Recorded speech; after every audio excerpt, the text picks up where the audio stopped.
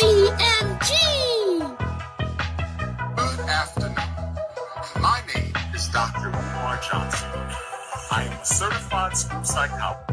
Hi, Dr. Umar. I'm so happy that you're my principal. I love FDMG. Can you tell me about the school? We are going to make history. We are going to shock the world. We are going to transform the entire community, one black boy at a time. In this school, you don't have to worry about special education.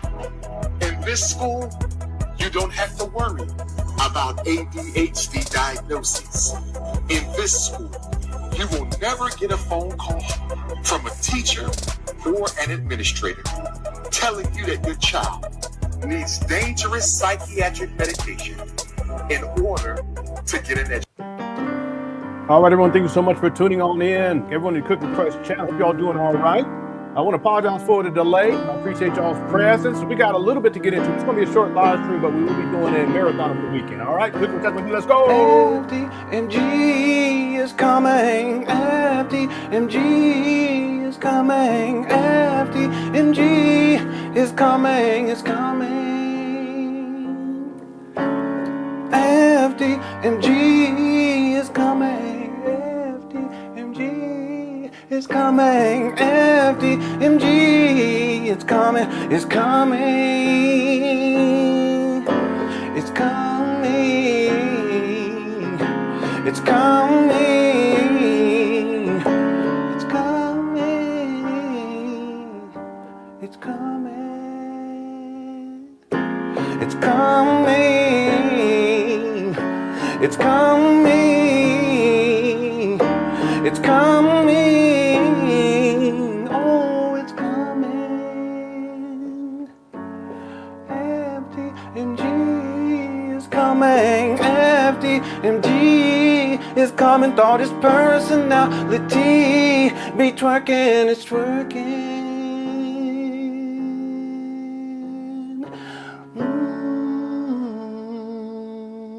All right. Yeah, I heard about this too, Key Logger. Chris Johnson, one of the greatest running backs of all time, one of the fastest, if not the fastest running back of all time.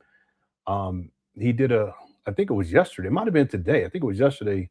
But he had, I think it's MLS, and it came on a little over a year ago, and it progressed significantly. Do I have that right? Let me just make sure. So I'm going to keep his family and him in our thoughts and prayers.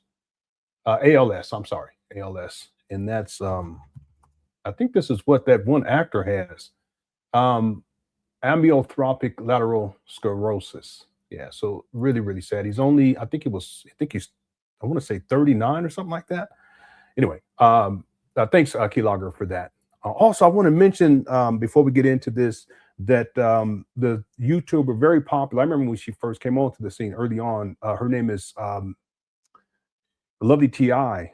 Something's going on with her too. She hasn't live streamed or done any videos in quite some time, and she said she was going to be taking a break, and I think there's something going on with her health-wise. So we want to keep her in our thoughts and prayers too.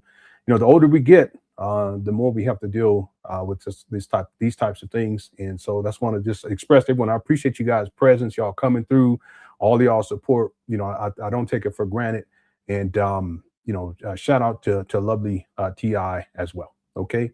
All right. Okay. We got a bit to get into. This will be a shorter show. We'll be conducting a marathon this weekend. So Today, tomorrow, and Wednesday, we'll probably do shorter shows, and then we'll get re-upped. I'm going to have some time off too, because I got 4th of July. I got some vacation time for that, plus PTO. So I'll have some time off. So you guys can expect me to be on here a little bit more over the next, I would say next maybe 7 or 8 days. Okay. I want to thank everyone again for tuning on. Everyone inside the Cookie Crush chat. Thanks to the mod. Someone has said that there was already trolls and they're getting in here early, huh? I didn't see any. So I want to thank all the mods too for handling business. I know there's a lot of mods. They're not even around anymore. So I'm going to be at some point, I know I've been saying this for months, but I'm going to be taking those wrenches away and handing them out to other people so that we can have enough mods up in there to keep things under control. Okay. Okay, and if you are a mod and you haven't been here for a while, just check in every once in a while. There's people I haven't seen them in years. Okay, thank you guys again for tuning on. Our goal for likes is 400 during this live stream. So if at any point you're enjoying this live stream, make sure you hit that like button. And then we do have a poll question. The poll question is, how long will the certificate of occupancy saga last? And that's the most recent thing dealing with Umar. There's always something with this guy. I don't mean to do that. I apologize, but there's this thing real big. Can't see. There's always something with Umar he comes up with these excuses, and really they're fabrications as to why things aren't progressing at any given time since this Umar Johnson school scam started. So we can go all the way back to 2010 when he posted that the school was going to open September 11, 2013. We can look at May of 2014 with the St. Paul school scam, and then we can look from February 2019 to present. There's been all types of hangups along the way. Okay, there are excuses that Umar Johnson creates. He's a pathological liar. And the most recent one is the certificate of occupancy. So in addition to the Umar Johnson saga, there's these lesser sagas. I don't know, maybe we shouldn't call them sagas. I don't know. What would you call these lesser things under the main saga? Chapters, maybe? I don't know. But the most recent thing is a certificate of occupancy. And Umar, he set this up years ago when he was on the Breakfast Club. He was already talking about this. I think that was, I can't remember what year that was, but many years ago, he's on the Breakfast Club. He's talking about how they need to go for a certificate of occupancy. Matter of fact, that was in 2024. Okay, so 2024. He was on the Breakfast Club, and he says at that time that the school was open. He also stated that the next step was a certificate of occupancy, but it was going to be difficult to get it, blah, blah, blah. He already has this all lined up. And then here we are all these years later, 2 years later, a little over 2 years later, and he represents it as if it's actually taking place. So now it's a certificate of, subplot. That's a good one, Black Morrow. Shout out to Black Morrow, too. Chapters is good, too. How's it going, Fight Taylor? I'm sorry, Angelus. I'm late. I don't have no excuse. I don't have excuse. I'm going to sound like Umar, so I just apologize. Okay, that's all I can do is apologize and promise to do better. I've been doing a lot better recently. I should give me some credit. How's it going, Amir? Struggle sagas? I like that one. How about the struggle? So you got the Umar Johnson saga, then you got the struggle sagas under that. The FDMG struggles sagas. I know. I ain't gonna lie. Hey, it happens. I'm late. Yeah, the FDMG Chronicles. That's a good one too. How's it going, Cream? That's a good one. Too. Yeah, shout out Black Mar. What's up, Black Anonymous? Thanks for being here. I appreciate it. Umar's booty alive like he does it sound. I agree. It's incredible. He's and you know this. You've been here from the beginning. This guy, he lies, and it's like he doesn't even have to think about it. He goes right into lying. So this is the most recent lie right here, the certificate of occupancy. Make sure you get your vote in during this live stream. How long will the certificate of occupancy saga last? 10% said 3 months. 6% said 6 months. 14% said 1 year. I should have put 12 months. And then 69% said more than a year. Yeah, this is a tough one because he's already painted himself. I've talked about this extensively, that he's painted himself into a corner with this because now he has to show and prove. He can't. I know he's thrown that they want to do some decorations, but it's too late for that. He's already said that they're trying to block him for the certificate of occupancy. So that the decorations has nothing to do with that. Okay, that's like putting pictures on the wall. That ain't got nothing to do with none of that. That has nothing to do with any types of city officials coming out to do any inspections. That ain't got nothing to do with that. So he's painting himself into a corner, and that's what happens. See, with Umar, he lies so much. This is really what happened. He lied so much that at a certain point, his lies got so egregious. This is what Black Anonymous is talking about. They get so egregious that he'll tell a lie to where once you tell that lie, you can't go back. He can't go back and say, listen, we need money for renovations now. He can't do that. unless he says for the other side of the street, which he's done in the past too. But specifically with these trap bandos on the other side of the street with a small, what he calls a small school, it's a small abandoned building, and then a small abandoned gym, he can't backtrack off of that. So in other words, at this point with the certificate of occupancy, he's going to have to extend this out for indefinitely, because until such time that his followers forget this current lie, he's going to have to roll with it as long as possible, which this is the type of things he's done in the past too, where he creates a lie and then at a certain point, people forget about it. I don't, okay, we don't, but his followers forget about it, and then he moves on to something else. Well, in this case, he's not going to be able to do this because this is time for show and prove. You get the certificate of occupancy, you're ready to open.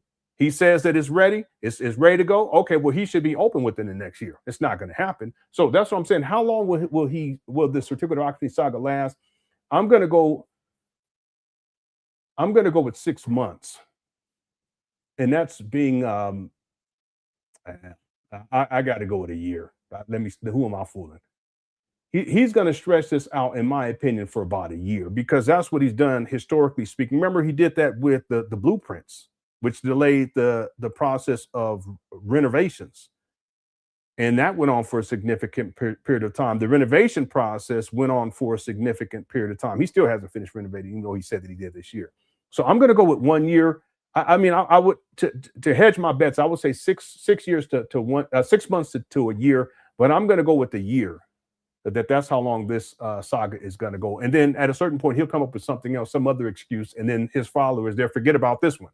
Okay. So make sure you get your vote in during this live stream. Yeah, I think a year. I think I want to give Umar the benefit of the doubt, because there are times where he'll tell a lie that backs himself into a corner, and then his followers forget about it. So he'll only have to go with it for about 3, 4, 5, maybe 6 months.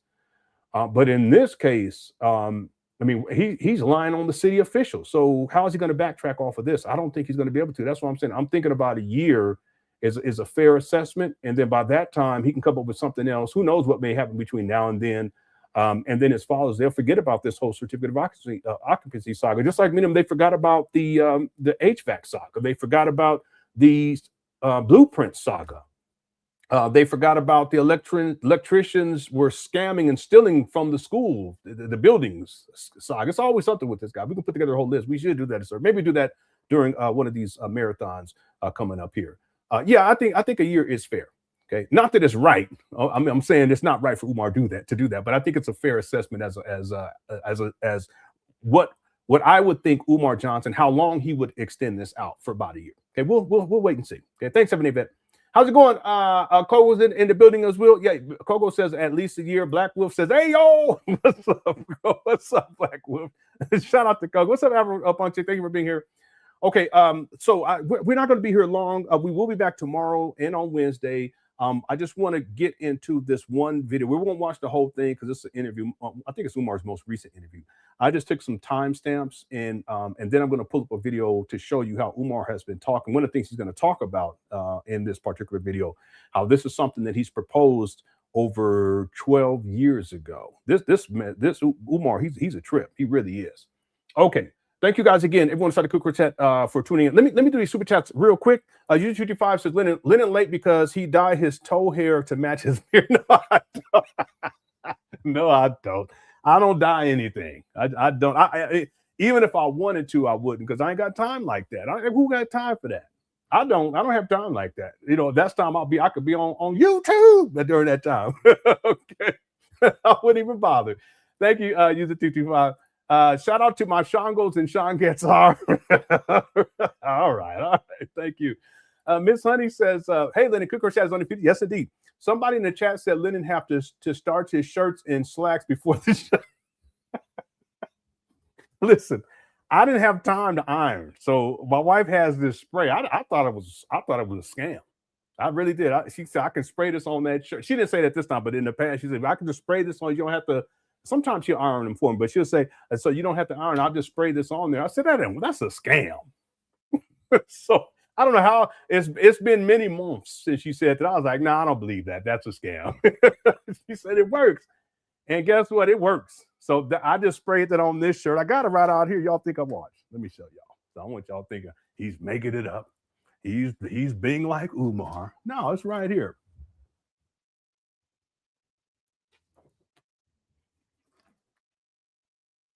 I really thought that it was a scam. It works. It's called Downy Wrinkle Releaser plus crisp linen fabric spec. It's a crisp linen. That's not how you spell my name though, but yeah, and it works good. Yes, it says your iron in a bottle. Okay, I would much rather iron, but I didn't have no time today, so I just and here we are. Okay, anyway, thanks. I didn't do nothing to the slacks because y'all don't see those. So, sometimes I'll sit here, I just got my drawers on, but that's okay. We ain't gonna get to that right now. Thank you, Miss Eddie. TJ, something on TJ says FDMG is coming, y'all, in 2056. Yeah, real quick. At this pace, Umar conceptualized this in 2004. We are now in 2026. It's been 22 years since he conceptualized this. At this rate, this FDMG project, an actual school, it would open. It's been 22 years. 15 more years. 15. 2037. I think that's fair. Wait a minute, 2047. 2047. So we're right about there. You're right about there. Would y'all let me know in the chat real quick or chat? What year and this, I'm being serious here. I know people are gonna be clowning. Let's be serious. Based upon what we've seen so far, where things are at with this FDMG school scam in 2026, it is June 29th of 2026. When do you think FDMG would officially open, meaning that there's children enrolled, there's faculty and staff, there's curricula, everything's furnished, they got everything's good to go. I mean, it's a fully functional school. When do y'all think? 2032. That's yeah, okay, I can see that. Yeah, someone said never. 15, yeah. Last call. I ain't seen last call in a while. How you been? Because I believe him this time. Okay, I ain't seen last call, but hope you're doing all right. The school is going to look like Skywalker Ranch 2046. Okay, that's cool. That's cool. Yeah, it said crisp linen. That's what it said on there. 2038 Highway 20 skinny. So okay, 2199. You getting into like Babylon 5 years. Okay, you're getting there. 7,456. Oh my God. 2069. Okay. Someone said never. When will an injunction to have the abandoned buildings to be torn down be filed? Yeah. See, the thing is that's what the EPA recommended back in 2019. I can pull it up and show it to you guys. They recommended that the city tear the buildings down. And then they were going to suggest that they repurpose the land for the Boys and Girls Club. And so what that means is that Umar's been sitting on these trap banners for 7 years. That's 7 years of denied development in that area right next to the Boys and Girls Club that would have benefited the children in that community. So you figured if they tore them down, you figure by 3 years later, you figure by 2022, they should have had some sort of facility up over there. Repurpose the land. They were going to build like a sports complex type of thing. And you figure by 2022, 2023, that would have been in effect. And then the children would have benefited from that sense. But Umar, he comes in, acquires these trap bandos for $400,000 and sits on them for 7 years. And that's denied services to the children in the community. It's just horrible. Okay. Thank you, Sakina. Larry says never. Yeah, and it's possible. I mean, that's possible that it never will open. Yeah, I'm just saying that based upon the trajectory, the truth is it's never going to open. That's true. Yeah, it's not. Okay, not fully functional at least. It's not going to happen. 2,999. Yeah, when pigs start flying. I know you guys are right. Yeah, Chris. Yeah, crisp linen. That's I don't know. That sounds a little ditty, but I don't know. 2024. 2034. Yeah, that's being real nice to Umar. Okay. 24/7. I might be too. I ain't gonna lie about it. 2036. All right. Okay. Let's get going here, everybody. Oh, I gotta get to these super chats. Okay. Thanks, TJ. Black Wolf says, yeah, my mom's passed from ALS in 2009. Sad. Okay. Sorry for your loss. Sad disease to watch happen to a loved one. Rest in peace, mom. Yeah. Rest in peace to your moms. Basically take them back to a newborn baby state. Yeah. Yeah. And the run, he was one of I think it was the fastest running back of all time, or one of the fastest, but he had a great career.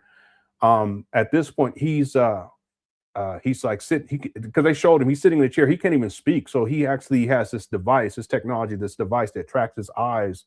And with his eyes, he can actually input into a keyboard. Okay, it's not physical. They just track his eyes, and then it inputs, and then once it's done, the audio will come out of what he wants to say. Yeah, so it's progressed significantly, extremely fast for him. Like it's uncanny. So much love to him and his family. And he has a wife, and she's sticking there. He got some. The children are still young too. It's sad. It really is. It's so sad. Thanks, Black Wolf. Okay, and then UC5 says a 225 a day keeps the Umar target.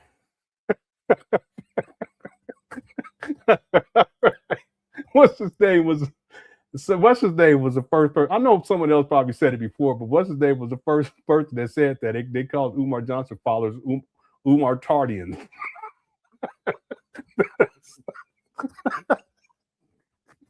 That's not right. Okay, a 225 a day keeps the Umar Tardians. Okay, all right. Thanks, YouTube. Giannis says, I didn't get notified by YouTube. It's annoying. Yeah, I don't watch other people's YouTube. Like when I watch YouTube, it'd be like, I like watching this one guy. I'm not subscribed. No, I am subscribed, but I don't have like notifications. I don't even know how it works. I mean, I can look into it to find out, because I've never like opted into notifications to see when people upload. I just don't do that. Normally when I'm on the computer, I'm working on something. But in this case, what happens is that there are people who they will put on for the notifications. They don't get the notifications, and I don't know what needs to change on YouTube in order to make that happen. But I don't watch other people's YouTube pages, except for, there's a couple of people let me take that back. There's a couple of people, like there's one guy, his name is his YouTube page is Pilot Debrief, and he does great work. I tend to watch his YouTube page quite a bit. I'm always looking. I think I've probably watched all of his stuff at this point. Anyway, I wish there was a way wherein people will get their notifications if they signed up for that. Okay, that's why I try to give people the schedule in advance so that they'll know. So normally Monday, Tuesday, Wednesday. Sometimes we'll do Thursday too. Okay. Thanks, Giannis, for the super chat. Miss Honey says people be trolling with the poll answer too. Yeah, I think so. I think people troll with the poll their poll answer. That's fine. It's all good as long as people vote. It's all good. Yeah. So the poll question for today is: how long will the certificate of occupancy saga last? 10% said 3 months, 7% said 6 months, 15% said 1 year, and 68% said more than 1 year. I'm going to go with a year. Because part of it is that Umar has to have some reason to continue to ask for money. So he can't use that he's renovating anymore. What does he do in the meantime? What, for decorations? And how much money you need to put pictures on the wall? So at this point, I'm thinking about a year, because at a certain point, he's going to have to come up with another reason for people to send him money. And if he can't simply say, well, they're holding up with the certificate of occupancy, people ain't going to send him money for that. Unless he says, listen, we are going to file a suit or something, then we need money for that. Then his followers may send him some money. Yeah. Thanks, Miss Honey. Van Veneer says Umar recently said he was going to turn FDMG into a community college. Yes, and that's in the video we're going to watch today. Shout out to James, told me about that, but that's not the only time where he suggested that. I have a video from 2014, April 23rd of 2014, where he said something similar. I'm gonna play it for you guys. Yeah, it's amazing the types of lies that come out of this guy's mouth. He can't even keep his room clean. He can't keep his mama's closet clean, but let alone how is he going to run a FDMG up there in Wilmington, Delaware, plus a community college. So you're going to have children grades K through 12, plus you're going to have a community college too? No, he throws anything out there. Okay. Thanks, Van Veneer. Louis Suck says, how would he get a certificate of occupancy with all the work that needs to be done in the mold? They're not giving him a certificate of occupancy on that. No, they're not. Umar knows that too. That's why he comes up with a lie that is, he's being sabotaged by this official who is an immigrant from Jamaica. That's why he comes up with this story, because he knows that it's not going to pass inspection. And we told him this long. What I mean, we were talking about the mold, and you've been around. We were talking about the mold back in 2019. That mold is a serious problem. Umar knows that. They have different. They have a fire marshal that's going to come in. They're going to look at the fire extinguishers, the fire suppression system, the sprinkler system, egress issues, getting in and out, adjusting fire alarms. They're going to look at all that stuff and a whole bunch more. They have a whole checklist. He's not going to pass that. They're going to have someone come in to go check and look at the electricity. There's still exposed wires up. He can put the panels up there if he wants to, but we've already seen exposed wires up there. That's not going to pass. They're going to be pulling permits. I looked up the permits, and it was minimum. At some point, maybe during when we do the marathon, someone remind me. We'll look at the permits, because I haven't looked at that in years. That's not going to pass. They're going to have health and safety come out. So as an example, they're going to be looking at air quality, water quality. They don't even need to go inside. They could just look from the outside and see all the mold. They're like, no, this isn't going to pass. All that has to be, see, the amount of work that needs to go in just with the mold remediation, it could be in the millions of dollars. And it's likely, I shouldn't even say that because I'm not an expert, but it's probable. No, let me not say that. It's possible that what they would suggest is that the buildings need to be gutted, because the mold is not just on the outside of the building, and it's not just on the interior walls. It's inside of the building, back behind the walls. That's how bad this is, especially in that small gym. We did a video last week, and I showed you guys how bad that mold is. It's hideous.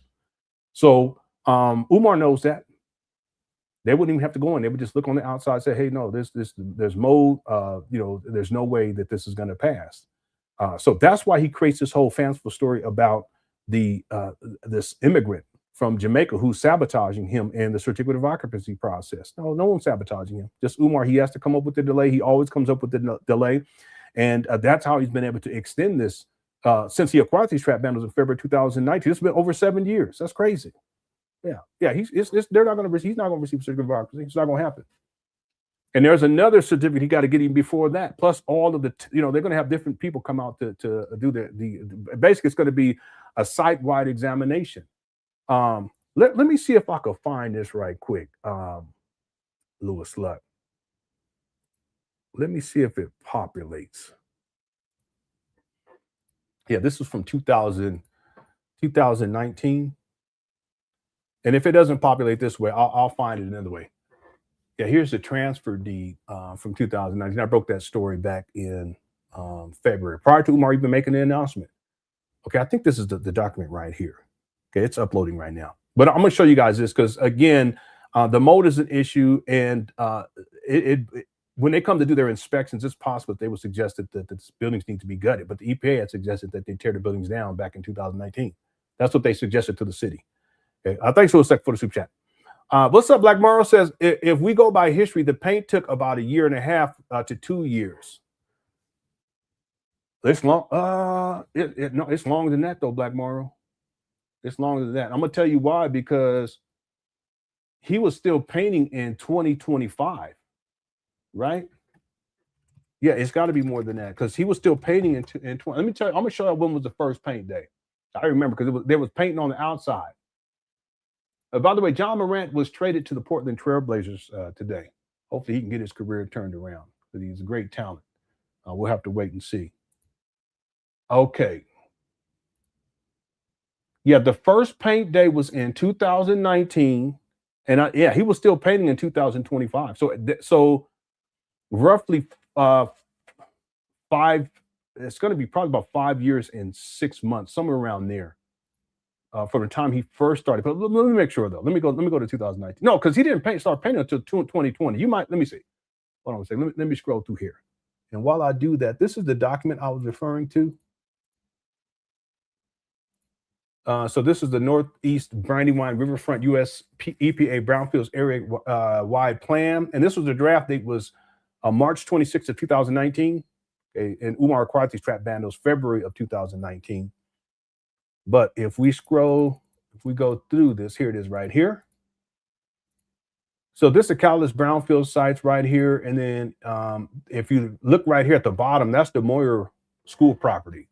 Says this complex of buildings is located on two separate parcels divided by 17th Street. The school is closed and the buildings are vacant, boarded up, and blighted. Yeah, they're still boarded up and blighted. They're still vacant. He did take some boards off of the wall on the other side of the street, though.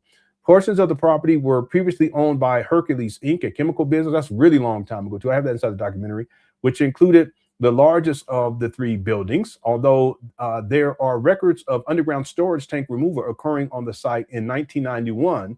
There are no other records regarding environmental conditions, and that's troubling in and of itself. Okay, there's no records of the environmental conditions of these buildings. Right. The AWP proposes one possible option, which includes the acquisition of the Moyer School by the Boys and Girls Club. That the long-term proposal included raising the existing buildings for a new outdoor recreational facility. When they say raising, that means tearing them down. So they want to create, they were suggesting to create an outdoor recreational facility associated with the club, giving them one continuous campus. And then in mid-March 2019, it came to the attention of the city that the ownership of this site recently changed, because this would be Umar. Due to this recent property transfer, coordination with the new property owner is not reflected as part of the area-wide plan. I can't see this. I apologize because it's really small for me. No communication with the new property owner has occurred regarding their intentions, and no formal plans have been submitted to the city for the property. I don't think that there hasn't been any formal plans submitted as to date. There's no proof of that. Any new plans for this property can be incorporated, etc. Okay, so this will say that they suggest what the EPA suggested was that they tear the buildings down. And this EPA is the Environmental Protection Agency. It's a government agency. Okay, so let me go back to the paint day, and I want to see. Here go Umar. I was talking about this the last week. Here's that video, Umar grazing.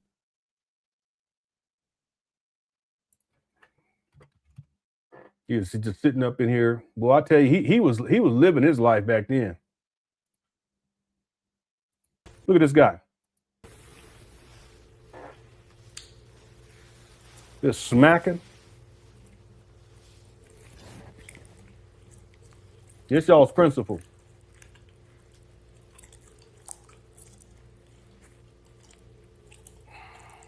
He ain't got no shame, none.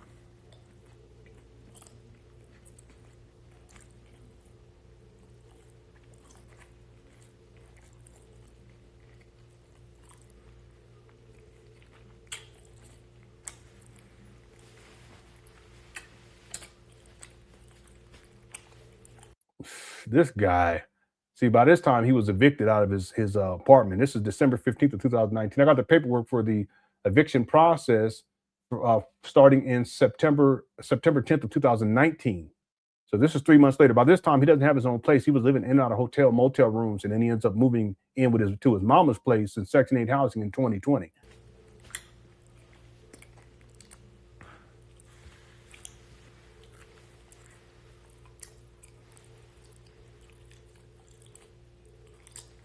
Yeah, so that first paint day, that wasn't that had to have been in 2020 then. Peace and love, black family. This is the Prince. Pan Africanism. This guy grazes for like a minute and then starts this. Dr. Umar Johnson, International Ifa Tunde, the notorious RBG, the most requested black scholar in the world. There you go. #1 orator of this century. He's just smacking. Appreciate you, Lord Motto. I appreciate you, Lord Motto, for saying that. Yeah, those are Twizzlers. See, we were trying to figure out if it was Twizzlers or the other thing. I can't remember which other kind of candy, but it's Twizzlers. Anyway, so the first paint day was October 31st of 2021 of 2020. Okay, here it is right here. Peace and black power, family.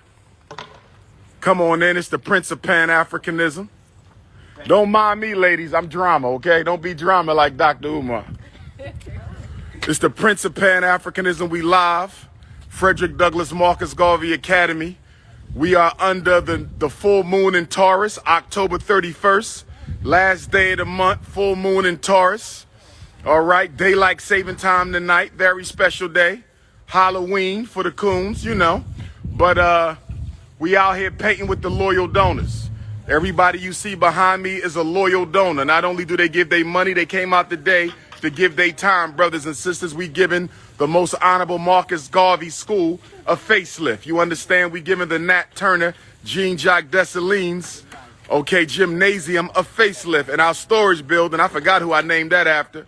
We giving that a facelift too. Cut it out. So we out here. Check us out. Paint Day. Yesterday was the book signing in New York, but I'm back to work today. Yesterday was the book signing in New York, but I'm back to work today. We getting it in, brothers and sisters. And guess what color the paint is? Nat Turner yellow. Nat Turner yellow is the color of the paint. Look at that. Well, it's just Turner for the white folks, but for us, it's Nat Turner yellow. You know what I mean? So we doing what we do. I know some of y'all want to come volunteer, but you can't do that today. This is only Loyal Donors Club. If you want to join the Loyal Donors Club, go to drumarjohnson.com and sign up for bronze, $50 a month. Sign up for silver, $100 a month. Sign up for gold, $250 a month. Sign up for platinum, $500 a month. Sign up for diamond, $1,000 a month. Brothers and sisters, help us raise the money to get the school completed. We need $250K for the HVAC system, brothers and sisters. It's the HVAC that's keeping us back right now. It's the HVAC that's keeping us back. And here goes Sister Keita and Brother Manny, late, but they here. Sister Keita, say what's up to the people. Yeah, rest in peace. Representing Brother Philly Manny. by way of Carolina. Brother Manny, what you want to say to the people today? Out here representing FDMG, getting some work done out here, you know. Indeed. It's coming. And we got some more rollers for y'all. Let me see. One brother went, oh yeah, we got enough. All you got to do, Brother Manny, Sister Keita, grab a roller, pop your thing on. Yeah, and what we doing is we painting this side of the building and a storage at the end. See that building on the corner? We all right here, but we can do that too. So just pick y'all part and go with it. Okay. And the brother's coming back with some pans, but you can grab a bucket too, Manny, and go where you want to go. Okay, anyway, this was the first paint day, which is in 2020. I couldn't find the video for 2025. I thought he was painting in 2025. I'm fairly certain that he was, but for sure he was painting in 2024. So it was at least 4 years. But I remember I thought it was in 2025 where he had there were elderly women in there painting. I thought that was 2025. But let's just go with it's been at least 4 years since he started with the painting process. So if we go based upon that, I don't know. Who knows how much longer this is going to go on. Thanks, Black Mara, for the super chat. He never finished, too, on the exterior. He never finished. YouTube 5 says, Umar Johnson has stretched the saga how... okay. All right. Chastity says, then why does he keep going to these struggle podcasts? They are paying him good money to clout chase. They are safer paying the bots because he has nothing going on. Yeah. And it's true. It's really, they're wasting their money. They will get some more views. They will get some more subscribers, but that's not the appropriate way to build a YouTube page unless your main focus is interviewing people. That's how that would work. But clearly, these people, they don't understand social media and how to maximize on the benefit of having someone like Umar on. You can look at the Breakfast Club; they maximize on it. The Art Dialogue, he maximizes on that. They know what they're doing, but their main platform is to interview people. So he goes on these struggle podcasts, and they bring them on because they'll get more views, they'll get likes, they'll get some subscribers. But long term, it's not viable. It's not. You're not going to be able to. They're not going to be able to build their channel that way. No podcaster has who's had Umar on like that, unless they already had a built-in audience that was there for interviews, like Art of Dialogue, the Breakfast Club. There's a couple other ones too. Joe Budden as another example. But they'll have him on. That's why they have him on, and he's controversial. He get on there, he'll say something crazy, but long term, it's not a viable option. And yeah, they're paying Umar. That's why Umar over the last maybe 3 years, he's done more and more podcasts. And the reason why is because the donation money for FDMG has dried up. His support base for FDMG has dried up. There's still people who support him because that's going to happen. But not like if we go back to 2015, 2016, 2017, and then getting into 2019 when he acquired the trap bundles, he got a real uptick in support and donations. 2019, 2020, 2021, 2022, then it starts to fall off. So that's why he spends more time doing these types of things. I mean, it's like chicken circuit. He'll do whatever he can. He went on this one podcast. They had 300 subscribers. So, you know, in the bigger scheme of things, he's just picking at the bottom of the barrel at this point, and they're clout chasing on him. That's true. And yeah, they are safe. If they wanted to like really build their channel, there's a lot of other things that they could do instead of having Umar Johnson on. It's just not viable long term unless they try to pay him long term to keep having him come back. But they're not going to be able to recoup that money. They're going to be operating at a loss. But they're not business savvy, and they're not operating their YouTube page as a business. And furthermore, they lack integrity, because if they had integrity, they wouldn't have Umar on in the first place. So it's a catch-22. They have him on, they get the likes and the views, but in the larger scheme, in terms of society, of people who look at Umar and see him for who he is, their credibility is going to be shot. Yeah. Thanks, Chastity. And then Highway 20 says, Lenon grabbed a bottle of Win. I sprayed Windex on my shirt to get the wrinkles out. I can try it. Listen, Windex is cheap. This Downy, I bet you this is expensive. I don't like buying stuff like that because that stuff is expensive. Anyway, I'm so frugal. Thanks, Highway 20.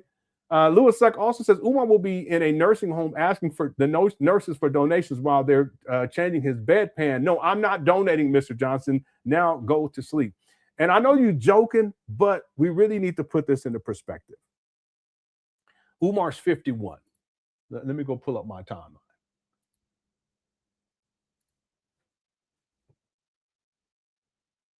Oh, what happened? It's not reading my timeline. That's not good. I sure don't want to have to put another one of those together. I have an older version of it. Yeah, here's the older version. So Umar let's put this up. He's 51 years old. And again, I was talking about to start this live stream, as we get older, for those of us who are older, time becomes a serious factor, you know, because you just never know at a certain point, you know, and you can take care. I take pretty good care of myself, but you know, listen, you never know. You never know. Umar don't take care of himself, and he's in poor health. Clearly he is. I know we talked about that for many, many years, but let's go back in time. If we go back to when Umar Johnson conceptualized this in 2004, Umar Johnson was 30 years old. Now, at 30 years old, or 30 or 31, at 30 years old or 31 years old, the idea or notion of opening up a school for, and initially it was going to be a boarding school for boys and girls. Okay, at 31, you have time to make that happen. And I'm not just talking about time to prepare, time to make things, you know, acquisition, restoration, operation. I'm just talking about time in life at the age of 31. Okay, assuming nothing happens, right? That's in 2004. By the time that Umar makes the announcement that the school is going to open September 11, 2013, he made that announcement in January of 2010. He's 36. Still plenty of time. Plenty of time. They're 36 years old. King Randall's in his 20s. Okay, but it's still time, right? That's in 2010. When Umar starts raising money specifically for the St. Paul's College in 2014, he's 40. It's still doable, but the everyday operations of running a school at the age of 40 while you're traveling around the world and you don't take care of yourself in 2014, you know, you're not working any. I mean, is it possible? Yeah, it's possible at the age of 40. Absolutely. But see, by the time we get to 2019, when Umar acquires these trap bandos, he's 45. Okay, now you have to start asking some serious questions about the viability of this long term, especially given Umar Johnson, his age, his health status, so forth and so on. There's a lot to consider. And we're not even considering the financial viability of running a school like this. We're not considering whether or not children would be enrolled at $500 a month. We're not considering all the stuff that Umar Johnson promised, because he promised a whole lot of stuff. And you remember this, looks like he promised all kinds of things that he was going to do with these kids. But at the age of 45, you have to start asking some serious questions about whether or not this is something that you not just want to do anymore, but long term, it's just something that you're going to be able to sustain.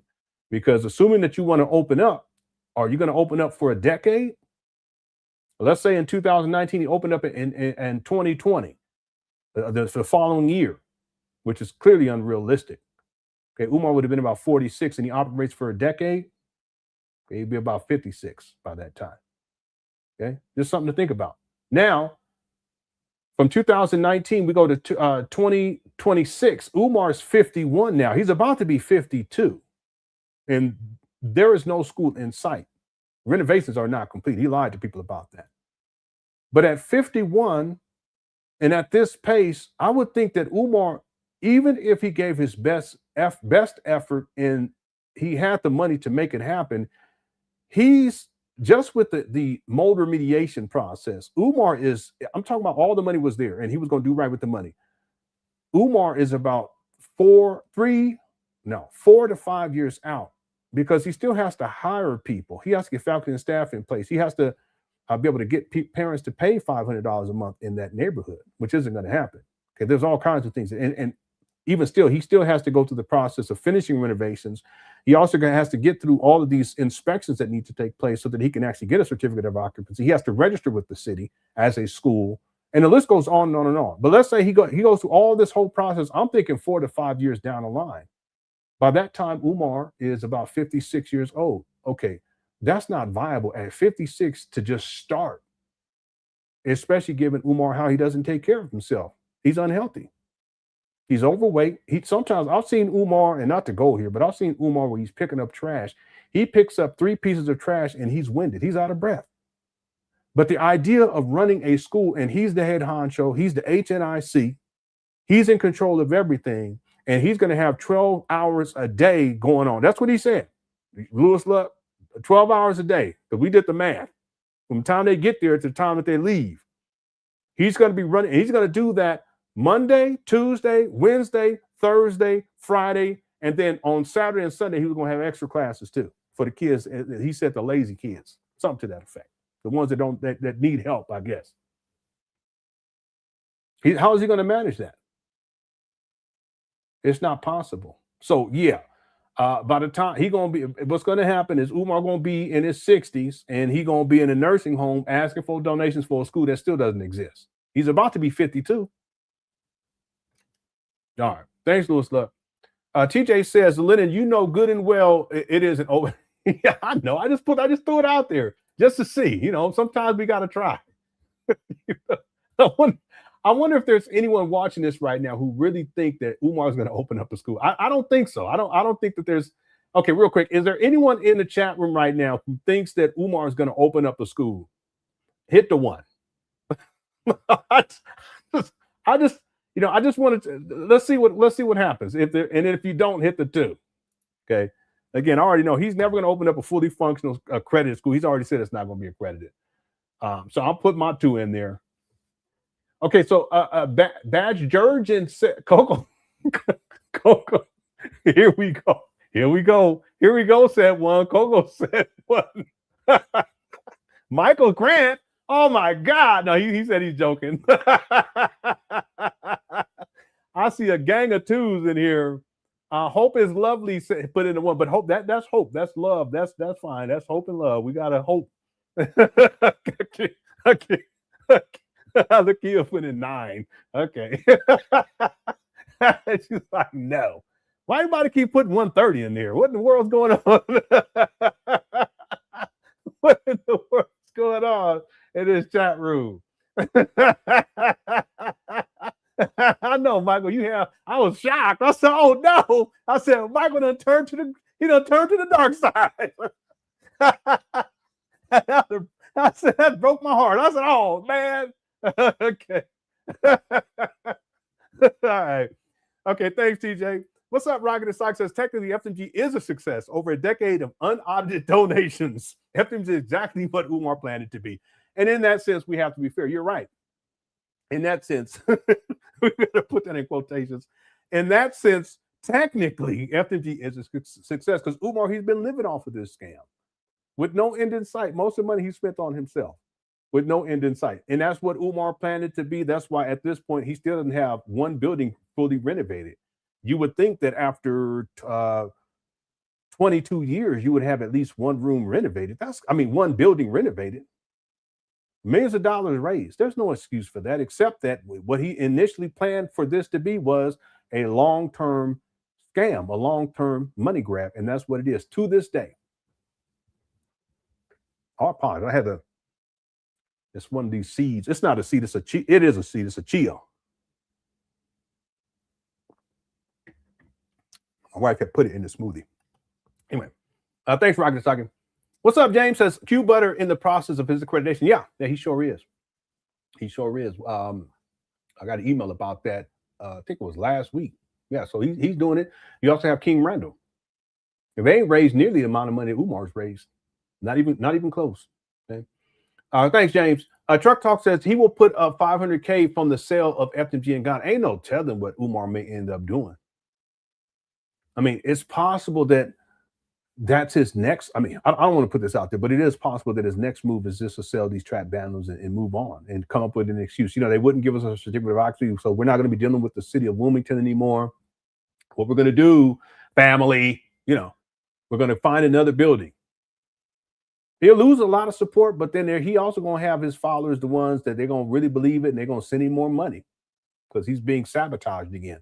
And they're the white man or whatever. They're trying to stop him. So Truck Talk, that may be his next move. He may sell these trap bandos, take the money and move to Ghana.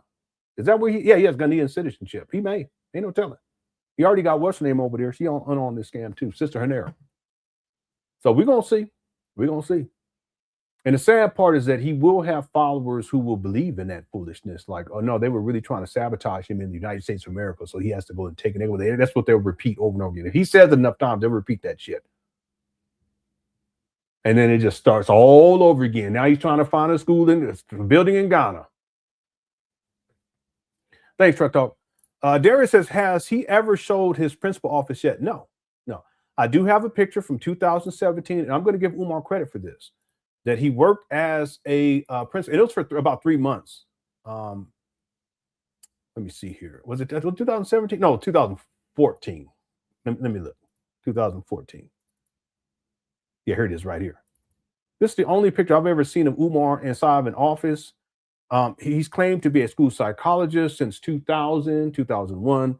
He still claims that he's one. Well, where's your office at, homeboy? He also claimed to be a school principal. He did work as a principal in 2014. I have it right here. I'm giving him credit for that. I believe that he because he could have been a counselor. Ain't no telling. Because there was one guy said, yeah, you were a counselor at my school. But Umar, he doesn't want to be a counselor because that's too low for him. He got to be something high. He got to be a principal, vice principal. That's how Umar is. So this is from 2014 right here. And the way that I was able to identify this picture from 2014, because if you look in the background, there's a calendar and it says November of 2014. There's a window right here you can look out, and then there's some pictures in the foreground, the paperwork out here. And I can tell this, look at all this, how everything is all over the place. Okay, Umar, he's junky like this. He got papers over there by the window sitting up there. He got his African artifacts and stuff. Some of this shit's probably in mama closet right now. But if you look at the picture up here, there's one document that says 911. You look over across, there's some pictures. And what I did was I flipped this and I zoomed in, and I was able to identify based upon these pictures what school this is. I ain't gonna tell you what school it is here, but he worked someplace. He worked at this school sometime in 2014. If you look at his child support docket, it should line up too, where they was able to do wage attachment for child support because he wasn't paying child support on time. This is the last time. This is the only picture that I have of Umar inside an office. Out of all of my research, if anyone has any other another picture of Umar, let me know. A picture inside of his professional office. Other than this, it doesn't exist.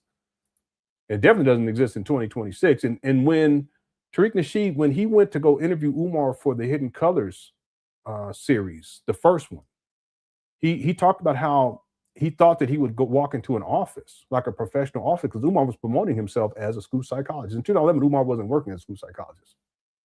They may have recorded in 2010.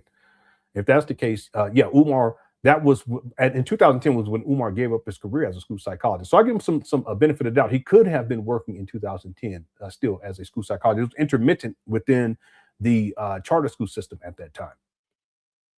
But Tariq Nasheed was very specific. He said when he walked in, it wasn't an office. It was like a storage space, like a storage unit type of thing. And Umar had shit all over the place. Just like how when he flipped his phone inside his apartment in 2019, same thing. When he flipped his phone inside of mama closet in 2020, same thing. And so Tariq explained that he didn't understand, and then in retrospect, because Umar didn't have a professional office. And He just would store his shit in there. And what he did was and I can pull up a picture and show you. Let me show y'all real quick. See, because Umar, he's a pretendian. If we go to 2011, and let me pull up the hidden color. Here it is right here. See, this is the backdrop that Umar set up. But this wasn't an office. It was like a storage space. And then Tariq said the rest of the area, it was filthy, just stuff all over the place. But this is consistent with Umar, because what Umar, he historically speaking, because he's a pretendian, he would set up a space behind him that looks as if it's organized and as if it's, orderly, at least to a degree. But then the reality is everything outside of that frame, everything else is trashy and filthy. Same thing right here. Strong alpha males, send those resumes in. FDMG resumes at gmail.com. FDMG resumes at gmail.com. FDMG resumes at See? So Umar did the same thing for Hidden Colors. I mean, the backdrop looks nice. Have Frederick Douglass and all this stuff. He got his picture of himself up there. But this wasn't a professional office, as explained by Tariq Nasheed. It was just a storage space, and Umar had a little corner where he put up this banner. He's diabolical. He's a pretendian. Okay. Did I get what was? Yeah. So that was the picture I showed you, though. That's the only picture I've seen Umar inside a professional office in all my research. Okay? Thank you, Darius. Lewis Suck says that buildings need to be knocked down. That's what the EPA suggested, that they tear the buildings down. And it wasn't just that's what they suggested, because they did an area-wide plan. It wasn't like they were focusing on FDMG or the Moyer School property. That's what they suggested. And unfortunately, Umar, he acquired these trap bandos, and he's been sitting on them ever since. Yeah. So this is what I mean. I've talked about this, how they were supposed to be doing, the proposed plan was to do a lot of renovating and buildings and gentrification type of things taking place here. And part of that was to tear down these abandoned buildings. Yeah, there's no way. Umar knows that there's no way that he's going to pass any type of inspection. It's not going to happen. Okay, thanks, Wilson. 1752 said, do you think that there is someone behind the scenes the scenes benefiting from FDMG being inoperable for tax write-off purposes? Umar. See, because Umar doesn't have any incentive to actually open up. He doesn't plan on opening up anyway, but he has no incentive, because he can just carry this out with his nonprofit status and keep collecting money indefinitely and take the money. There's no board of directors. There's no oversight.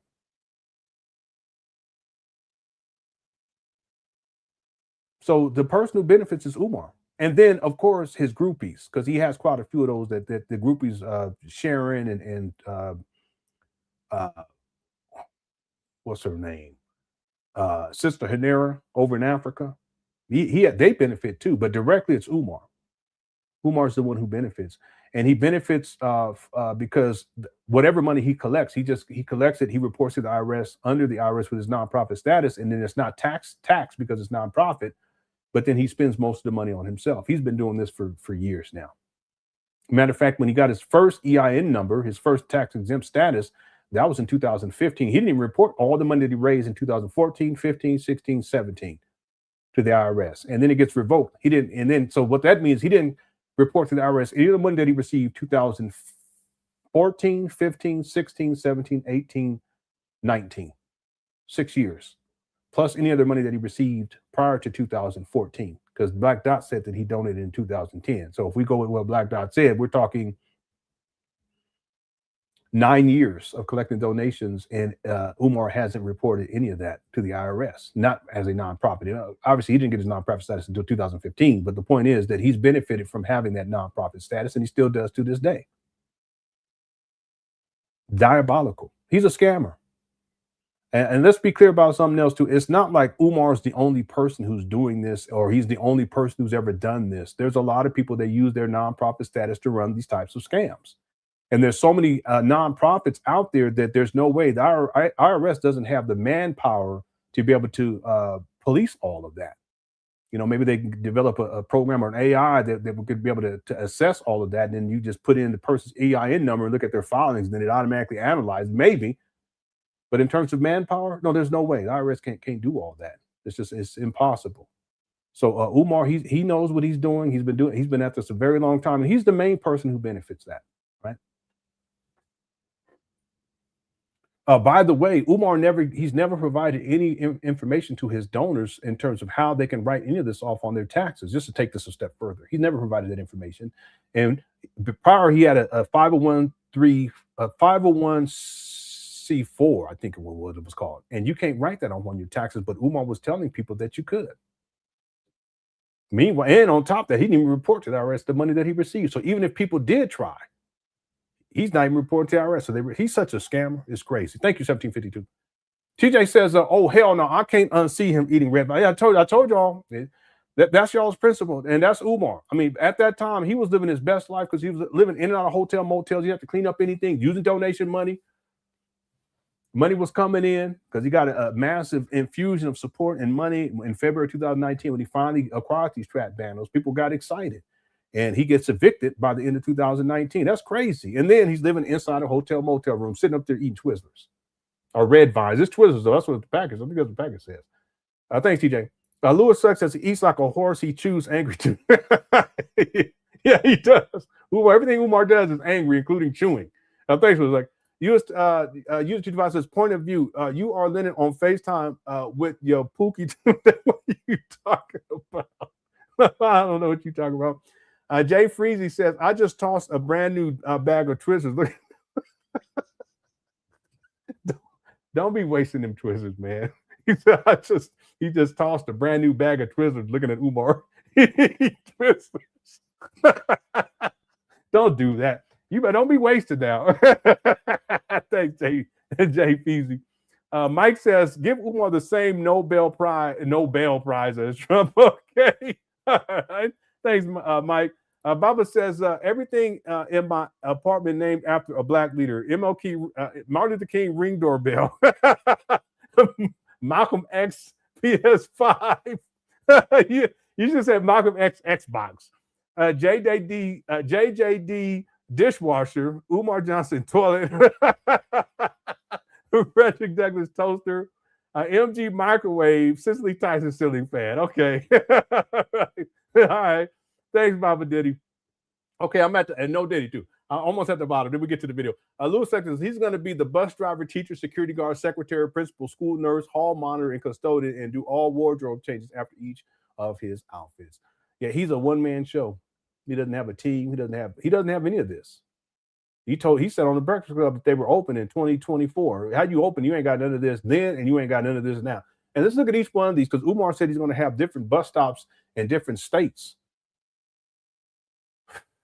Logistically, that's a nightmare. Financially, that's a nightmare. You're going to have what these buses have to be insured in multiple states, picking up children.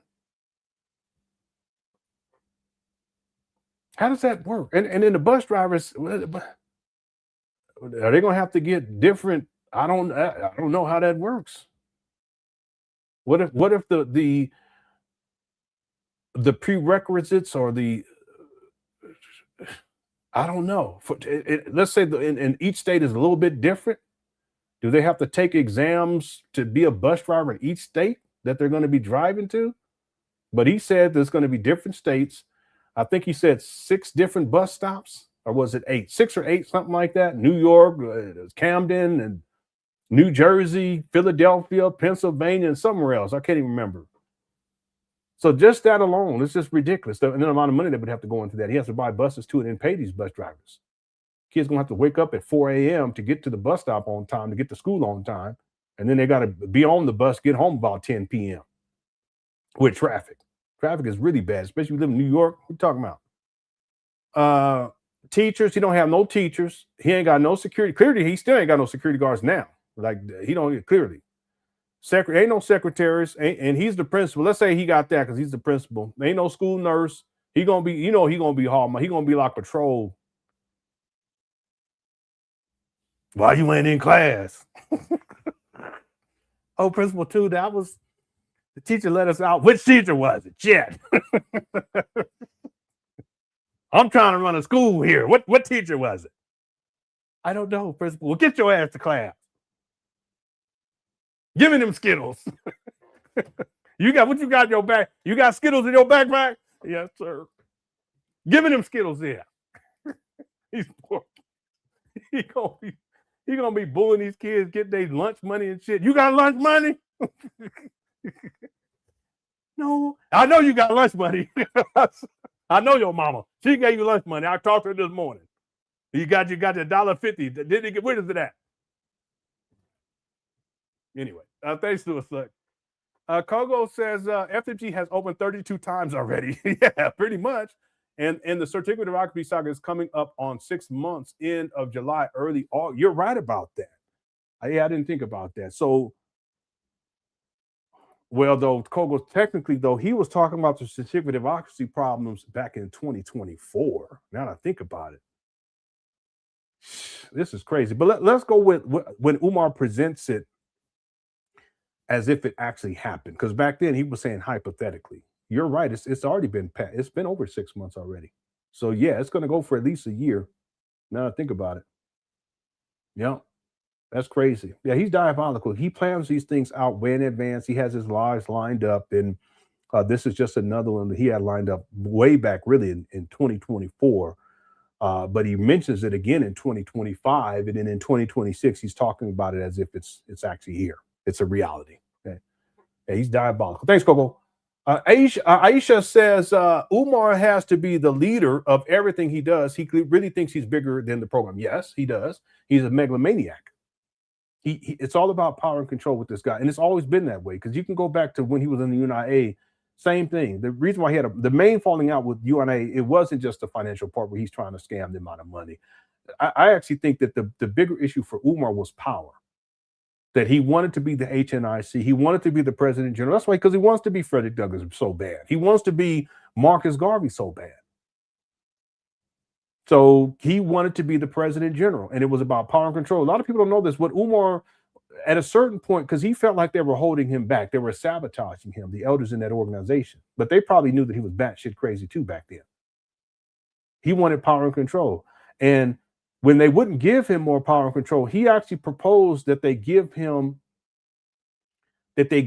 the right to actually start his own division. And in that division, he would be the leader. He would be the HNIC of that unit. Can you imagine Umar with any type? He can't even, I mean, this guy can't even get what organization Umar Johnson has today. He can't, so he gonna run out. No, it's just impossible. But for Umar, it's not about the legitimacy of an organization where it's functional, not just for the people who are participating in it, but also the community that it serves. It was never about that. For Umar, what it was about was power and control. He always wanted to have power and control over people, and he still wants that to this day. In this case, with FDMG, he wants power and control over other people's children, and he can be dictatorial, and then he can have access to these children's mothers for sexual exploitation. This guy, I mean, he's diabolical. So it's nothing new with Umar. We can go back to 2005, and we can see it clearly inside the UNIA letter, and we can see it clearly here in 2026. That's why Umar, he doesn't have a board of directors, no checks and balances, because he perceives this, he's an authoritarian. He's like an authoritarian regime. If we go back to 2014, and we can look at what Umar proposed here as FDMG, okay, this speaks to power and control and megalomania, right? This speaks to narcissism, where everything, what is the term? Narcissist, delusions of grandeur. This is the era view of preliminary heaven on earth. Frederick Douglass and Marcus Garvey, RBG Leadership Academy, 500-acre campus. 500 acres, that's a lot of land. Let me just, it's a lot. So let's say how many football fields is 500 acres? It's 378 to 454 football fields, depending on how you measure the field. So this is with the end zone. If you add the end zone for an American football field, it covers about 1.32 acres. He's saying 500. So it would be roughly 378 football fields.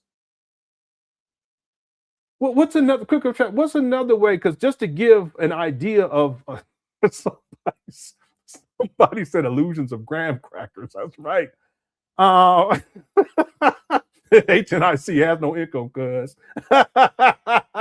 What up, cuz? All right. It's a big plantation. That's for sure. What else can we FDMG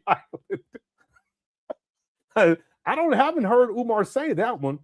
FDMG Island. Okay, what else can we compare this to?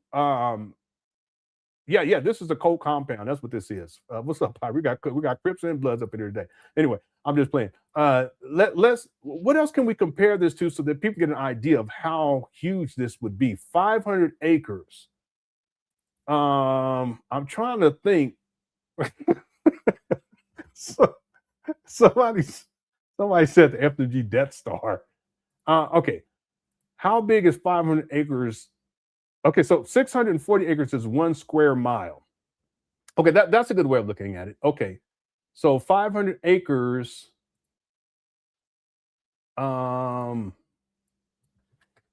is how many square miles? 500 acres. Yeah. Yeah, it says 0.78 square miles. No, I'm trying to get like mini UCLA campus. Yeah. I think that's a good way of looking at it. It's like a college campus. Yeah. But if we just go based upon football fields, including the end zone, we're talking 375 to 380 football fields. That's a massive. But anyway, this speaks to Umar's megalomania, power and control. And the way that you can tell is because surrounding this, there's a river. Okay, there's supposed to be kids inside of this. Initially, I thought that this was a wall. But if it's a river, that's not if you guys think about it, that's a border. That's to keep people in and to keep people out. What's the purpose of having a river surrounding 500 acres? It makes no sense. Yeah, it's like a moat. Yeah, you probably would have alligators in there and shit. So again, Umar, it's always been about power and control, and this is an example right here. Here's another example. If you look at the river, there's only one way in and one way out. And if you look at it, it's at the bottom, like the southeast corner. There's an entryway right there, and there's a security booth right in front of it. But you can see it's like these two lanes, one to go in, I would assume, and one to go out, and it crosses. It's like a bridge over the lake. Y'all see that? That's crazy. Okay, it's always been about power and control with Umar. It's part of the narcissism, but it's also the megalomania. Okay, thank you. And by the way, this is another example of Umar's mentality. He thinks he's bigger than everything else. That's why he comes up with this that's reflective of his delusions of grandeur. Okay, and most of the stuff that he has in there, it's unnecessary. Okay, teach the children if you're really serious about that. You don't have to have a baseball field and a NASA building and a military building and a zoo, a baseball diamond and a track and field facility. You don't have to have a landing strip for airplanes and helicopters and air traffic control towers. You gotta have all that. Anyway, thanks, Aisha. Okay, I'm almost at the bottom. Enterprise says, Umar's the off-the-top lies is a skill. If only your brain could be used for good. Such a disgrace to the Black community and a racist supreme. #bump. Yeah.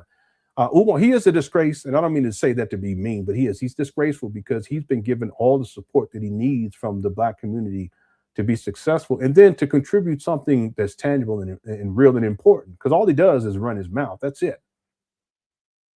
He runs his mouth. Nothing tangible.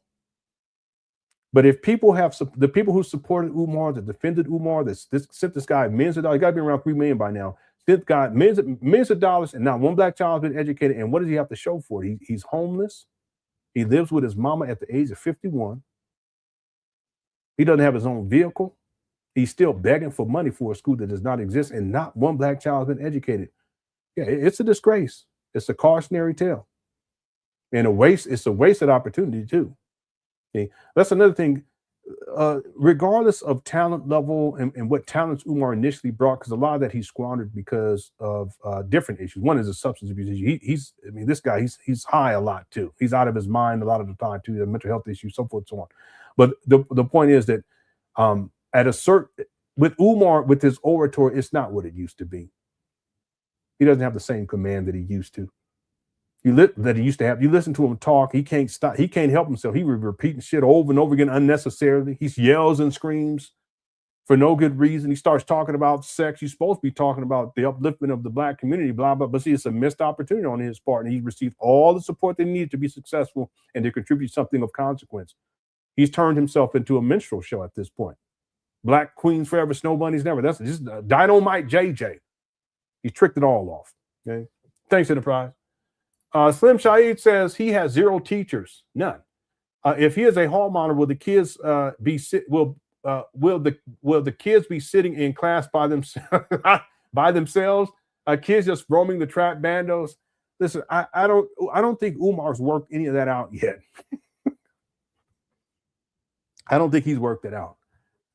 I don't even think Umar knows, it's not even that I think. Umar doesn't even know how a school operates.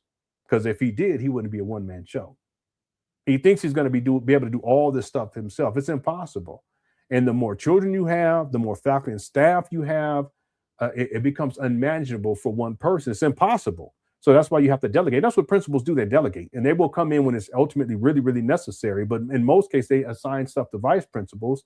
And then if there's a huge decision that needs to be made, they'll come in, they'll do what they have to do, but then they got other stuff to do as well. Okay, they go to the meetings with they're dealing with other stuff, not just directly with children. Most of the time, that's not what principals are doing. But Umar, because like we were talking about the megalomaniac and the need to be in power and control, he sees being a principal as he's going to be in control of over everything. And it's impossible. Thanks, Slim. TJ says it's the size of the island of Dr. Moreau. Is it really? Let me see. What is something that is 500 acres? I'm just trying so we can get a better grasp of how much. It's about as big as Monaco. I want y'all to think about that. The size of Monaco is about 514 acres. It's about 3/5 as big as Central Park. It's about half as big as Ninoy Aquino International Airport. It's about 2/5 as big as Chennai International Airport. It's about 2.5 times as big as the Forbidden City in China. That's crazy. 2.5 times as big. It's about 3 times as big as Disneyland. Disneyland is about 106. That's a good way of looking at it. Umar Johnson's Trap Bando Academy compound right here. This is about 3 times as big as Disneyland. For those of y'all over in the UK, shout out to the UK. It's about 3/10 as big as London Gatwick Airport. Let's see what it's about 4.5 times as big as Vatican City. All right, we'll leave it right there. Yeah, that's crazy. I never thought to look that up. It's about 5 times as big as the Mall of America, which is on 96 acres. There you go. Thank you, TJ. And then Truck Talk says FMG Hogwarts Buki brush bat. All right. Buki brush bat. We got to rename the chat room. Buki brush bat. Blood. He saw, what's up, Blood? I said, what's up, man? What you doing, Blood? I said, I'm just chilling. All right, Blood. It's like, okay, all right. Anyway, yeah, the Buki brush back. Okay, thank you, Trek Talk, for super. Everyone else, thanks for all the super chat. And then Jason says, just ask yourself the cost of a scratch kitchen. Yeah.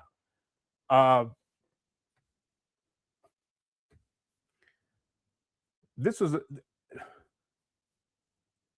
we all know, well, most of us should know that there is no cafeteria inside of these abandoned buildings that Umar has started with renovations on. Okay, this what he calls a small school and a small gym. There's no cafeteria. Okay, but it just comes to mind since you bring this up real quick. Then we're gonna get to it. I don't want to get blown off again. Okay, but I got to go here. If we look at this 500-acre campus, I just want us to think about this in terms of a kitchen feeding children. Okay, and then we're gonna get to it. Okay, if we look at this, you will have children spread out all over this 500 acres on any given day, because they're not all going to be inside the classrooms all the time. I mean, they have a zoo, they have a baseball field, a track and field facility. The dormitories are way up north on here. There's dormitories there's a dormitory in the middle. There's dormitories down towards the south. They're going to be spread all out. How is Umar going to logistically make sure that all these children are being fed and being fed at the appropriate time throughout each day? Logistically, how is he going to make that happen? Financially, how is he going to make that happen? Because in essence, this is a city. It's a small city on 400 acres. So another thing, I don't know. I don't know who's maintaining the zoo. I have no idea. Maybe, I don't know, Zora. She can, I don't know. Somebody said that's a lot of DoorDash. They're gonna be ordering DoorDash for all these kids. All right. Anyway, thanks, Jay Civic. Okay, let's get going. And thanks for all the super chats, everybody. Let's get going here because we're supposed to have a short show, and it's not looking like that's going to happen. That's okay. We're at 349 likes. Our goal is 400. If you haven't hit the like button, you're enjoying the show, make sure you hit the like button. I appreciate it. Yeah, Truck Talk. There is no cafe. There's no cafeteria. It doesn't exist. Okay. Now, in all fairness, on the other side of the street, which the larger building sits, Umar hasn't done anything over there. There is a cafeteria facility over there, but he has to renovate all of that, and it's in worse condition than the other side of the street. The mold situation over there is way worse. If you look at the optics, just looking at it, it's way worse. So he's not going to be able to use that cafeteria. So how's he going to feed these children? Okay, Umar hasn't addressed that. I mean, he can outsource it and maybe have them go into the gym, the small gym, and they can't eat in there. That's a mold fest in there. Remember I showed you all the video? Let me show you that video real quick and we're gonna get going. The mold situation is far worse than Umar realizes. And I showed a video last week. Let me see. I should still have it up here in this folder. So I think it was right here, 2000. No, that's not it. Let me check this one. Oh, it's in this folder because I remember. All right. Okay, I think, no, that's not it because the lady's name is in here. Let me look for this lady's name. I need to memorize it is what I need to do. I'm still looking here. Let me just show you guys this video because this is what I mean inside the small, because he wouldn't be able to have serve any type of food in this right here. Early, man. So we had to do some digging. Yeah. So all this down here, this is called what kind of mold is this? Remember, I told everyone I forgot what it was called. It's a certain type of mold. Someone let me know inside the chat. It's all over the place. But let this play. So. Somebody said Cannibal Island. Yeah, so you see this layer of white stuff. It's called powder mold. That's what it's called. This is powder mold, and these buildings have been shut up. And there's black mold over there in the corner too. You can see way back in the corner. But these buildings have been shut up for years. Okay, since the Umar Academy closed. I think it was in 2015, I believe it was. Let me see here. It closed for the second time in 2015. And it closed. So it sat from 2015 to 2019, and it had this leaking pipe, and it's a mold infestation here. So what we see on the ground, that's actually something called powder mold. We got to figure out what's going on with this. We're gonna have to dig up the ground a little bit. See, initially I thought that this was like dust coming from the ceiling. I also thought that it was just residue left over from the water, but no, this is actually, it's called powder mold. And even after Umar got this pipe situation cleared out where it wasn't backing up into the gym, it would still reappear, okay, for years. It's probably in there now. Or dig up the side of the wall a little bit. We're going to have to do some digging to find out what's going on here. We got to find out what this is, brothers and sisters. This right here is an issue. We got to find out where is this water coming from, brothers and sisters? Where is this water coming from, brothers and sisters? We got to figure this drain out. We got to figure this drain out. That drain is a problem. That drain is a problem. Okay, this is 2021. He would have known this in 2017 when he was up in here. He acquires them in 2019, but all of a sudden he knows about it. Okay, this is not coming from the ceiling. I thought it was just dust. This is what is called powder mold. Okay, and like I said before, Umar, he went in here and he cleared this all out. He buffed the floors and then it came right back. But that's it. Once we figure out the drain for the gym, we're going to be all right. Once we figure out the drain, we're going to put a big FDMG logo on the wall, big FDMG logo. We're going to change the color of the floor. It's going to be a big FDMG logo in the middle of the floor. We might change out these courts and get the ones that go up and down, right?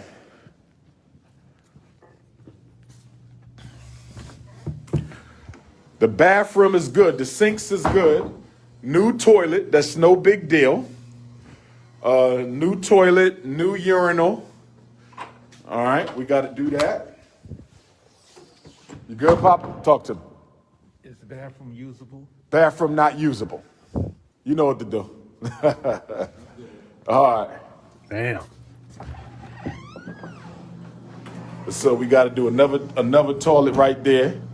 The toilets is not an issue, brothers and sisters. The toilets is not the issue. I could have been got the toilets replaced.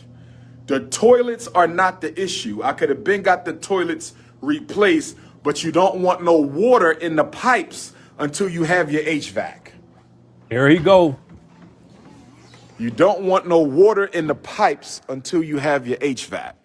Yeah, that don't even make no sense. Anyway, I was going to show you another video where it's even worse than this, but you guys see my point. That's called powder mold. You don't want no water in the pipes. Don't feel bad for me, feel good for me, because we in a good position.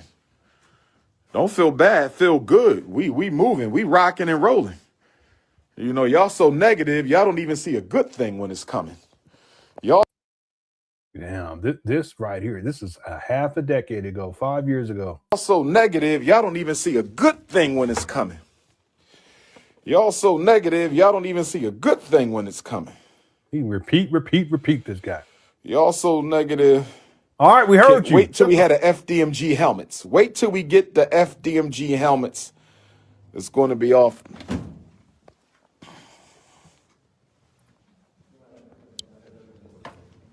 I was trying to find this. Y'all checked the inside of the school? No, I ain't doing Okay, you gonna wait for the brothers? Yeah. Oh, they still checking this to see what's going on with that. We're already there. All right. All right. So what we think, Baba? You looked on the side. What you think? He's gonna tell you. Okay. I know what it is. I think. Okay. Take a look. Right here. Go ahead. What you think though on that? Cool. With the pipe. Yeah, that's the cast iron he was talking about. It's a cast iron to go under there. Okay. That's And you think it's a crack in that cast iron? Yeah. So how do we find out? You see how to replace it. You replace that section. What, you got to go into the ground or what? Yeah. It's running under the ground. Okay. Is that something you can do? Yeah, that's the only way we can do it. Can you do it? Can you? Oh, yeah, we can do it. We can do All it. right. We can do it. I'm all about solutions. I don't need the science. Y'all just give me the solution. Yeah, Feel we're me? gonna do that. Give me the solutions. Well, first of all, we'll find out what the problem is. Okay, y'all Now- haven't found it. Well, that. We'll find Okay, the problem. okay, Now okay. we got a solution. All right, go ahead. I need the solutions. I'm all about the solutions. Give me the solutions. Right, family? We ready to get the school popping. Who ready to get the school popping? I want solutions. I don't need to know what we got to do. The gym, so we have a. It's blurred, but I have another version where I blur his face out. Let me just show you all right here. Look. It's nice. This is all powder mold. This was from 2019. I got to find the blurred version because I don't want to show the boy's face. He's probably grown by now. Look at this. This is from 2019. Most people haven't seen this. Now, I just want people to be clear about this, that what Umar is standing on is mold. It's called powder mold. And you had people up in there too. It's crazy. All right, I showed it. I have a blurred version of it. Okay, let's get to the main video. TJ also says Umar out there recreating the Shawshank movie. No, it look like a prison compound. It look like. Thanks, TJ. David says Umar forgot to add Madagascar MG to the. He might as well to the campus. He might as well.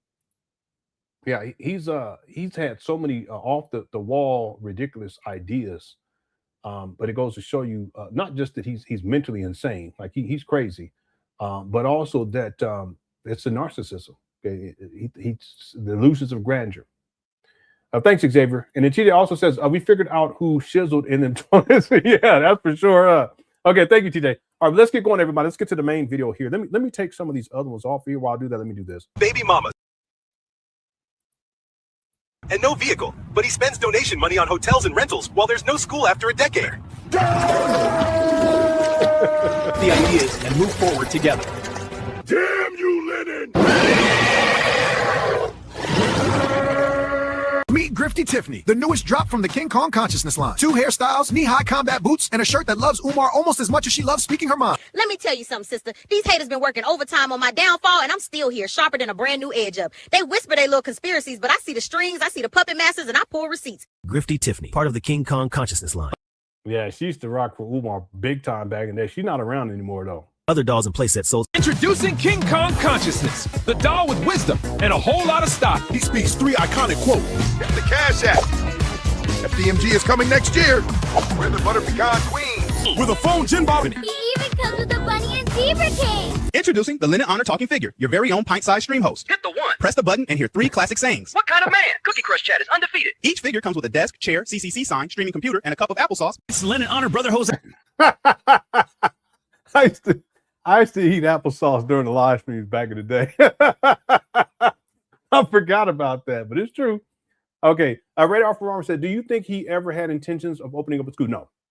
I don't think Umar ever had intentions on opening up a school. I think he had delusions of grandeur. He still does to this day. But if you intend to do something, that means that you're going to take steps to make it happen. And it's going to be something, especially in this case, because this is a major undertaking. You're going to be putting forth your best foot every single day. You wouldn't be traveling around the world. You wouldn't be lecturing all over the place. You know, you'd be stable. You have your own place at the very least, because you have to have stability in your life. You have to be stable. And even if we want to go back to 2014, if Umar was serious about opening up a school in 2014, well, there was land that was donated to him. According to him, that was donated to him in San Bernardino, California, back in 2012. There was also land donated to him in Philadelphia, Pennsylvania.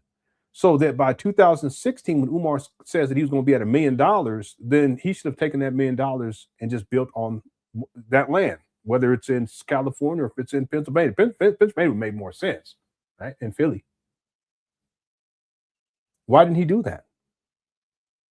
Well, because he never intended on opening up a school.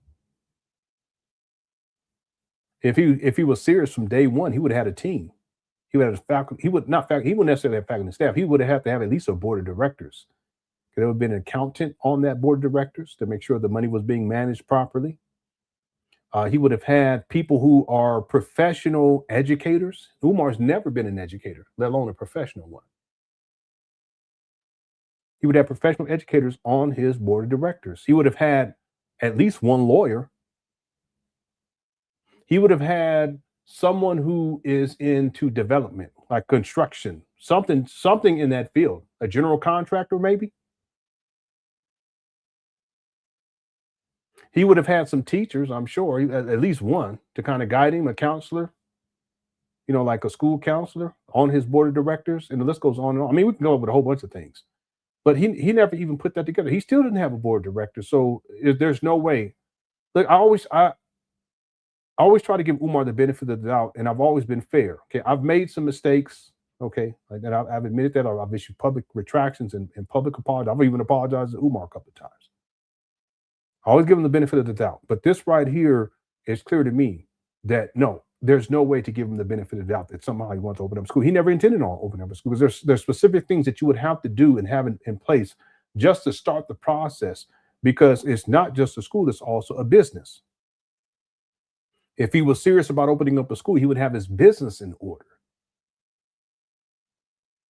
If he was serious about opening up a school, he would have had nonprofit status going back to 2004. He didn't get it until 2015. And then when he gets it, he doesn't even report to the IRS how much money he receives for 3 successive years, and it gets revoked. Okay, well, that right there proves that he's not serious about opening up a school.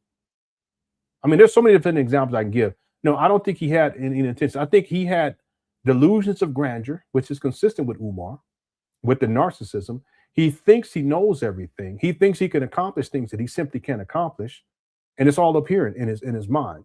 But that's different than having intentions. Intentions is not that you're batshit crazy with these delusions.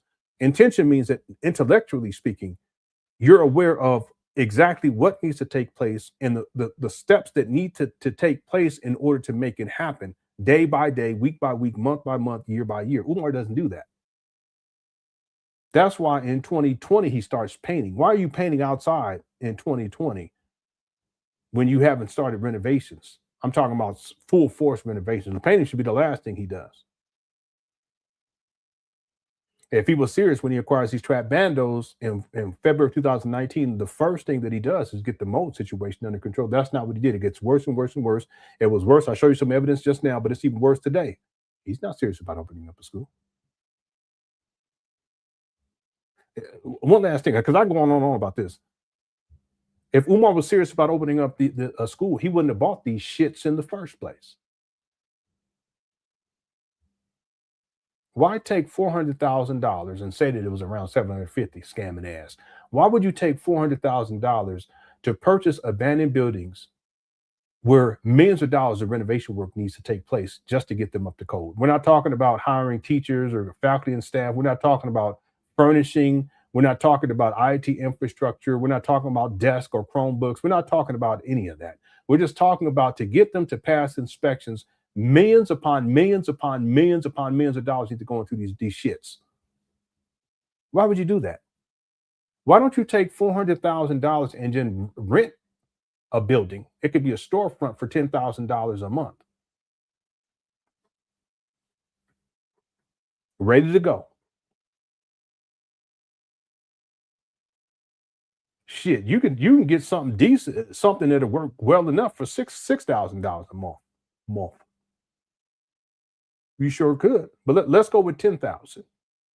Okay, he spent 400,000 on it.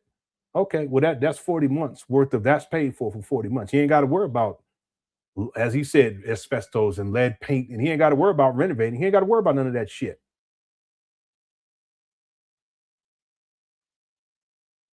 That's 40 months right there. He said it was at $1 million back in 2016.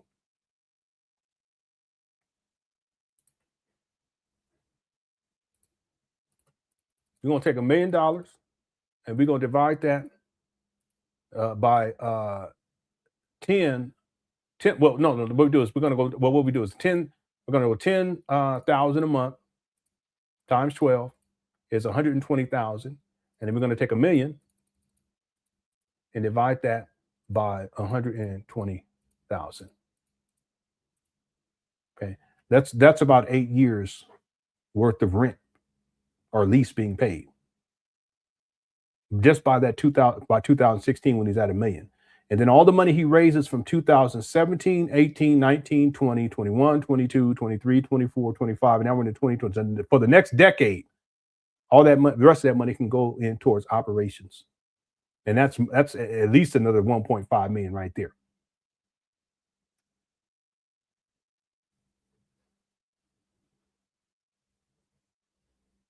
He could have done it by now.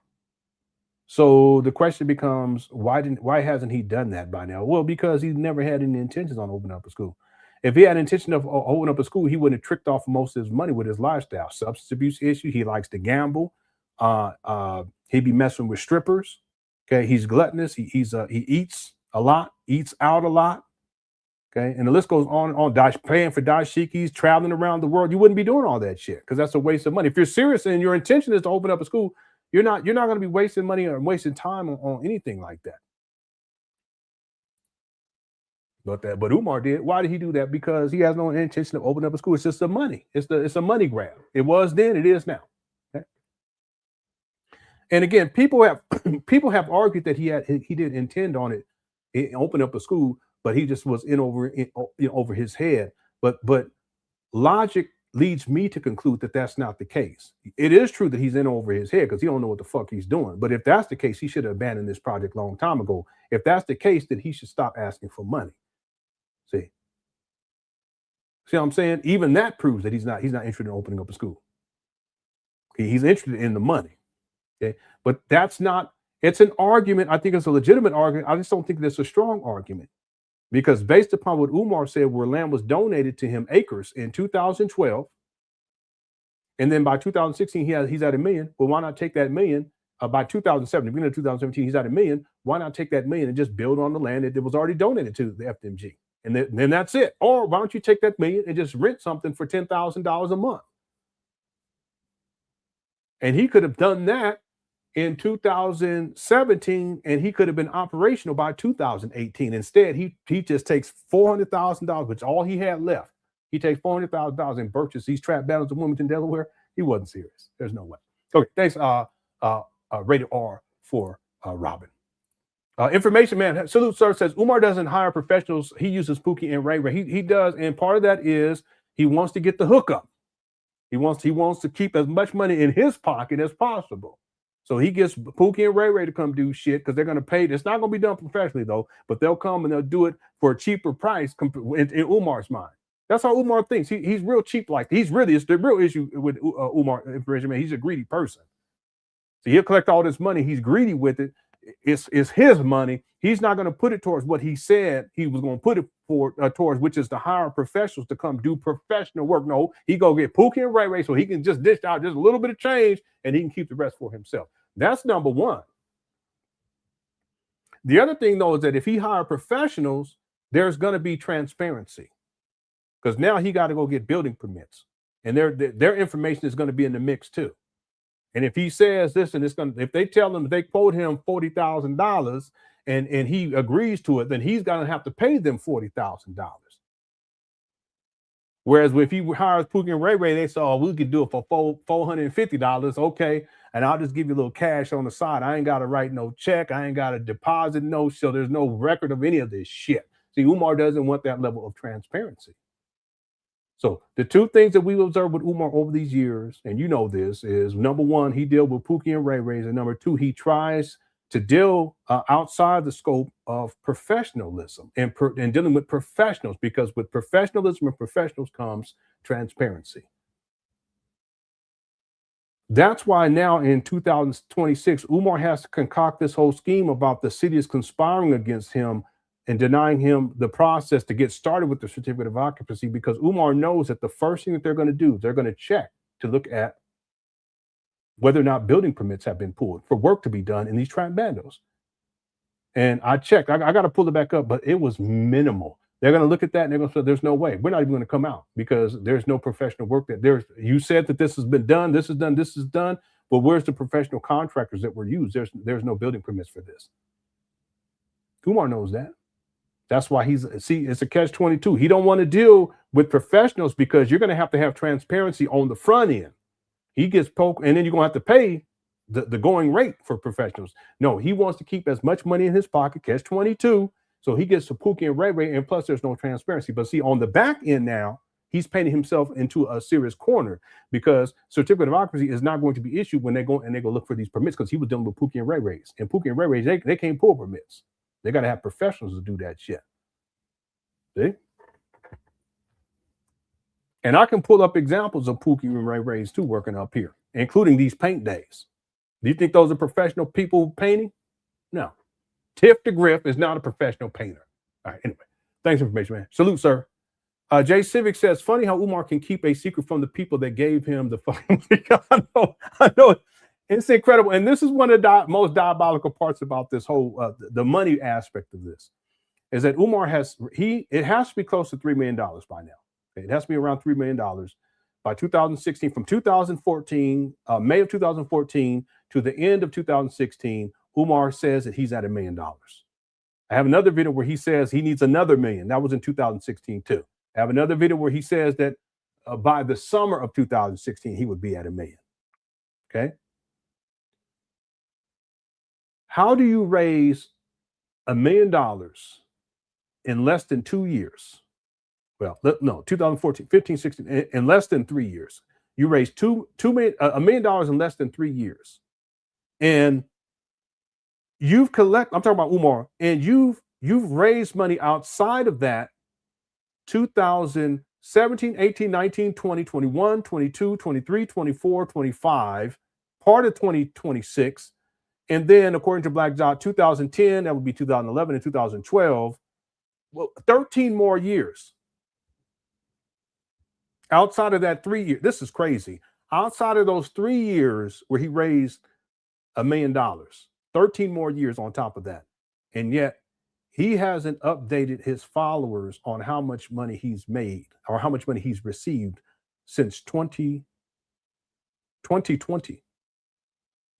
That's the last time. And he said he was at $850,000. I have the receipt. It was a radio show. He said he's at $850,000. That's in 2020. He ain't updated these people in 6 years. It's been about 6 years on how much money he's collected. Now, when he was asked how much money, you ain't raised $1 million? He says, no, we ain't raised that. And then we checked him. We G-checked him on these live streams and we proved that he had raised over $1 million. So Big Loon got to backtrack and try to defend Umar, which wasn't a good look on Big Loon's two-part either because it shows a lack of integrity. He's a scammer, and Big Loon, you know that. But Umar, he asked him the question again, and this time Umar says, this time he says, well, we've never had $1 million at one time. Well, that's not what you said the first time. You see how he plays semantics? This guy has to be around $3 million. You had $1 million back in 2016, and you got 13 more years of collecting money that's unaccounted for. You mean to tell me you ain't at least around $3 million by now? And in 2016, that was just less than 3 years worth of collecting donations. 13 more years, and he ain't had $1 million, or he's never had $1 million at one time. I'm gonna cut it out. But one of the more diabolical aspects of this is that he hasn't updated his followers, and then he gets he gets up here on Beyonce's internet and he tells people that he updates his donors, which is a lie because there's people in the chat room right now who donate to Umar. When was the last time you got an update? What was the update? What did he tell you how much money he raised? I'll wait. Okay, thanks, Jay Civic. And then Manman Penn says his delusional campus was probably inspired in part by Malachi York's 476-acre Tamaray. You're right. Little Egypt. Nubian commune in Georgia. Yes. Criminals learn from other criminals, including sex exploitation. And you're absolutely right. Yep. Malachi York had a compound down in Atlanta. That's where everything, the shit hit the fan, was down there. And Umar, he shouted out Malachi York. I have him shouting him out 3 times. Let me give you guys one time right quick. Watch this. If I can find it, if it populates. Hold on 1 second.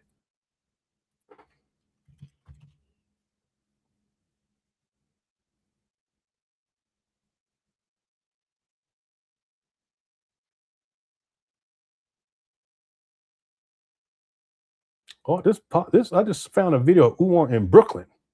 I should pull. I don't think I've watched that one. It's from 2017. Here it is right here. Dr. Umar Johnson, Prince of Pan Africanism. We live. Detroit, Shrine of the Black Madonna, numero uno, #1. I'm out building with the guys. There we go. Shout out to the Detroit Nawapian Nation for doing my security. Yes, looking out for Dr. Umar Johnson. They have my back. Nawapians all day long. Shout out to Dr. York. You're getting out soon. Hold your head, Elder. Shout out to the whole Detroit, everybody.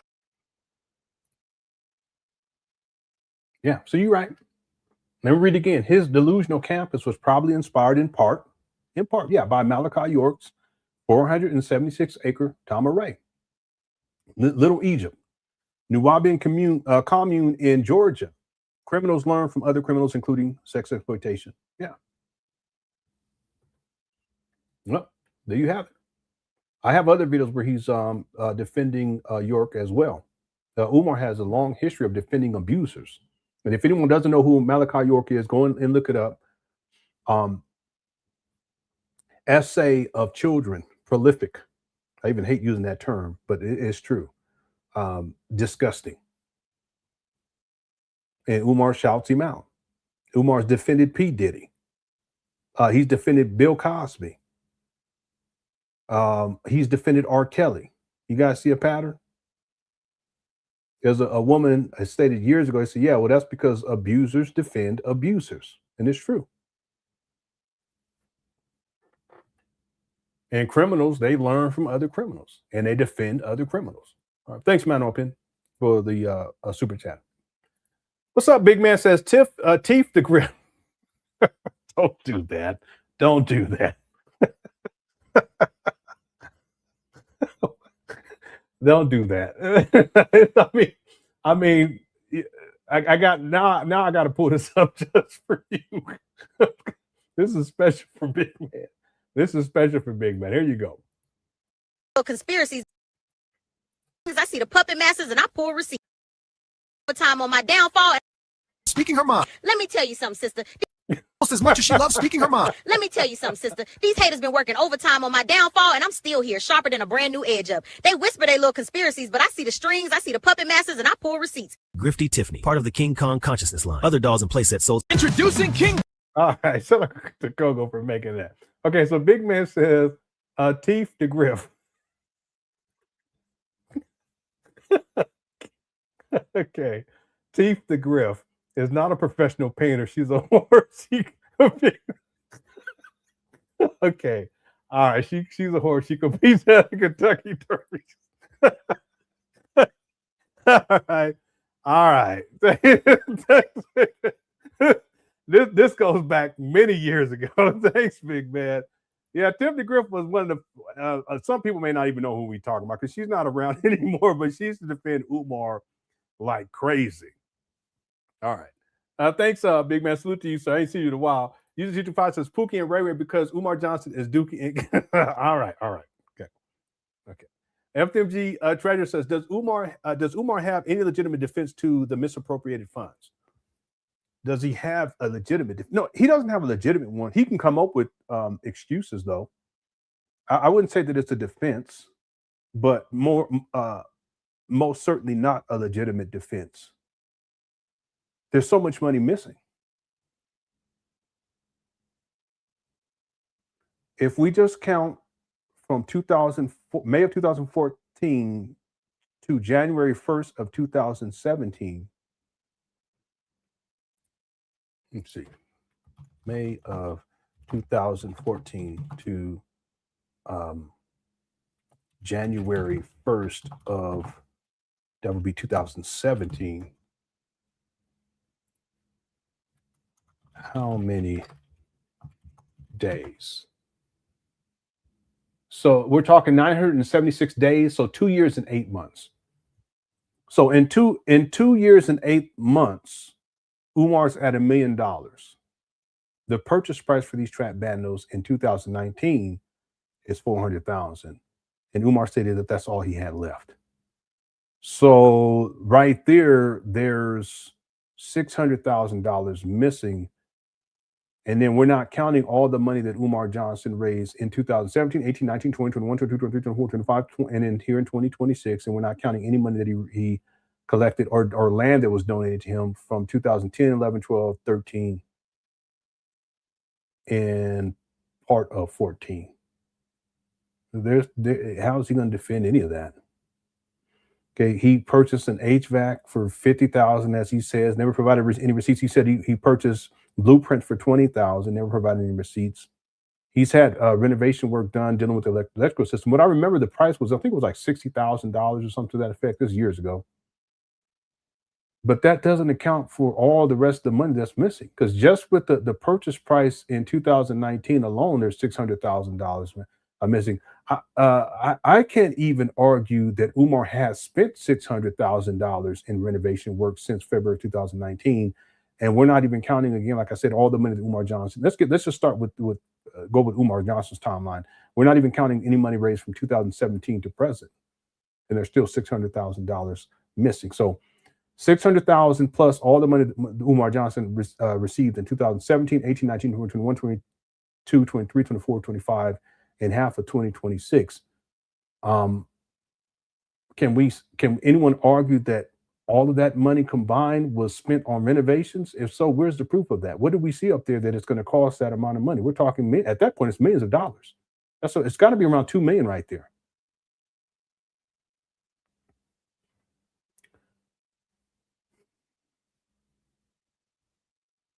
Yeah, there's so much money missing. Just by February 2019, there's 600,000 missing. At least.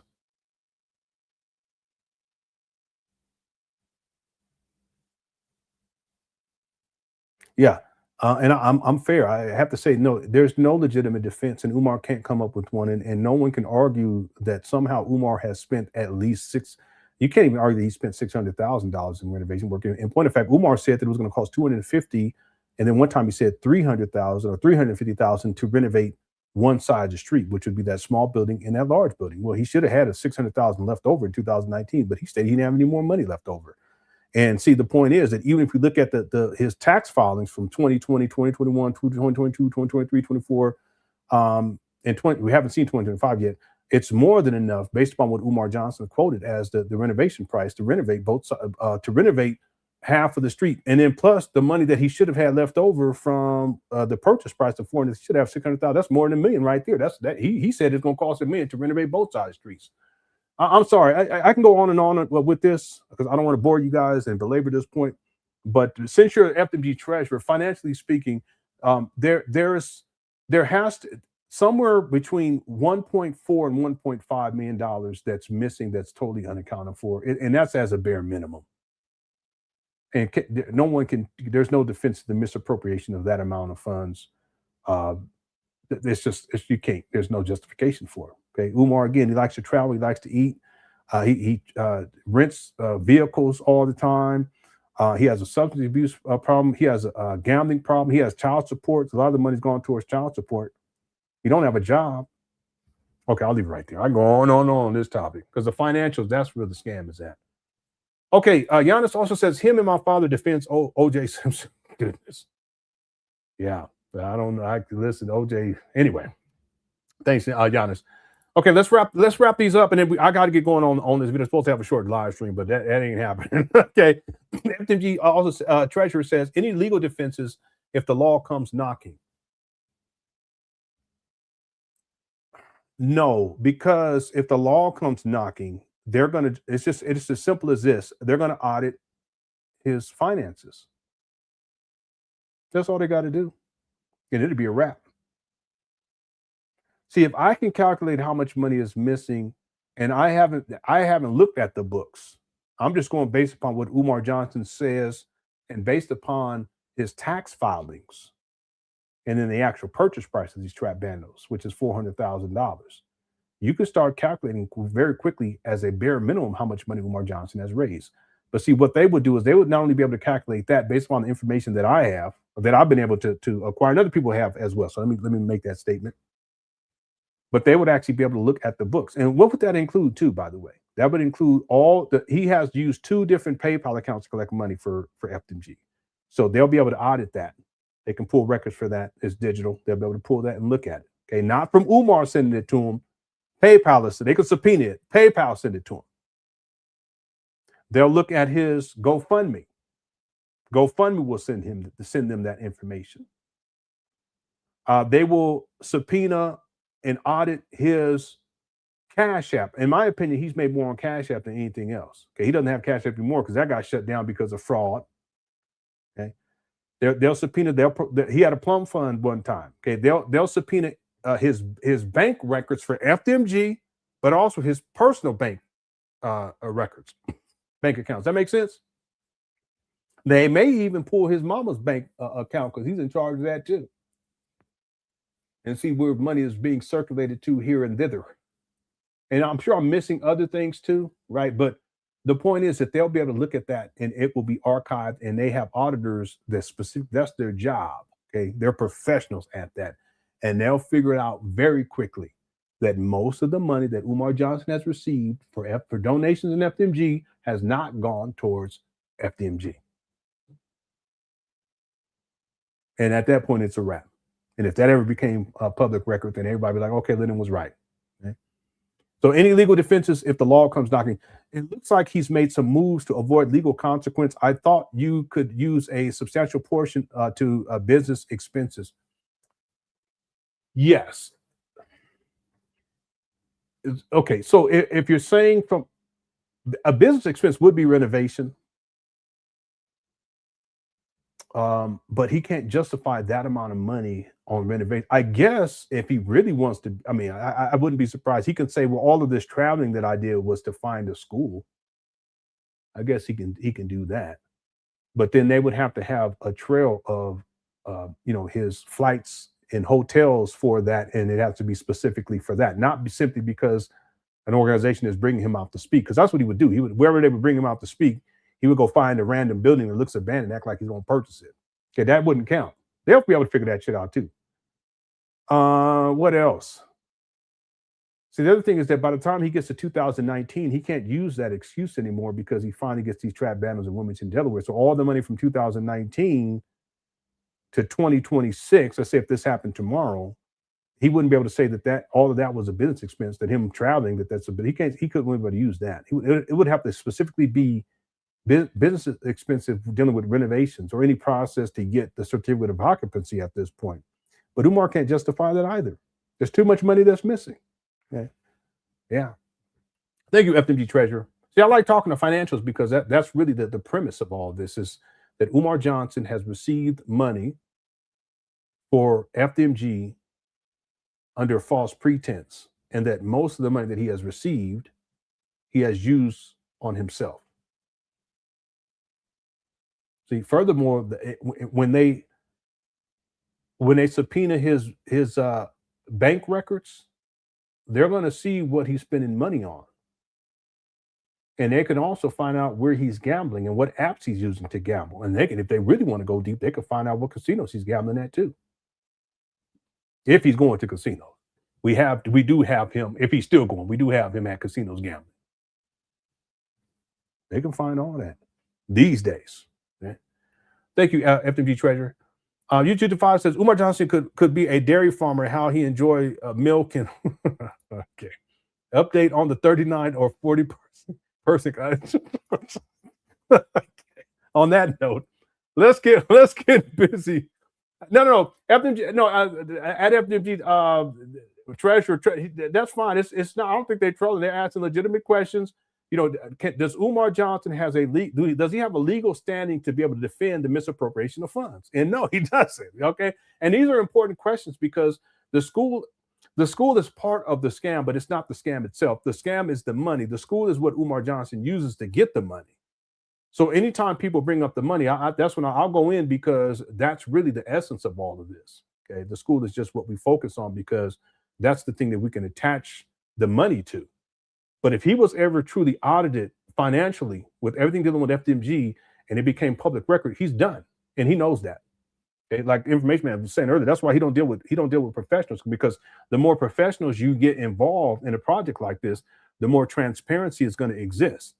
And the more transparency that exists, more and more people are going to realize, including people that Umar would have been working with, that he's scamming. And they don't want to be associated with that because that puts their licensure in jeopardy. It puts their profession in jeopardy, their professional life in jeopardy. So they don't want to be a part of that. And so that's why I'm saying that Umar had a team. If he had a board of directors, they would call him out and they may even report him themselves because they don't want to get caught up in this foolishness either. That's why Umar, he's a one-man show. Okay. Larry says, was worried about y'all with the fires in Utah. Yeah, stay safe. Yeah, there's been a gang of fires. And we're fine. The air quality's been horrible. It's like particulates in the air and what they call that. It's not just dust and soot, but there's other stuff. The air quality's been really bad and hasn't rained much and it didn't snow a lot either. So it's a lot of this past winter. Like I can't even remember a major snowstorm. First time I've seen that since I've been out here. But we're fine. It's just there's been fires all over the place. It's been crazy. Okay. Thanks, Larry, for the concern. I appreciate that. You guys are the best. Okay, let's get going. 2 hours in. Supposed to be a short show. Now we're gonna get started. Okay, Enterprise says him not being addressed legally proves two things. No one, including the government, knows him, not important as he portrays. And two, all he's harming is black people who are too afraid to push legal action. I would add three, which combines number one and two, that because he's targeting black people, that he's not as important to the government compared to, let's say, if he was doing this to white people or any other group of people. I think Umar would have been hemmed up a long time ago if he was doing this to white people. Would y'all agree? Can you imagine someone like Umar? If this also means that the rhetoric wouldn't be the same either, because he talks so much trash about white people and Latinos and Latinas and Asian people. He be talking shit about everybody. He even talks shit about black people. But let's say his rhetoric changed and he was black, but he was targeting specifically white people. And all the negative shit he says about black, most of it he said about black people was negative anyway. But let's say he was saying that about white. He talked more shit about black people than he does about white people. But let's say all the negative shit Umar say about black people, that he's saying that specifically against white people, and he's still collecting millions of dollars. Damn, that's crazy in the first place, boy. Boy, he would have been hemmed up a long time ago. He would be in jail by now. I guarantee it. There's no way. So, yeah, you right on both of these, but you can combine number one and number two for a number three. And real quick, before we move on, let me go with number one here. Yeah, Umar ain't that important. He want to believe. Listen, real quick. I remember in 2014 when Umar was trying to get St. Paul's College and stuff wasn't progressing, so he got to come up with some shit, just like he got to come up with the certificate of occupancy saga. You know what Umar said back then? He said that the FBI or the CIA or the whatever, the government was, they trying to buy the buildings, the St. Paul's, to try to stop him from getting it because he's that important. Anybody remember that? Most people don't know. If you knew that, hit the one. If you didn't know that, hit the two. It'd have been a documentary because I'm in 2013. I've been in 2013 for like 10 months. Somebody, I had to block this person. You just like Umar. He ain't opened up no school, and that documentary ain't coming out either. I said, fuck you. No, I didn't say that. I just blocked them. They got a point, but the difference is I ain't collected a dime for this. It's a labor of love. Okay. One day I'm gonna look back and be like, damn, you spend so much time on that. But anyway, that's what Umar Johnson said. But the truth is that he's not that important, but he wants to believe that he's that important. And no, the government was not trying to buy those abandoned buildings. He just said that because he wasn't trying to buy St. Paul. He's just trying to say that to get black people riled up and he feel that he is a martyr and they're going to send him some more money. That's all that was. You best believe that if the government wanted to buy them traps in St. Paul's, the government got infinite money. They would just put it in the starting bid, which was $2.5 million, and it'd been a wrap. Anyway, thanks, Enterprise. Okay, I think I'm all caught. Oh, I'm not all caught. Derek says FDMG frequently discovered mindless gambling. Yeah, Umar likes to gamble. He's a gambler. It's part of the family culture. His nephew verified that, long time ago. It wasn't that, maybe about 3 years ago. Maybe, I think it might be 3 years ago. It could be 4 years ago. I think 3 years ago, Umar was saying how he's going to take his mama to the casino. Anyone ever remember that? I don't remember what video it was. Such a long time. It could be 4 years ago. And back then, it didn't make any sense to me because I don't think by that time we saw him gambling, and we didn't put those pieces together. But then after last year, I said, okay, it makes sense now because when I interviewed his nephew talked about how his mama was a gambler, and it's part of the family culture, and that happens. That you have people in the family, that's what they do. They gamble. They enjoy it. They go to the casinos together and all. I got too many kids. I ain't got time. I ain't got money. Like, even if I had money, I wouldn't be doing that.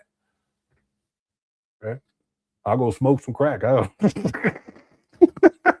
If I had money, had time like that, I just go smoke some crack. But that's part of Umar Johnson's family culture, and that's why he does it to this day. He likes to gamble. I see he got video of him at 2 casinos, and then he likes to gamble on games. He likes to gamble on football with the Philadelphia Eagles, and he likes to gamble on basketball with the 76ers. Okay, and I already shown evidence for those two, but I also have proof for the gambling at the casinos. I've shown those videos. Okay, thanks, Derek. How's it going, Mrs. Monica? I ain't seen you in a while. Says FDMG funds drain manipulative grifting. Absolutely. That money is gone, and it's been gone. The Umar living from donation to donation, and that's sad when you raised $1 million and they got nothing to show for it. Or you raise millions and you have nothing to show for it. See, I'll even, one last point, and we're going to get going, I promise. I'll even propose that one of the reasons why Umar Johnson's life, his life has gone on this trajectory is because the money enabled him to self-destruct. I've been saying this for years. That if his donors didn't support him with their money, then Umar would not have had the money to self-destruct to this degree. Now, would he have still self-destruct? Yeah, he would have, but it would have been a lot slower. But this is what happens. You know, as an example, you know, you have celebrities and you'll have like celebrity children, and because they're celebrities and they're making all this money, that a lot of that money that their children are used to a certain lifestyle, a certain type of money. But then when their children get on drugs and shit, it's a real quick because they got access to money like that. Whereas if you poor, you ain't got money, you still gonna get on that track. I don't mean like, but you're gonna get on that trajectory where you're self-destructing, but it can be a lot slower. In some cases, I'm saying it could be a lot slower trajectory simply because you don't have access to the same type of money that a child of a celebrity would. Right. So in this case, Umar has been funded in the realm of $3 million since 2014. We could say 2010, but around $3 million, and that's enabled Umar to self-destruct at a much rapid pace than what would have occurred otherwise. Does that make sense? Okay. Thank you, Mr. Monica. Judah has become a member. Thank you so much. Thank you so much. I appreciate that. I got to do this other real quick. User 225 says Umar Johnson skipped 225 super chats because Umar Johnson skipped 225 super chats because 225 is too funny for him. Okay. All right. Thanks to the 225. Jay Civic says, remember that his 501c3 in Delaware lets Umar Johnson control the money. Yeah. So he doesn't have a board of directors. He did say that he was going to have one, but on that board of directors, there should be an accountant. It would make sense. You should have legal counsel on there too. But at this point with this 501c3, Umar is in control of all the money. He's the only one listed. I can pull up and show you. He's the only one listed on the paperwork. And that's exactly how Umar wants it.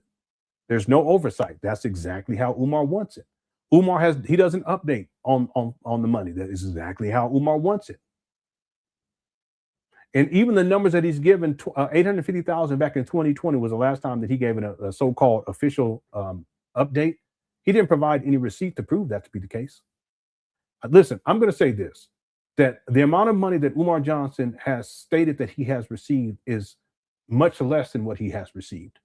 I'm going to state this as well, that what he's filing with the IRS each year in terms of donations is much less than what he's receiving each year. See? And on top of that, he's in control of all of the money. If he had an accountant, if he had a board of directors, it wouldn't work that way, because they would be looking into the books too. And they would say, wait a minute, Umar, what is this expense? Why are you transferring this here? Why are you transferring this money here? It's supposed to be FDMG. Why, what is he going to say? Oh, well, I had to go to the UK. What that got to do with anything? What is this? Is there's something on here about a casino? Oh, I had to go do some research on gambling for the school. I don't know. Okay. But that's how he wants it. He wants minimum transparency and he wants full control of the money. And it's about power and control. And it is about money too. And that's the same thing with the UNIA. He wanted power, he wanted control, and he wanted access and control over the coffers, the money, the organization money. Nothing changed. I was in 2005. We're in 2026. Same thing. All right. Thanks, Jay Civic. Big Red says the biggest L ever, Umar gambling with donations in Vegas, or Umar laying barefoot in the grass at Jackson University saying he needs healing of the feet with agave. Did he say agave? And elderberry juice and nefertari. Here we go. The biggest L, I would say the donations is the biggest L out of these two. I would say the donation, him gambling is the biggest L. That video where I pulled it up recently. Yeah, he was high. That's what it was, and he was having problems because sometimes people get high and they have bad reactions. He was having a bad reaction, and this guy laid down in the ground, and he started talking about his feet. I forgot about that. Let me see if I could find that video again. That was Jackson State. Yeah, because he started talking about his feet and Okay, that's not it. I pulled this up recently. No, that's not either. Because I was looking when he's laying in the grass. Where can I find this?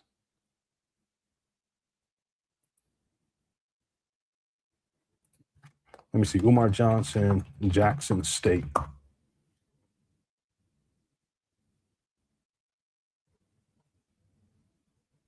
Yeah, it's not coming up, but I pulled it up. I'm gonna find it though, because I forgot about that part where he would start talking about his feet.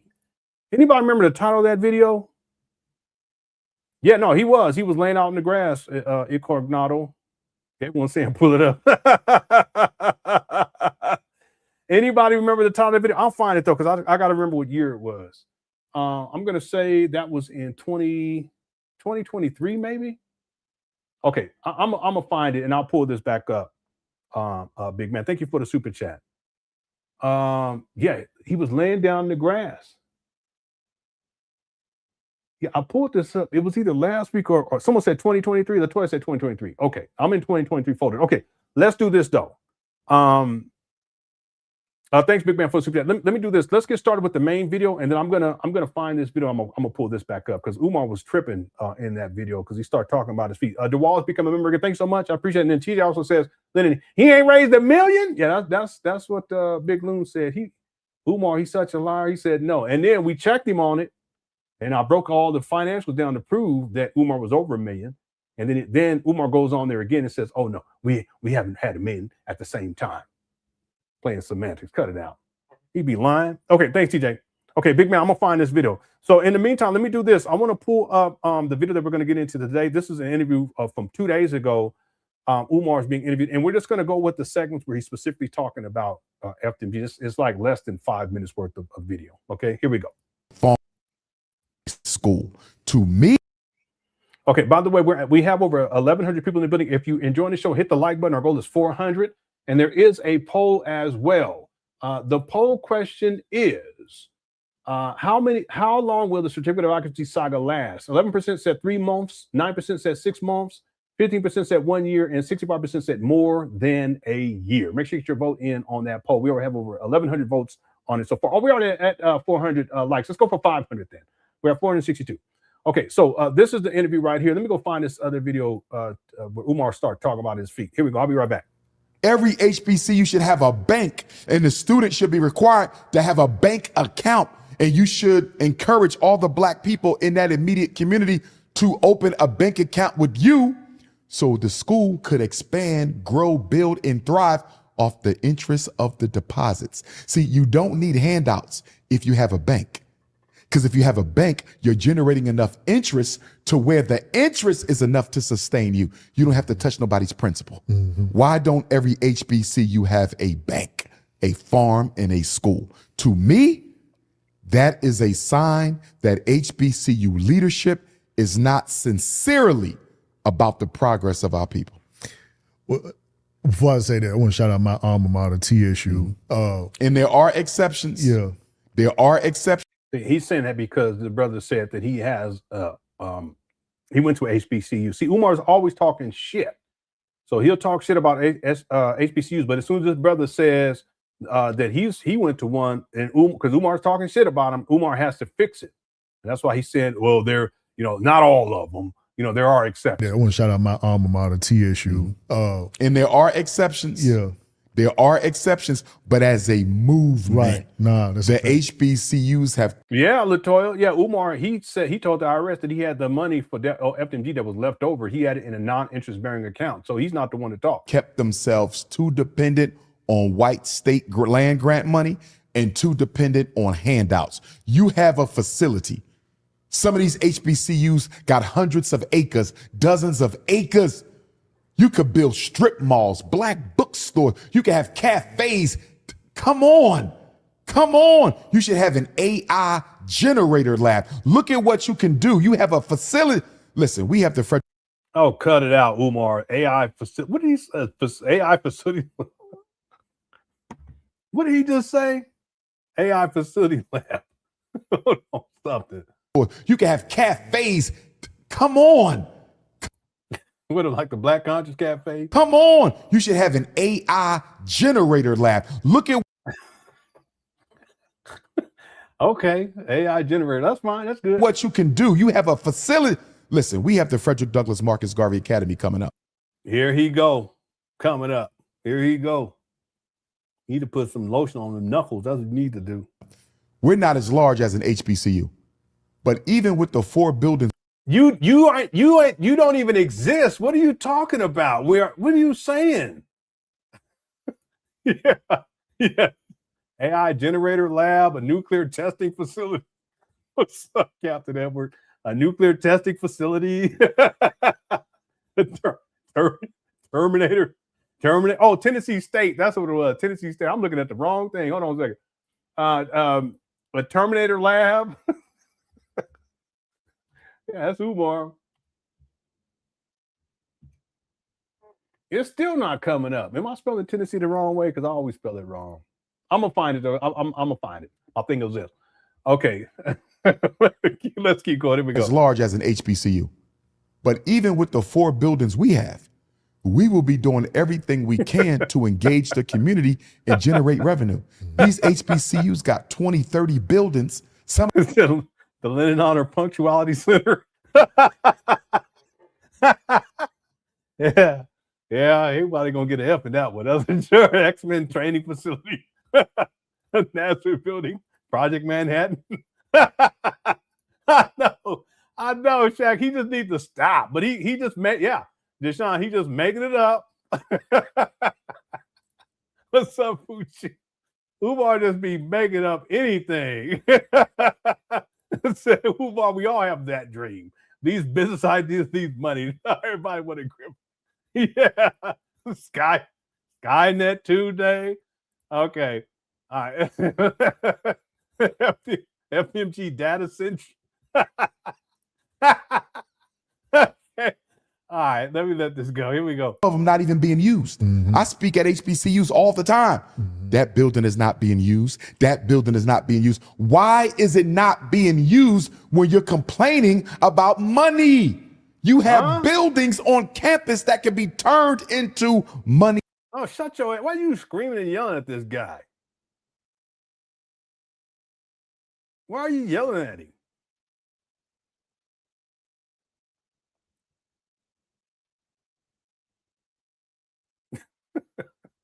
Why they got a palm tree in the back?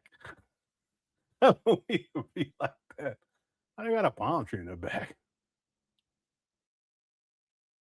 Let me stop.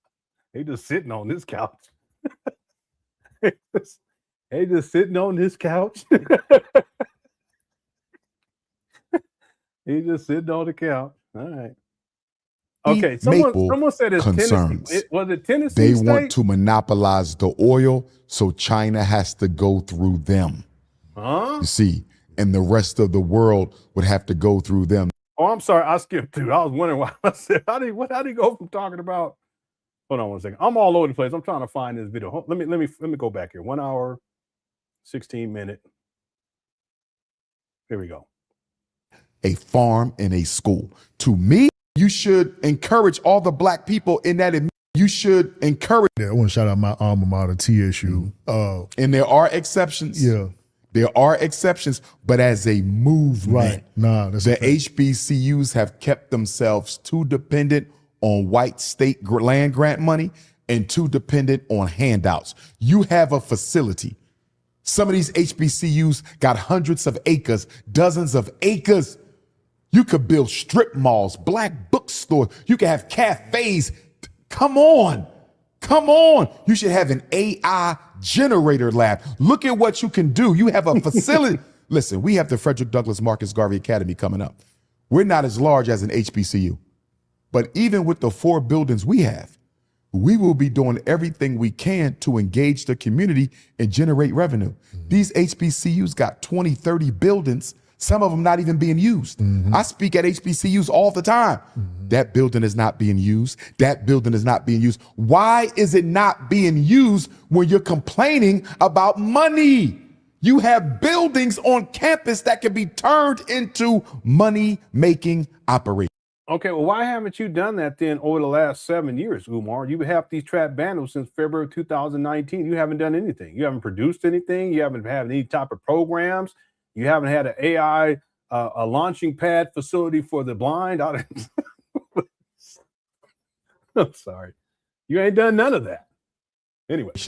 Let me get your thoughts on this, because you said something very interesting about HBCUs, in particular the state land grant HBCUs. Now, my alma mater, TSU, Tennessee State University, the real TSU, is a land grant. It's a land grant school. And recently, this was last year, and I think Florida, don't quote me, but I think Florida A&M was about to undergo something similar.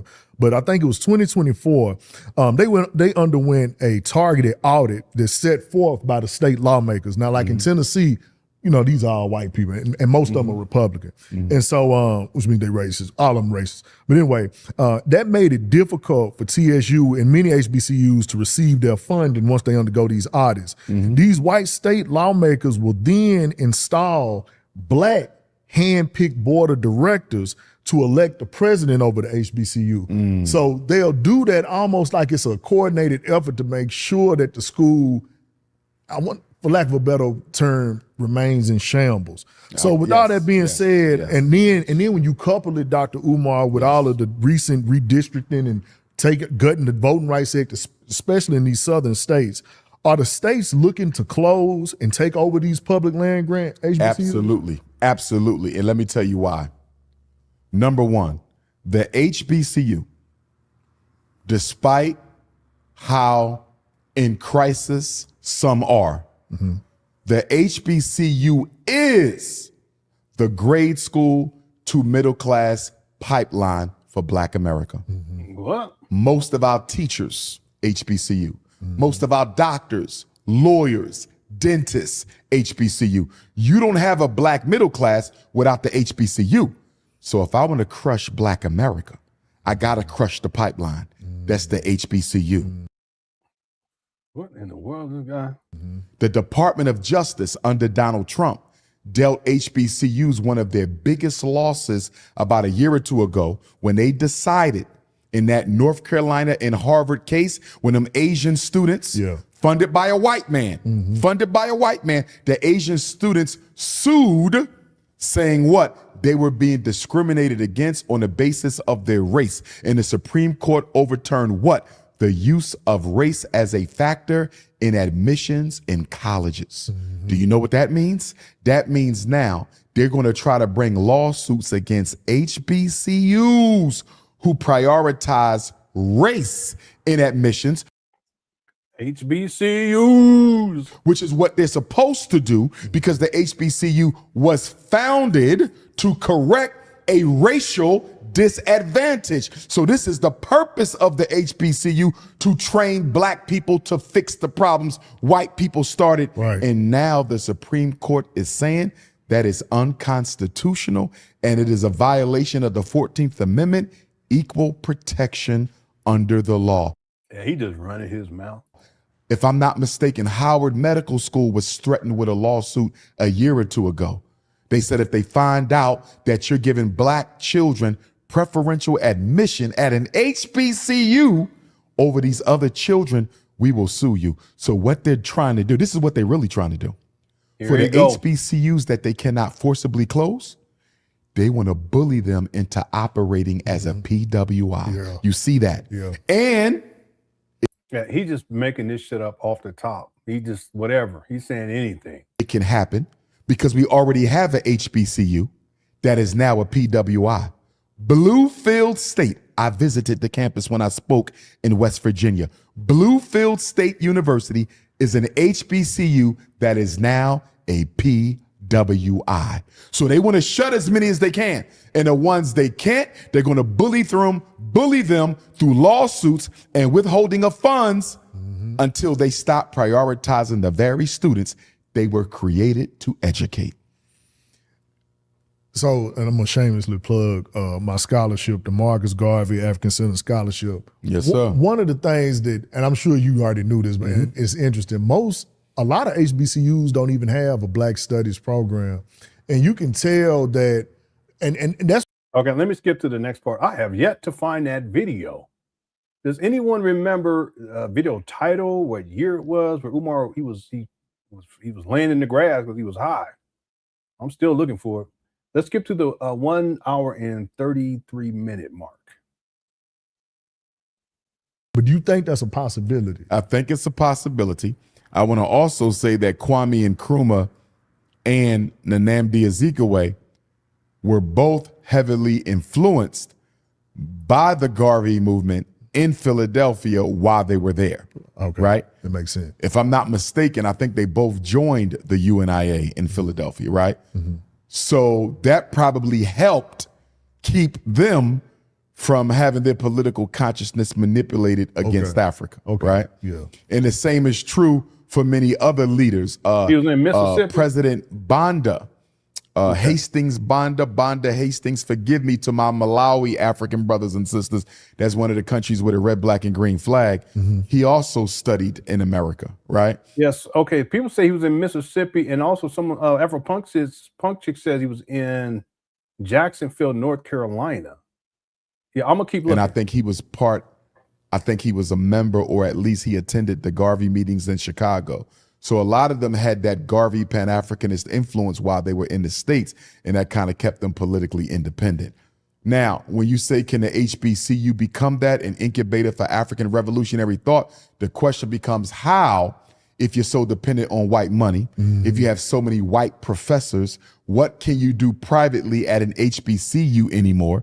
And then my other thought to that question, Brother James, is I think it's time for some contemporary black colleges and universities, right? Yeah, I agree with It's time to build some current contemporary black colleges and universities. He always saying that we got to do something, but he don't do nothing. So you got HBCU, and then we might need MBCU for modern black college and or CBCU for contemporary, because we got problems now that we didn't have when the HBCUs was founded. There's technologies available to us now that wasn't available when HBCUs were founded. So I think it's time for a new model. FDMG is ready. Yes, sir. Here we just go. recently finished. Congratulations on that, Thank by you. the way. That's a gift to the African world. But we're still fighting because the city of Wilmington has yet to give us our final building inspection, because the inspector for our district, the building inspector, who is of Jamaican ancestry, shout out to my Jamaican family who I love and respect. Gee, here he go. He's not a Dr. Umar supporter. Okay, that's irrelevant. Okay, first of all, Umar has provided no proof of that in the first place. It's a lie. But understand this, that even if that were true, it wouldn't make a difference, because business is business. See, this so-called building inspector who's of Jamaican descent, who's an immigrant, that's why Umar, he's framing it like it's the black immigrants against black people. That's why he creates DAFA, whatever it was. All Umar would have to need to do is to contact that person's superior. You can go on the website, get all the information, because I've been on the website, and let them know, and they'll resolve it immediately. Umar, he creates this story, this false narrative, this lie, because he knows that these trap vandals are not going to pass inspection. He knows that. So it's true. He lies so effortlessly, and people buy into it. Let's see if this guy buys into this foolishness. No, for real. But business is business. Whether someone likes you or not, that's irrelevant. It's not true in the first place. I mean, what reason would this so-called, this phantom black Jamaican immigrant, what reason would he have to not like Umar? And if he didn't like Umar, what would that have to do with business? See, if this was that serious and this was really going on, Umar could just simply sue the city and get a gang of money. Why hasn't Umar done that? Because he's a liar. Well, the city needs to sue him for defamation. That's what they need to do. Business is business. It don't matter where you go. When you got to pay that bill, or they say, are you black or you white? Because if you white, you ain't got to pay it. No. Someone call you bill collector. Are you black? Oh, yeah, I'm black. Oh, yeah, well, I'm black too. So don't even worry about this month. I'll call you next. No, that's not how that works. Cut it out, Umar. He's intentionally sabotaging the final building inspection. This is his favorite word, is sabotage. That's the narcissism. Okay, that's the language that they use. It's always someone else's fault. They never hold themselves accountable. So it's always someone else trying to sabotage them. And unfortunately, he's being supported by his boss, the deputy of that department. See, now he's saying deputy now. That's the first time I've heard him say that. As you see how there's more specificity. So now the deputy is a problem too. Okay, Umar, you need to be careful with lying on city officials because you get yourself caught up in some serious legal trouble. And I hope you do, actually. If this is true, Umar, then you contact his superior. That's how this works. And you file a complaint. You making this shit up. If it was true, you'd be the first person to get a lawyer to go sue these people. They need to sue your ass for lying. The deputy director, who's a black woman, and the director. See, and it's the director too. Yeah, Umar, you keep playing around with these city's officials. Look at his eyes. Look at this guy.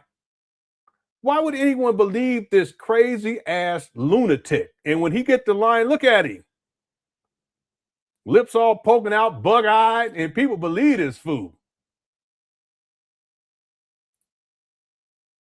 And unfortunately, he's being supported by his boss, the deputy of that department, the deputy director, who's a black woman, and the director, who's a black man. So we are being held up and sabotaged by 3 black people. That's why we're not decorating the school presently.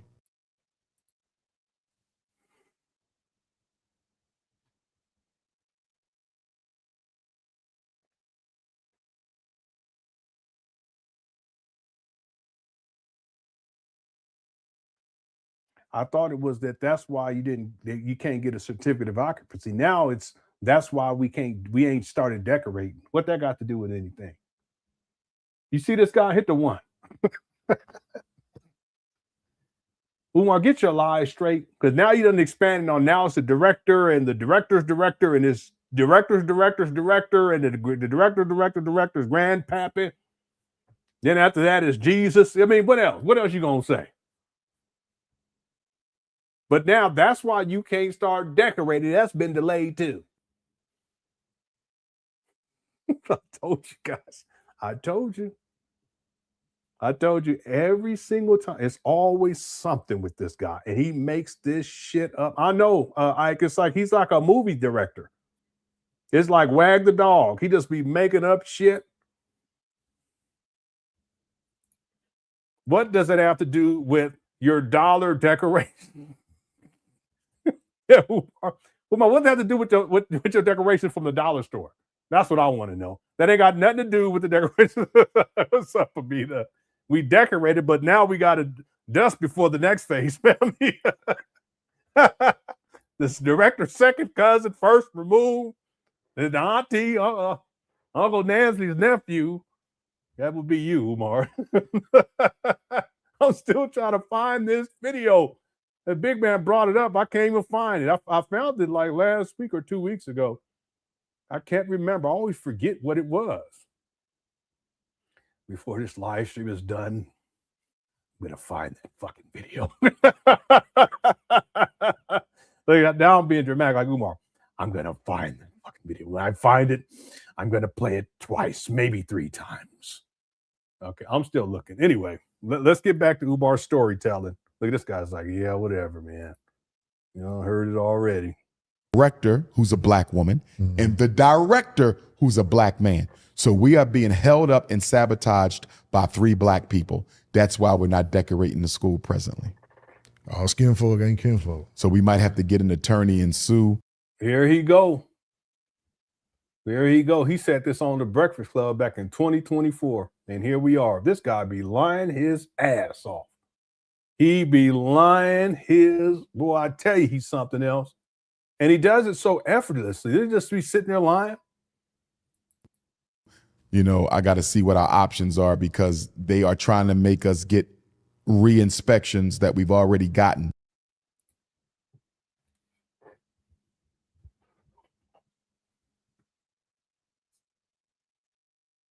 Damn. This guy. If you got the inspections and you passed or you failed, that would be public record. Where are these receipts? I haven't found them. Maybe there's someone else out there who found them. I haven't found them. But now the story is, he's never said this, that they want him to get re-inspections done. He didn't say that before. This time, he said, I've talked about this. Remember I said, like, these liars, what happens is as time progresses, as they tell the lies, there's more and more and more specificity. And here we are today. In addition to the director and the assistant director, now he's saying that they want him to get re-inspections for inspections that we already had. If you had inspections and it failed, that would be public record. If you had inspections and it passed, that would be public record too. So if you had re-inspections, that means that you already had some inspections, right? And if they passed, then you wouldn't have to have a re-inspection. Right?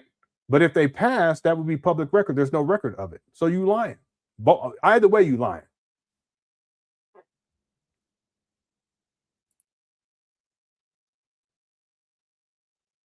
Kogo did say, this is a good point, the inspections that you have gotten expire after a certain amount of time if the building is not operational. Yeah, I would think so. But there's no record of him getting inspections in the first place. See what I'm saying? So, I mean, either way. Yeah, either way. Okay. So let's keep going. I'm gonna let this play. I'm still trying to find this other video. It's interesting what he's saying here, but I mean, he's such a liar. Which we should not have to get again. And they're not re-inspections that we've already gotten, which we should not have to get again. And they're not giving me a reason why we have to get the plumbing inspected again. It's already been inspected by your office. Okay, well, where's the proof of this? You know what I should do? I should send this to the inspector, the assistant inspector, and the not the assistant, the director, the assistant director. I could find out who it is. It's probably not even a black woman. And I should send him this shit and say, did he get inspections done on anything? And is he required to get re-inspections? And if he is required to get re-inspections, why? I should do it.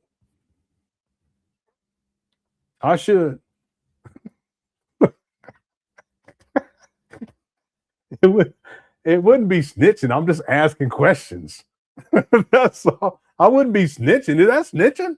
I said, listen, this guy up here said this, that you guys did this, and this, and your mama said this, and then the mama went and got some cupcakes, and then they did it to the inspections. Is this true? That's all I'll be asking. It won't be snitching on him. And maybe it is snitching. I don't know. Okay. Okay, so I looked through 2023 and 2022. The only one I think in 2020. I'm looking at that one next. Okay. Let's continue. I'm backed up on super chats. Let me get caught up on these super chats right quick. Mixer's Mind says Umar has many excuses for the school not being completed. What has he actually completed besides the floors and paint? That's a good question. I don't believe the HVAC is resolved, including cooling, heating, and mold removal. Yeah, you're right about the HVAC for sure. See, the HVAC wouldn't be even if he installed it, it still wouldn't pass inspection because there's all the mold issue. And I'm talking about this, that mold circulates through the HVAC system, mold spores. And then on top of that, the actual ductwork connecting, right, that connects to the actual HVAC unit, that's going to need to be, the mold spores that are in there are going to need to be, there could be mold infestation in there too. Okay, they would have to go in and go look. That's a long process in and of itself. And it's a lot of money to get that done. So the HVAC has not been resolved. Okay, it was never installed. It's not functional to this day. And even if he installed it, if it was fully installed and he turned it on, it wouldn't pass inspection simply because of the mold situation in the first place. They'll do a mold spore count on site, and it'd be a wrap. Umar knows that. As for anything else that he's done besides the floors and paint, well, he did get electrical work done. He didn't get all of it done though, because there were still exposed wires. All that has to be remedied too. Okay, he puts up the ceiling tiles, which covers that up. But when they come to do the inspection, the electrical inspection, they're gonna lift those panels. They're gonna lift it up. And they're gonna look and see what's up there. And they're gonna see all types of wires all over the place. That some wires that are cut, that's not going to pass inspection because all that would have to be cleared out. Because anytime you have electricity running through a building, every single wire has to be accounted for, because if there's any exposed or wires that are exposed or damaged or cut or what have you, it's a fire hazard. But he did get electrical work done. He had painting done. That was done unprofessionally on the inside, on the outside. He repaired some doors. He did repair some doors. He painted some doors too. I'm trying to think, man, that's actually a tough question. What else did Umar actually get completed up there? Anyone have any other things that comes to mind? That's all I can think of right now. The gym floor. Well, he painted in the gym, in the small gym, but that's part of painting. We already addressed that. He got a small HVAC unit connected to the side gym. Yeah, he did. He got roof work done. Okay, and he actually had some roof work done professionally, because there were trucks out there to come do that. I remember that years ago. But then he also had Pookie and Ray Ray up there doing some stuff too. Yeah, he waxed the floor, ceiling tiles. True Afrocentric woman, and shout out to Afrocentric woman. He wiped down some chairs, but that's not really. Well, we trying to give Umar some. He wiped down some chairs with orange glow. He got new toilets. Yeah, he did. He got some new toilets. Yeah, I'm looking for the grass feed. I'm gonna find it before we get up out here, because I ain't seen Big Man in a while. So it's like old times. I'm gonna find it. I'm looking 2021 next. That's all. Yeah, he got a new HVAC unit, but it's not functional. That's all I can think of. I can't think of anything else. He's got the lawn cut a couple of times too. Outside of that, no, I can't think of. It's a great question.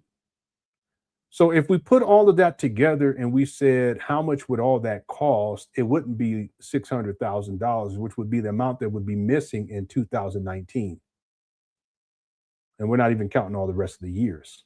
We're counting from 2014 through 2019. There's at least $600,000 missing.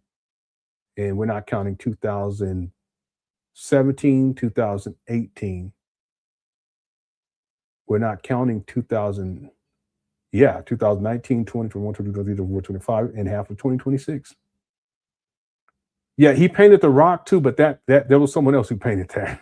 We're really trying to come up with stuff to give Umar the benefit of the doubt, but there's really not much there. You know what we'll do is someone remind. Yeah, he did. He got some locks fixed. That's another thing. All this is really like the electrical work was significant though. We got to give him credit for that. But everything else is really cosmetic.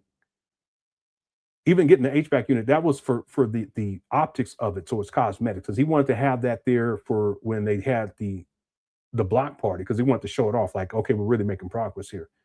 But if someone reminds me, when we get together for the marathon for 4th of July, remind me, we'll put together a list of things that we can come up with that Umar Johnson has done since February 2019 up to these trap bandos. It's a short list. It really is. Yeah. Thank you, Mrs. Monica, for the super chat. Good question too. Really good question. I think we haven't asked that enough, and more people should ask that question. Like, what has he actually completed? Yeah. Good luck if he's the answer. Yeah. Umar, he ain't the answer to nothing. He believe he is. Thanks, Jay Civic. YouTube Defy says Umar Johnson's hands even ashier than. Okay. AI appetite initiated. Don't do that. Appetite initiator device for tuna recipe. Don't bring up the tuna part. Don't bring up the tuna, because that's a whole nother thing from back in the day. Someone had painted graffiti on the back of the back of the school, with the door on the back of the school. It says, I'm not going to repeat what was said, but tuna was in it. Tuna was in what was sprayed on the back. Someone was talking about some tuna. I'm going to leave it right there. Thank you, Big Man. I forget about that. That was a long time ago, but that was wild back then. Thank you for the super chat. Rated R for Robin says he don't want government funding. Nah, he don't want government transparency. Yeah, absolutely. I think that's one of the reasons why he didn't file with the IRS back then in 2015, 16, or 17, because he was raking in crazy amounts of money. See, if he would have filed back then, it would become public record. We can look it up today. And if we were ever to look it up today and put in and then calculate, you take that and then you add that to what we see from 2020, 2021, 2022, 2023, 2024, and then 2025. This guy, he's going to be at least at 2 million. We're not even counting all the other years. And that's just what he's filing with the IRS in 2015, 16, and 17, 20, 21, 22, 23, 24, and 25. And we don't even know if he actually filed with the IRS for 2025 because it hadn't populated, at least the last time I checked. So yeah, if he did file, that would be public record too from 2015, 16, and 17. No, that's in the heyday. He was making a gang of money in those years. Gang of money. But there's no public record of it because Umar didn't file. And see, the amount that he files in 2020 through 2025, I guarantee you, in my opinion, that it's much less than what he actually received in donations. Because Umar, he's a scammer. Right? And no transparency. Absolutely right. Thank you. I read R for Robin. Rich Monster says, I think it's time for some Umar technology, AI videos. I'm not saying I'm the one who's going to do it, but it needs to happen. No, there are quite a few. And Kogo sent me some. A gang of them. Black Morrow sent me some. Dr. Nene. I don't know. I didn't see Dr. Nene in here today, but Dr. Nene sent me some too. I don't play them as much as I probably should. Okay. I like playing Uncle Nancy though. Okay.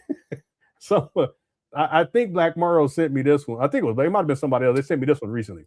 Hey, this is Dr. Umar's chair coming live from Mama's closet. I want to get some things off of my mind. Umar said he wouldn't give up on me until I gave up on him. Well, I'm throwing up the white flag. This man props his big ass down on me every day watching a big back TV. I hate. Hell no. It smells like rotten goat cheese in here. My skin is peeling like crazy. And worse than... Disregard my voice changes. It's how I cope with the pain. At any rate, Lenon, come help me. Please save me. Sell me on Facebook Marketplace or something. I can't help. Okay, I can't remember who sent me that, but that's hilarious. And of course, documented.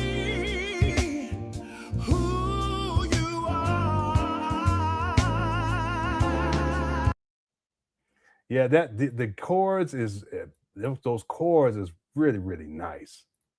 Really nice.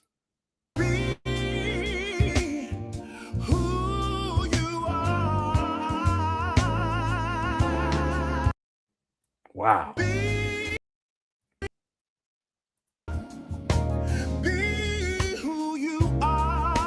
Oh, this is the other one right here.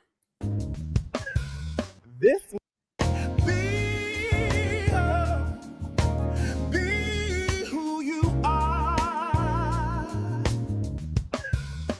message is for you, Big Papa. All right.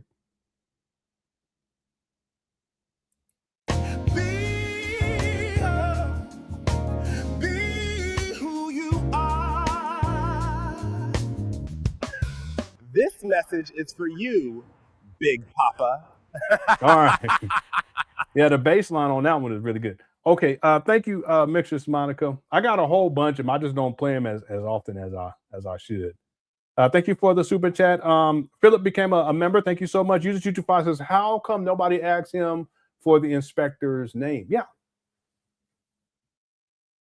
Or the assistant director or the director. I should really go in and take the time to do the research to find these people and send them to them and see what they got to say about it.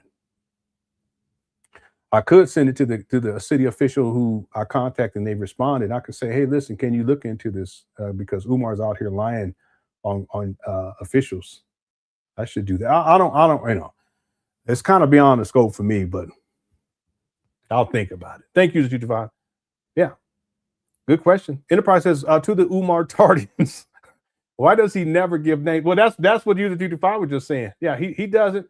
Now, he has given some names in the past, though, because I remember he was mad at the city official it was a woman, a black woman, too, that was in charge of giving permits for block parties. And Umar got mad at her and was putting all of her information out there.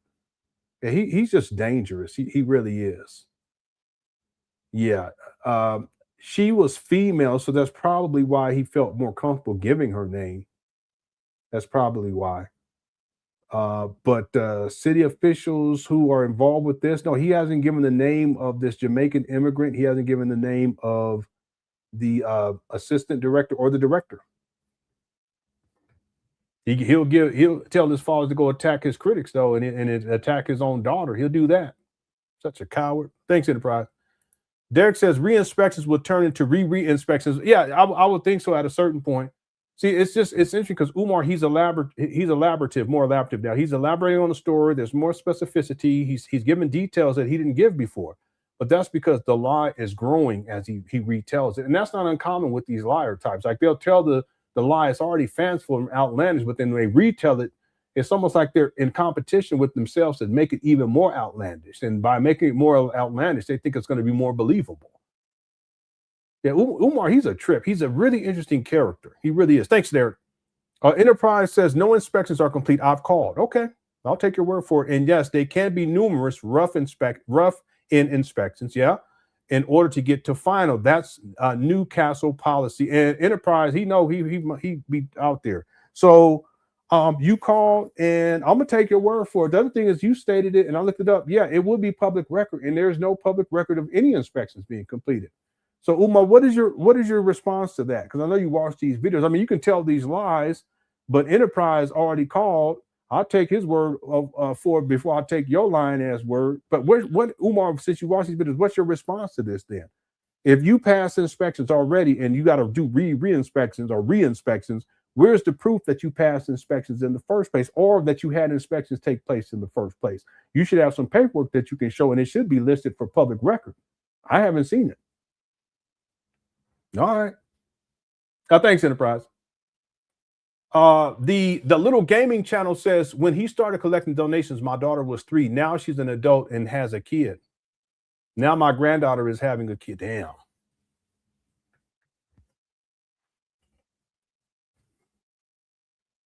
Yeah. Black Dot said 2010.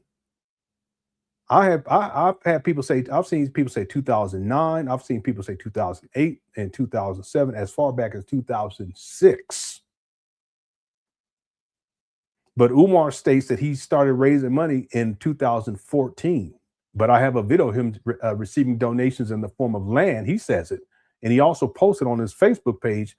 That was back in 2012, which is 2 years after he stated that the school was going to open September 11, 2013. He said that in January of 2010, he was going to begin laying the groundwork. How is he going to begin laying the groundwork if he ain't got no money? He was collecting donations. He's been at this a long time. If you go with 2010, that's 16 years, and not one black child has been educated. Think about it. If a child is 10, they're 26 now. Yeah, I don't understand how Umar could even live like this and just keep going with this for all. That's a long time, 16 years. If we go with when he conceptualized this in 2004, we're talking 22 years. That's a long time, and he's still going with it. All right, thanks, Little Gaming Channel. Mitch Monster also says, notice how comfortable with blaming black folks. Yeah. And it's black people, right? You guys notice that? The black contractors, the black lawyer at first, it was the white lawyer after that. The black electricians, the black plumber. Now it's the black officials in Wilmington. It was black officials last year too. They were trying to steal the school from him, as he stated. See this? But now it's the black Jamaican immigrant that is holding up the process, trying to sabotage, plus the black assistant director and the black director too. Umar hates black people. Umar talks more shit about black people than he does about white people. And he talks a lot of shit about white people too. But he all this white supremacy, this and white supremacy, they holding us back and they're doing this and they got us enslaved. They got us shackled on the ship. They have me in the bottom of the ship. Shut your ass up. You ain't at the bottom of no ship. Stop it. Your ass probably ain't never been on no ship in the first place. No, they had me in the slave ship. I'm still on it today. I say, well, you're not. No, you're not. Let me change this battery out.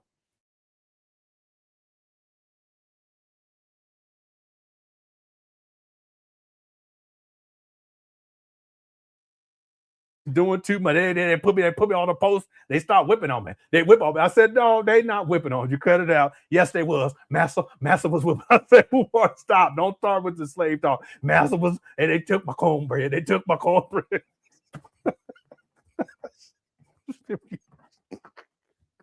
They work me hard. They work me hard. I said, Umar, don't do that. It's not that serious. That's not what happened.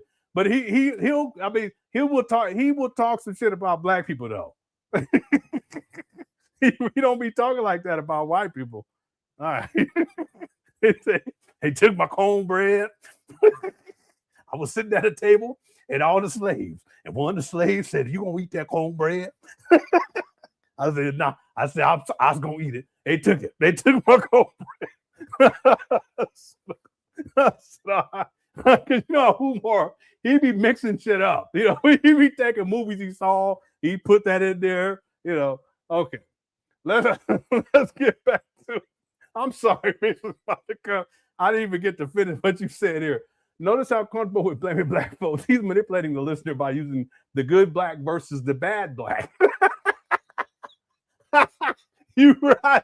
You absolutely right. He doesn't take responsibility. He never does. He creates a dichotomy. It's the good blacks versus the bad blacks. And they work me hard. They still from the school. The black electricians. They didn't have electricians back in slavery, Umar. Yes, they did. Okay. Thanks, Mrs. Monica. I'm sorry, I went off a little bit. Nia says the alien in the UFO was trying to. Then the alien came and punched me in my face. He took they wouldn't let me pass the inspection because they punched me in my nose. I said, Umar, stop. Because he mixed everything up. Okay, thanks, Nia. He's FDMG start. I was in FDMG start. I was in middle school. Now I'm 20. Yeah. I mean, people really think about it. Let's go with Umar made the announcement in 2010 to the schools were open 2013. 2010. That's 16 years ago. Where were you 16 years ago? You know what I'm saying? And then here we are 16 years later, and not one black child has been educated. That's crazy. And he's still asking for money. They're coming up with all types of fanciful stories. All right. You the good black or nah? If you're a good black, hit the one. If you're a bad black, hit the two. Okay. Thank you for all the super chat. Carlos Ortega says, has anyone ever sent the city a FOIA request to force answers in documents? So you're talking about Freedom of Information Act. The request should be broadly worded to get all responsive documents. No, to my knowledge, no one has done. So, but the thing though, Carlos, is Umar's not registered as a school in Wilmington. Okay. Now he has tax exempt status with the IRS. But if you look at what he puts on his paperwork, he doesn't say that he's operating a school. You guys notice that? Anyone who's looked at his IRS filings, that's not what he's saying there. He's saying that he's supposed to be doing community outreach and events and something to that effect for the disadvantaged community. He doesn't specifically say a school, but he is registered with the IRS as a nonprofit. He did say that he is incorporated in Wilmington, Delaware. He was also incorporated in Philly. Okay. But what paperwork would the city have, though? I mean, outside of, let's say, well, I have those documents. Let's say for 2019 and 2020, the taxes that were due on those products, he didn't have tax exempt status, so he had to pay taxes. His donors had to pay taxes on these trap banners for 2 years. It was altogether it was over $160,000 wasted. I think it was $160,000. But what documents would they have, though? I guess they would have documents dealing with permits, for work that was done. Yeah, that's all I could really think of. That's all I can think of. But I can pull that information up on the website. You know, really, Carlos, the true documentation that would really sink Umar would simply be with dealing with the money. And that's where the IRS would have to be involved, because Umar's using his nonprofit to collect money that's not being taxed, and most of it he's spending on himself. And the IRS could simply, again, subpoena his bank records for FDMG, his personal bank records, his mama's bank records, and that would also include his PayPal, CashApp, his GoFundMe, you know, et cetera, et cetera, et cetera. And they'll realize very quickly. I mean, they would realize once they have all of the documents subpoenaed, they can look at it. I would figure that within a day, they'll know that this guy is scamming. And then that's when the shit would really hit the fan for Umar. But I don't think that the city would really have anything, though. Anything that can't be found in the public domain we can find online. I don't think that they would, because it's not as if he's working with the city. He's not. There's no transparency with the city. He's not even paying bills. Well, you know, Carlos, maybe that could be something, though, too. Anything dealing with Umar not paying bills, and then the city making the decision to opt into doing a sheriff sale last year in 2025 to sell these buildings. That would probably be part of that. But I don't think it would be anything really, really significant, because it's the money is the most important thing. That's why I think the IRS would be the most important route to take.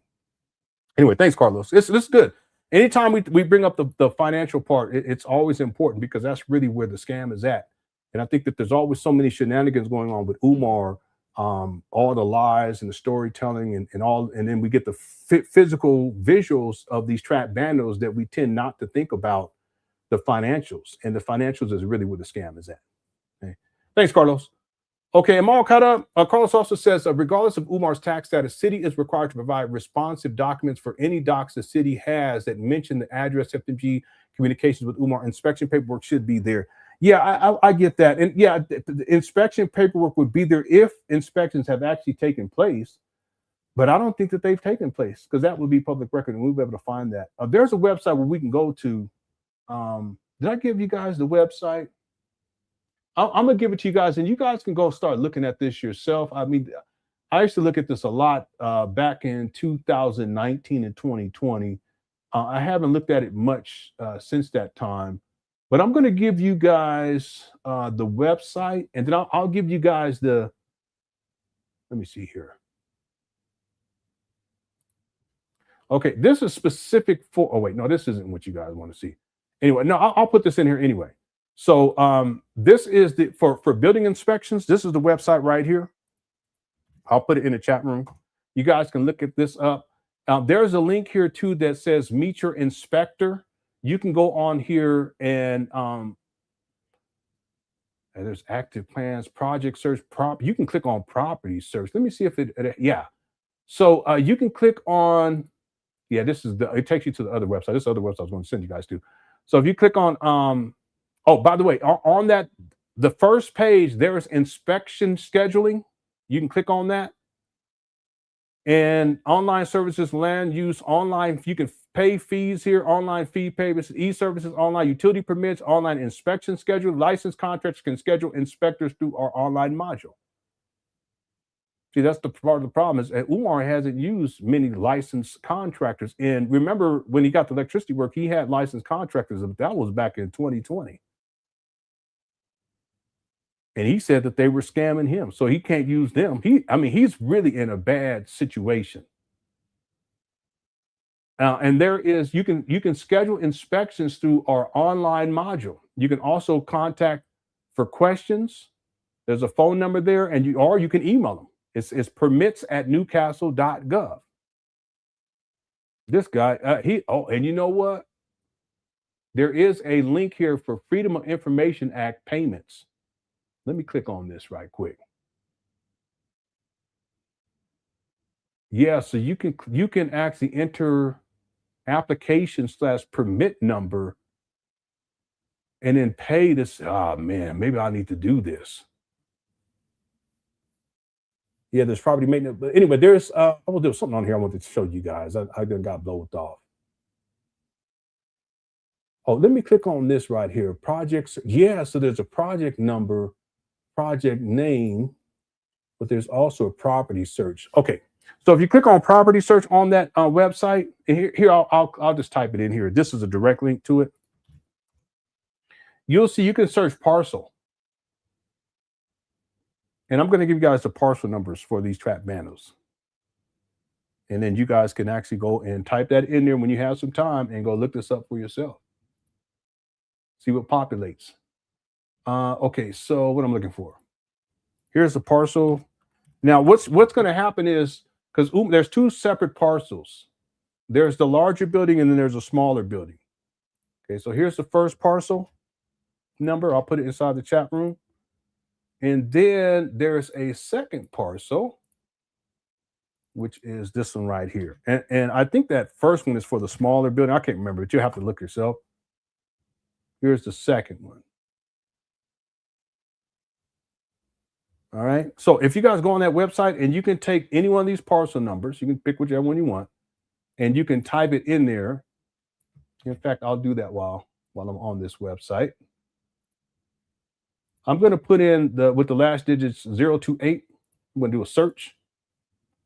And okay, Douglas, Frederick, and Garvey Marcus, that's the current owner. I'm going to click on details. And on here, it'll show you guys a map. It'll show tax and sewer bills, elevator certifications, there's no elevators, code violations, reassessment facts and revisited tax billing, recent sales, tax and sewer only, construction violation details, code enforcement, and property characteristics. Yeah, but this isn't what I'm looking for. There's another.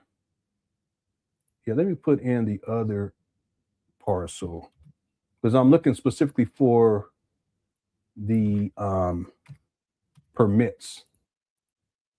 I'm thinking this is the right. Let me see here. Maybe it's just this other one. Tax and sewer, recent sales, construction. No, it's not showing it. Yeah, maybe it's on a different website. This may be services, sewer bills. Yeah, let me try this. Give me 1 second.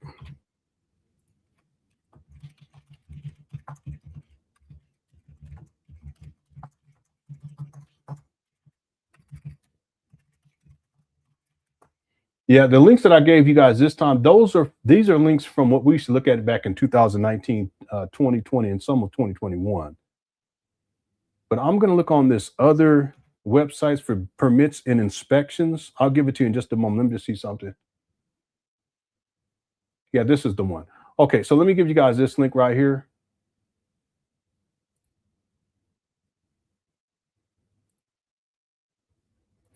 All right, if you go to this link, and then you type in one of the parcel numbers, and you can type it in. It'll say there's a street. You can put the street name in there too, but parcel ID. You can type one of those in there and see what populates because it'll show you what permits have been pulled. So I'm going to go with parcel. I'm going to go with the 028. Let me click on this. And then it'll list different ones because it's been under different ownership. We're going to look for Douglas, Frederick, and Marcus Garvey. So there's a permit. The fee was $36 and it was withdrawn. Let me click on that one. Yeah, what I'll do is we'll come back to this for the live streams for the a building permit issued, permit number 2020-2248. Total fee is $36. Balance due was $36. And let's see, details. Let's see if there's any other details on here. Yeah, when we do our marathon, we can pull this up and I'll actually pull up the website. We can take a look. Okay, it says issued building permits, building level 0. This was issued July 22nd of 2020. And then the expiration was September 5th of 2021. The contractor was Dependable Construction of Delaware. Contractor ID was 65277. I can look all this up too. Okay, so it says building permit craft fee item. It says the amount was 0. And then building permit fee, it says EST-CST, $3,000. And then the balance due was $36. That's all it shows here.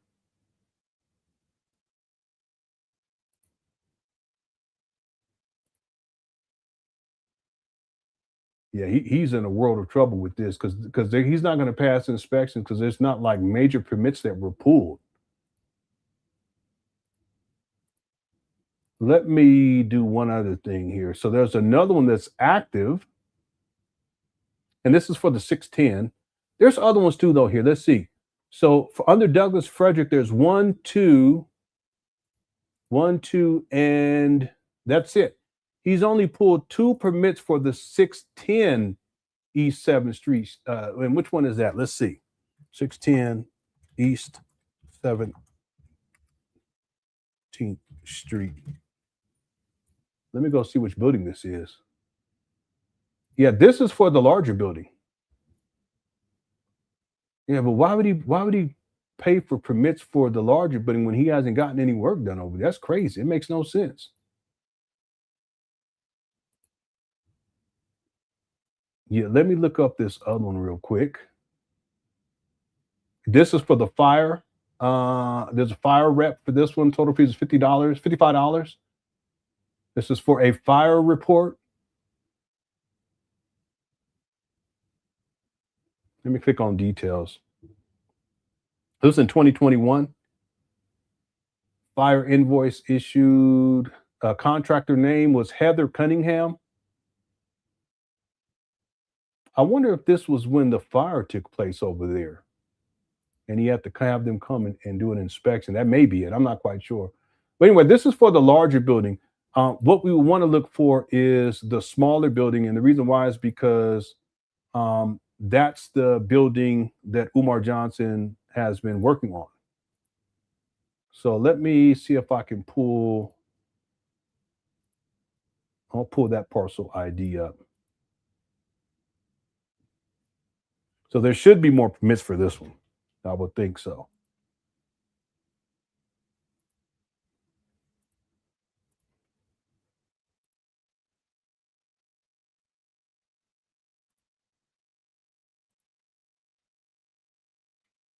Okay, I'm gonna try the other parcel with the 027 at the end.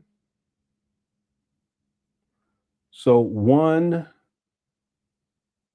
Douglas Frederick, Margaret Douglas Frederick. So 1, 2, 3, 4, 5, 6, 7, 8, 9, 10. There's 10, at least 10, 11, 12, 13, 14. So there's 14 different ones on here.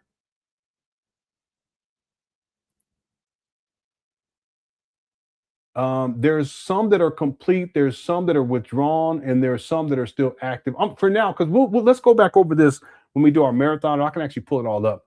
So the one that's active right now is permit number 20210288. The total fee was $150, and it says plan riff. So I'm thinking it's plan revision. Let me click on details, then we'll get back to it.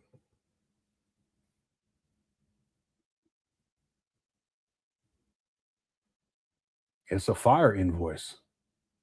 It was issued February 5th of 2021 and it expired in 2023. Yeah, he's going to have serious problems. Contractor name Premium Fire and Security. Plan review fee, $1,175. But this expired in 2023. Yeah, he's going to have a real difficult time with this. Because the thing is that if you had permits that were pulled and inspections associated with these permits back in this was issued in 2021, you're going to have it's 2026. Anyway, yeah, we're going to revisit this. I'll pull all this up during the marathon, and we'll dig deeper into this. I haven't looked at this stuff in years, but he has some permits pulled. Some of them are active. Some of them expired. I would think that most of them expired by now. But we'll get deeper in it, and then we can archive it. Okay, so we'll know exactly what's going on. Yeah, he's in a world of trouble because the first thing that they're going to do for inspections, they're going to pull permits, and stuff has to. Because someone had mentioned earlier, okay, that even if you get something to pass, like the permits, you pull permits to have work done. That work is done. You have someone inspect. They're going to look at that.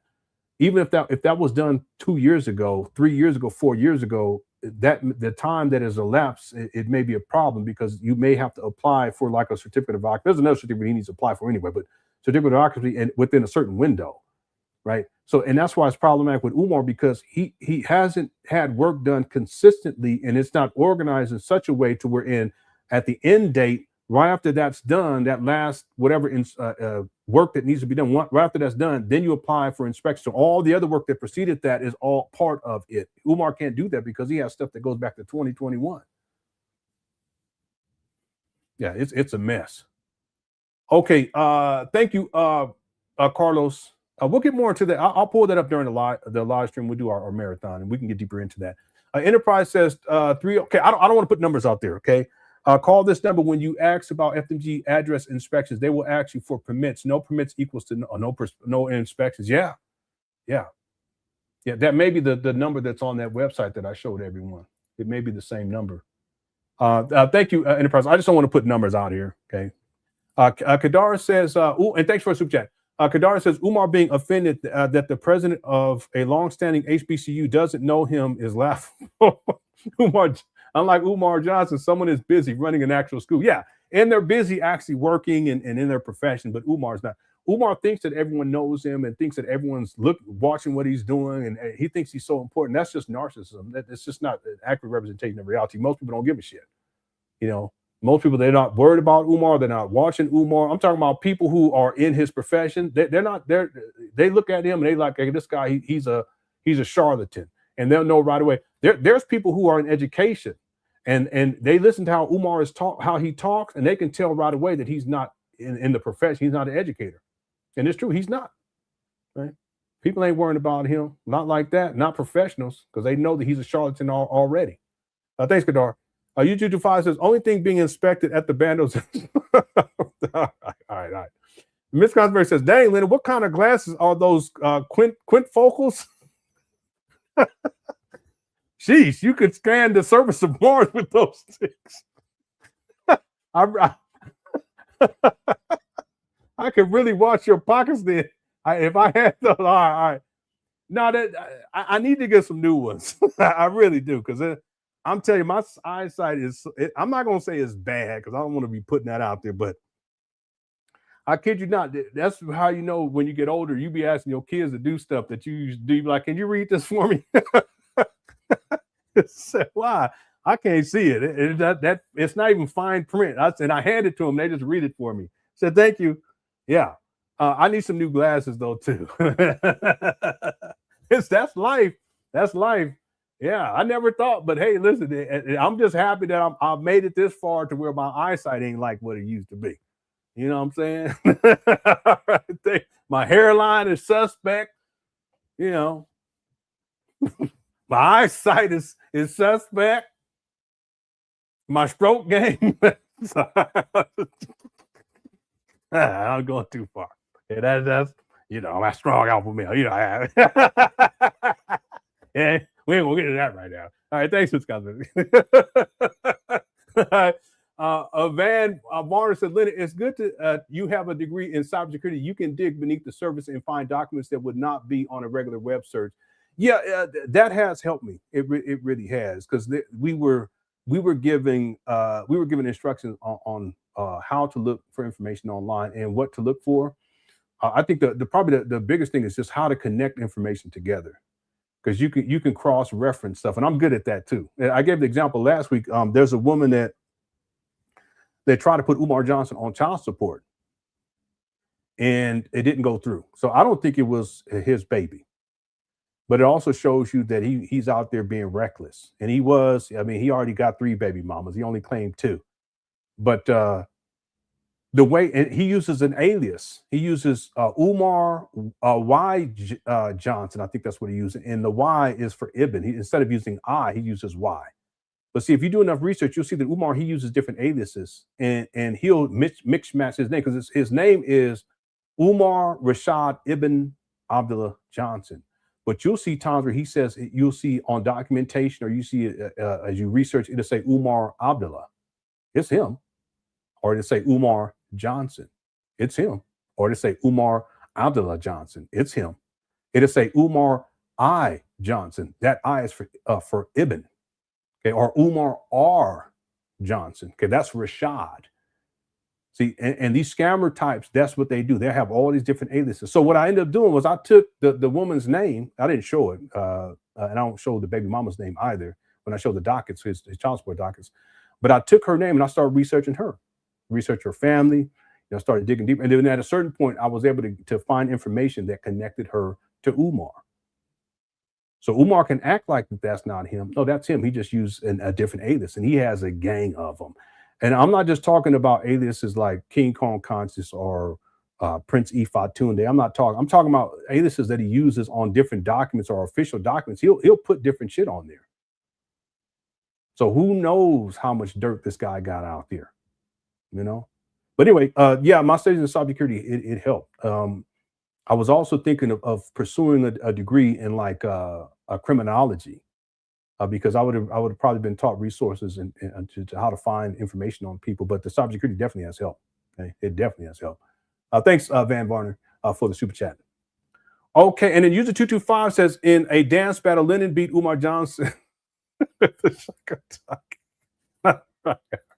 All right. That's not gonna, we're not gonna, that sounds a little P. Diddy-ish, but we're gonna leave it right there. Okay. Let's get back to the main video. I'm gonna find this other video. Big man probably left by now, but I'm gonna find this video. Here we go. Let's get back to that other one. Here we go. HVAC already inspected and passed by your office. They're saying we have to do it again. That came from the building inspector without a reason. Boy, he's really coming up with, I gotta go back because he's just expanded on the story at this point. That came from the building inspector without a reason. Let me go back. By 3 black college and or CBCU for contemporary, because we got problems now that we didn't have when the HBCUs was founded. There's technologies available to us now that wasn't available when HBCUs were founded. So I think it's time for a new model. FDMG is ready. Yes, sir. You just recently finished. Congratulations on that, by the way. That's a gift to the African world. But we're still fighting. Yeah, see, Umar doesn't even let him ask his question because Umar wants to get this fake lie out there and get ahead of it. Because the city of Wilmington has yet to give us our final building inspection, because the inspector for our district, the building inspector, who is of Jamaican ancestry, shout out to my Jamaican family who I love and respect, he's not a Dr. Umar supporter. And he's intentionally sabotaging the final building inspection. And unfortunately, he's being supported by his boss, the deputy of that department, the deputy director, who's a black woman, and the director, who's a black man. So we are being held up and sabotaged by 3 black people. That's why we're not decorating the school presently. All skin folk ain't kinfolk. So we might have to get an attorney and sue.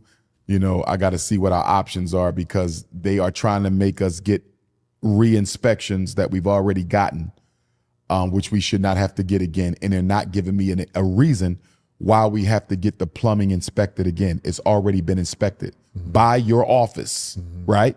HVAC already inspected and passed by your office. They're saying we have to do it again. That came from the building inspector without a reason, just to try to sabotage us. Yeah. I pray you get past that, because that's something that we need. Well, he always saying sabotage. That's something we need. And I was going to ask you, do you see FDMG one day evolving into one of the contemporary black college universities that we need of the future? I would definitely like to create, once we have our K-12 model solidified, I would like to create an FDMG community college first. Man, this guy. And then expand into a 4-year college second. This guy, what in the world? I definitely want to get into university education. Yeah, and it is a shame that we don't really have too many people who are trying to create modern colleges and universities for our people. And it goes back to what I said.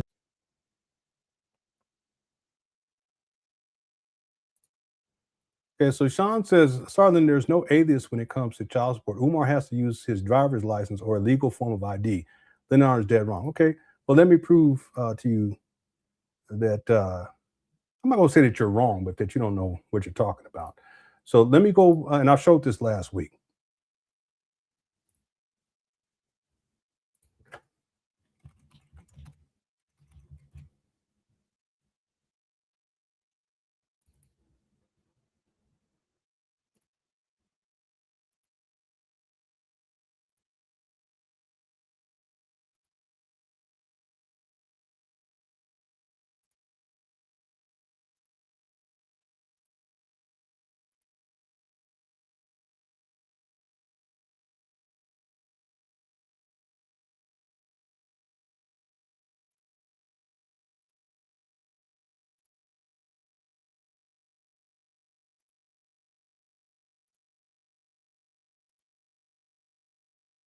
Okay. So here's, Umar, he's acknowledged this baby mama right here. If you look right here, it says Umar R. Abdullah Johnson. Okay.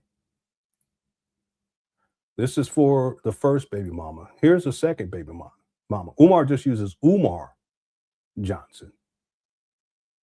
Okay. This is a second baby mama. When she went through human services, she hired a lawyer, and Umar acknowledges this one too. But no, wait, no, Umar doesn't acknowledge this one. This one he uses Umar Johnson. Okay, so you have Umar R. Abdullah Johnson, you have Umar Johnson, and you have this is the same person, but they're going through a lawyer, Umar Johnson, and then here is the third baby mama, Umar A. Johnson. And the A is for Abdullah.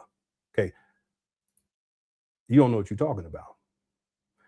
The thing is that Umar, he uses different variants on official documentation. In fact, I can pull up Umar Johnson's first eviction process that started in 2010, and he used a particular name on that. I can pull up the one from 2019. I'm not sure if he uses a different name, but it will be different than what I showed from the child support docket. These aren't official documents. I can also pull up Umar Johnson's degrees. Let's do that. Let me show y'all. Okay, but anyway, I just showed you guys specifically for child support. Okay. I've already, and I can rest my case on that. But let me show you guys something else.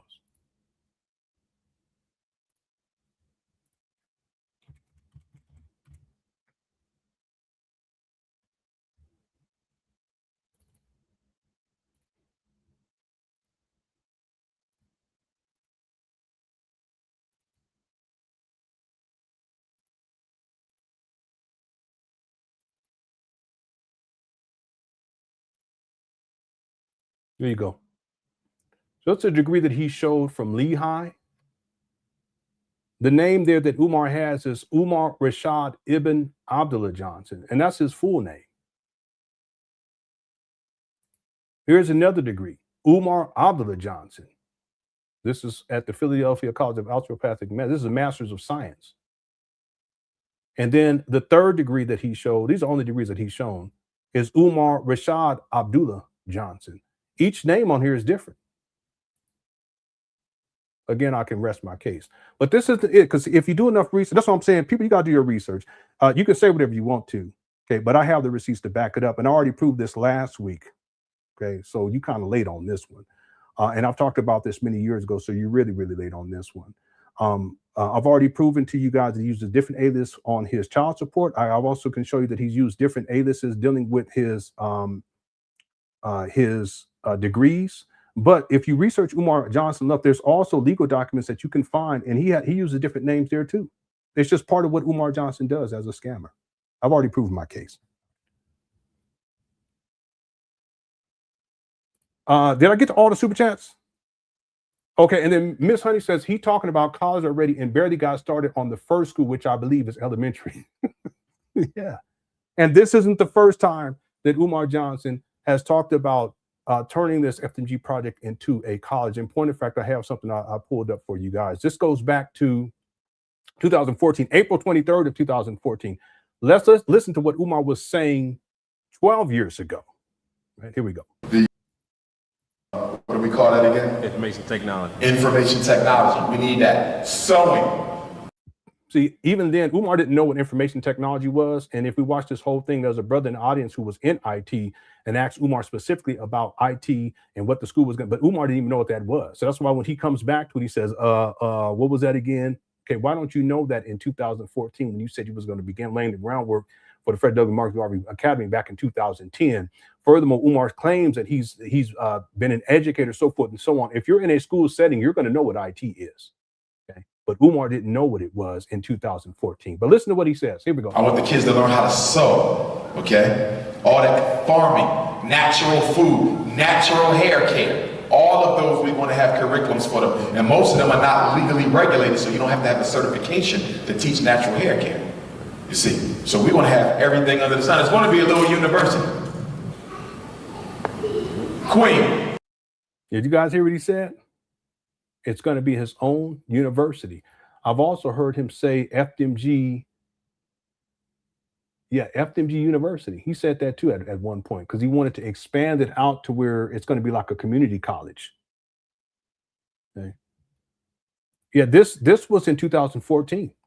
He was talking like this. Yeah. Yeah, you're right. Hair is certified, but hey, Umar gonna say whatever you can. Somebody said, I looked up Umar's name on Google. It says his real name is Umar living in his mama closet. Okay. Okay, let's get back to this main video. And there's not much more on this the main video. Okay, and then let me actually take these down here. Just so I can clear up this so we can start wrapping this up. Thank you guys so much. We still got about 1,000 people in the building. Thank you so much for tuning on in. The poll question is, how long will the certificate of occupancy saga last? 11% said 3 months, 9% said 6 months, 15% said 1 year, and 65% said more than a year. Okay, I'm going to go ahead and close that poll out now. Thank you guys so much. We're at 562 likes. Let's go for 600 before we get up out of here. We got a chance to do it. Okay, let's get back to the main video. Here we go. About Black people not desiring our own infrastructure. We're the only people who don't he's going to start talking shit about Black people. Watch. Desire to have our own. Our own is not something that Black people care much about. Right. It comes from this radical. Okay, Umar, where is your own job? Where is your own money? Where is your own home? Where is your own car? Okay, where is your own wife? Where is your own children? That makes sense. Huh?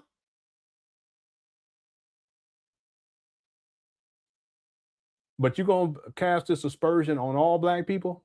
Black people ain't shit? All right, let's keep going. Colorblind mentality. It comes from this radical, dysfunctional, religious mania that we practice, where God don't see color and God loves everybody. And that's all fine if God loves everybody, but everybody don't love Black people. And that's the part that we're missing. Yeah, but Umar, you don't love Black people. We're the only group in America who does not desire to have its own. And even when we have the opportunity to partake in our own, we still rather go to a non-Black establishment, right? In Atlanta, with all the Black restaurants, you still got Black people who would rather go eat at a white restaurant. You still got Black students who would rather go to one of the white universities. Umar, you eat at white restaurants. Umar, you went to all white universities and you spent 20 years in those white institutions. So what are you talking about?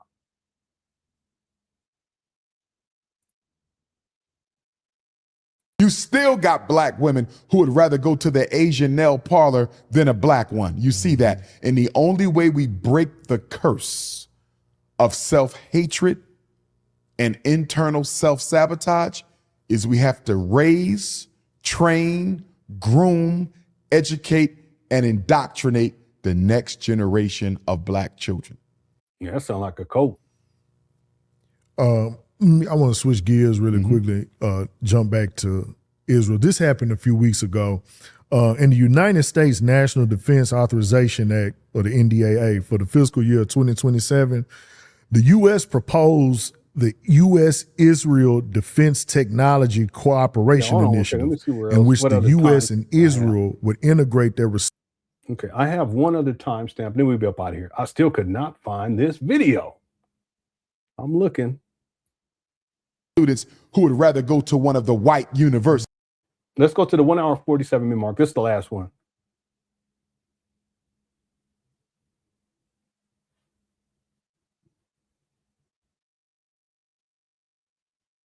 All right, here we go. Racism first, capitalism second. Dr. Umar, I appreciate you today, my brother. I appreciate that good information. I don't think anywhere else in the world you're gonna get this type of information, this, contemporary like this. Sir. So I appreciate you, brother. I appreciate all my viewers for tuning back in. Black Top 5 is back. We had to kick it back off with the Prince. Dr. Umar, what do we do to support FDMG? Make sure you hit your PayPal, paypal.me/Dr. Umar, DRUMAR, scratch. PayPal.me/FDMG Academy. Umar, funny. We're almost done. I can't believe. Does anyone please help a brother out? Do you know what video that was where Umar was high and he crashed out, was laying in the grass? I was trying to find it, and I've looked in these folders, and I'm in 2021. I still don't see it. Was it in 2020? I thought I pulled it up like 2 weeks ago because Big Man had brought up. I wanted to bring it up for Big Man. If anyone knows, please type it in the chat room. I don't see it in 2021. I'll go to 2022. Here we go. What am I doing? PayPal.me/FDMG Academy. No. It wasn't the time where he poured water on himself. Yeah, but people remember it was really weird. It really was. Yeah. Follow me on my Patreon. Yeah, I looked in the recents folders too, and I didn't see it in there because I had pulled it up. And normally I'll put them in my recent folder so I can easily find them when we do our live streams. Join the Dr. Umar online book club, patreon.com/DRUMAR. Okay, you say North Carolina. Yeah, people said North Carolina. Patreon.com/DRUMAR. Mail your check or money orders payable to FDMG Academy, P.O. Box 9634, Wilmington, Delaware, 19809. Right now, the Black Book Club, we're reading none other than Race First by Tony Martin, The Ideological and Organizational Struggles of Marcus Garvey in the UN. Dang, they've been on that for a couple of months. I think we're up to chapter 4 right now, and no book could be. That's not working there because they've been at that for about 2 months. They on chapter 4. Damn, you guys, you got to get it together. Someone said February 26th of 2021. Yeah, he said chapter 4. That's what he said. Man, is that the video you're talking about that I was referencing? So you're saying February 26th of 2021. Okay, I'll look in that folder. I was just looking in that folder. I didn't see it. Yeah, what's up, Jimmy? Yeah, he's at chapter 4. Okay. Yeah, I don't think there's a lot of people. Is there anyone, real slow readers, is there anyone who in the book club that's here? How many people are in his book club? Can you tell us? Yeah, I know it's 2026. I don't know. That book was published in 1976. All right. How's it going, ML LaCour? I'm sorry, CM LaCour. Okay, let's finish this up. More timely, because everything we're going through in Black America, Mr. Garvey and the other Pan-Africanists before Mr. Garvey predicted it before now. So join the online book club. You can also join my Patreon for free as well.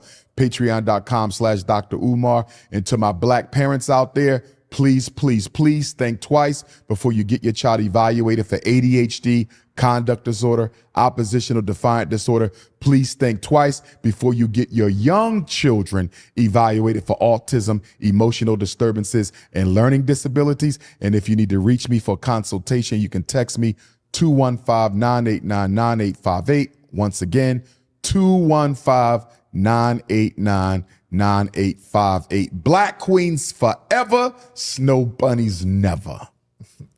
Black Top 5. Umar, he's funny with these little hand gestures. On my Patreon for free as well. Patreon.com/Dr. Umar. And to my Black parents out there, please, please, please think twice before you get your child evaluated for ADHD, conduct disorder, oppositional defiant disorder. Please think twice before you get your young children evaluated for autism, emotional disturbances, and learning disabilities. And if you need to reach me for consultation, you can text me 215-989-9858. Once again, 215-989-9858. Black queens forever, snow bunnies never. He's so silly. Okay, thank you guys so much for tuning on. We'll change it to Umar Rashad Ibn Abdullah. Abdullah 225. Okay. And it's Umar Rashad Ibn Abdullah Johnson. Okay. Thank you guys so much for tuning on in. I hope you guys enjoyed the show. If you did enjoy the show, make sure you hit that like button. And I apologize. I could not find that, and I'm still looking for it right now. But I'm going to find it between now and tomorrow. Okay, because Big Man had brought it up. And Big Man is really important because he's the one who really got the comedic aspect going on my YouTube page. And it hasn't been the same since. And it's filtered into my everyday life, too. Just being, more upbeat and jovial and goofy, laugh and joke and stuff. So shout out to Big Man.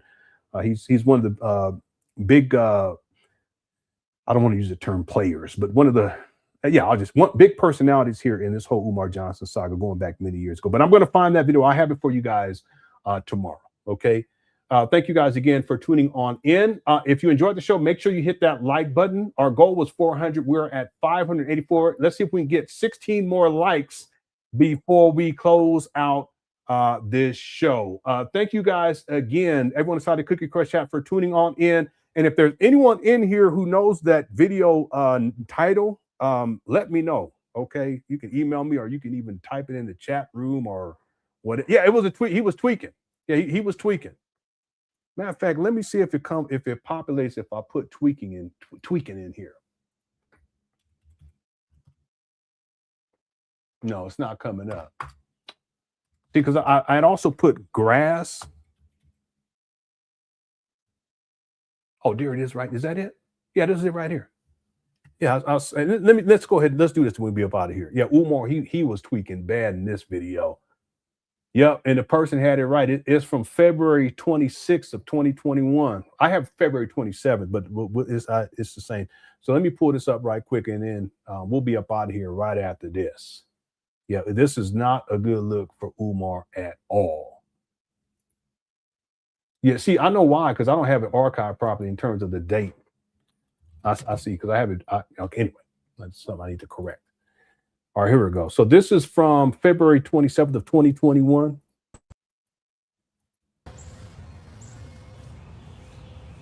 Yeah, he was high as a kite in this video. Messiah Garvey, greatest black leader in modern times. It's not even close. He said just the American territories and colonies in the South Pacific currently accepting invitations for the Black Parent Boot Camp. I am currently, do we have a black years? I'm just feeling historically black colleges and universities, brothers and sisters. This is the Prince of Pan Africanism. I am currently accepting invitations for the Black Parent Boot Camp. I am currently accepting invitations for the Black Parent Advocate book release. Boot camp location has to seat minimum, not maximum. We don't have a maximum. We only have a minimum. Must be able to seat minimum 50 African parents with tables and chairs, socially distanced. If you're not African, that's all right with me, brother. Just make sure when the Frederick Douglass Marcus Garvey Academy opens up, you keep your eye from Africa ass as far away from our African campus. That's all, brother.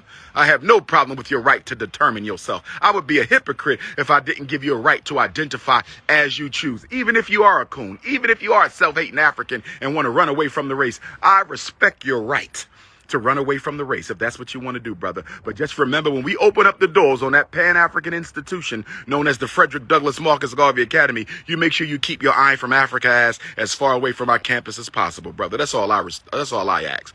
I'm going to respect you. You're going to respect me. It's the Prince. I'm in Jackson. I'm feeling good. See? I should lay down on the ground. I feel so good. I want to lay down on the ground, brothers and sisters. I think I'm going to lay down on the ground one time. Yeah, see, he's tweaking. That's all this is. He probably got a hold of some of that bad stuff, and he's feeling weird. Look what he does. I just got to lay down one time. I'm just feeling good. Mother Nature, Orisha O'Neal, I'm just feeling good right now. I'm just feeling good in Jackson, Mississippi.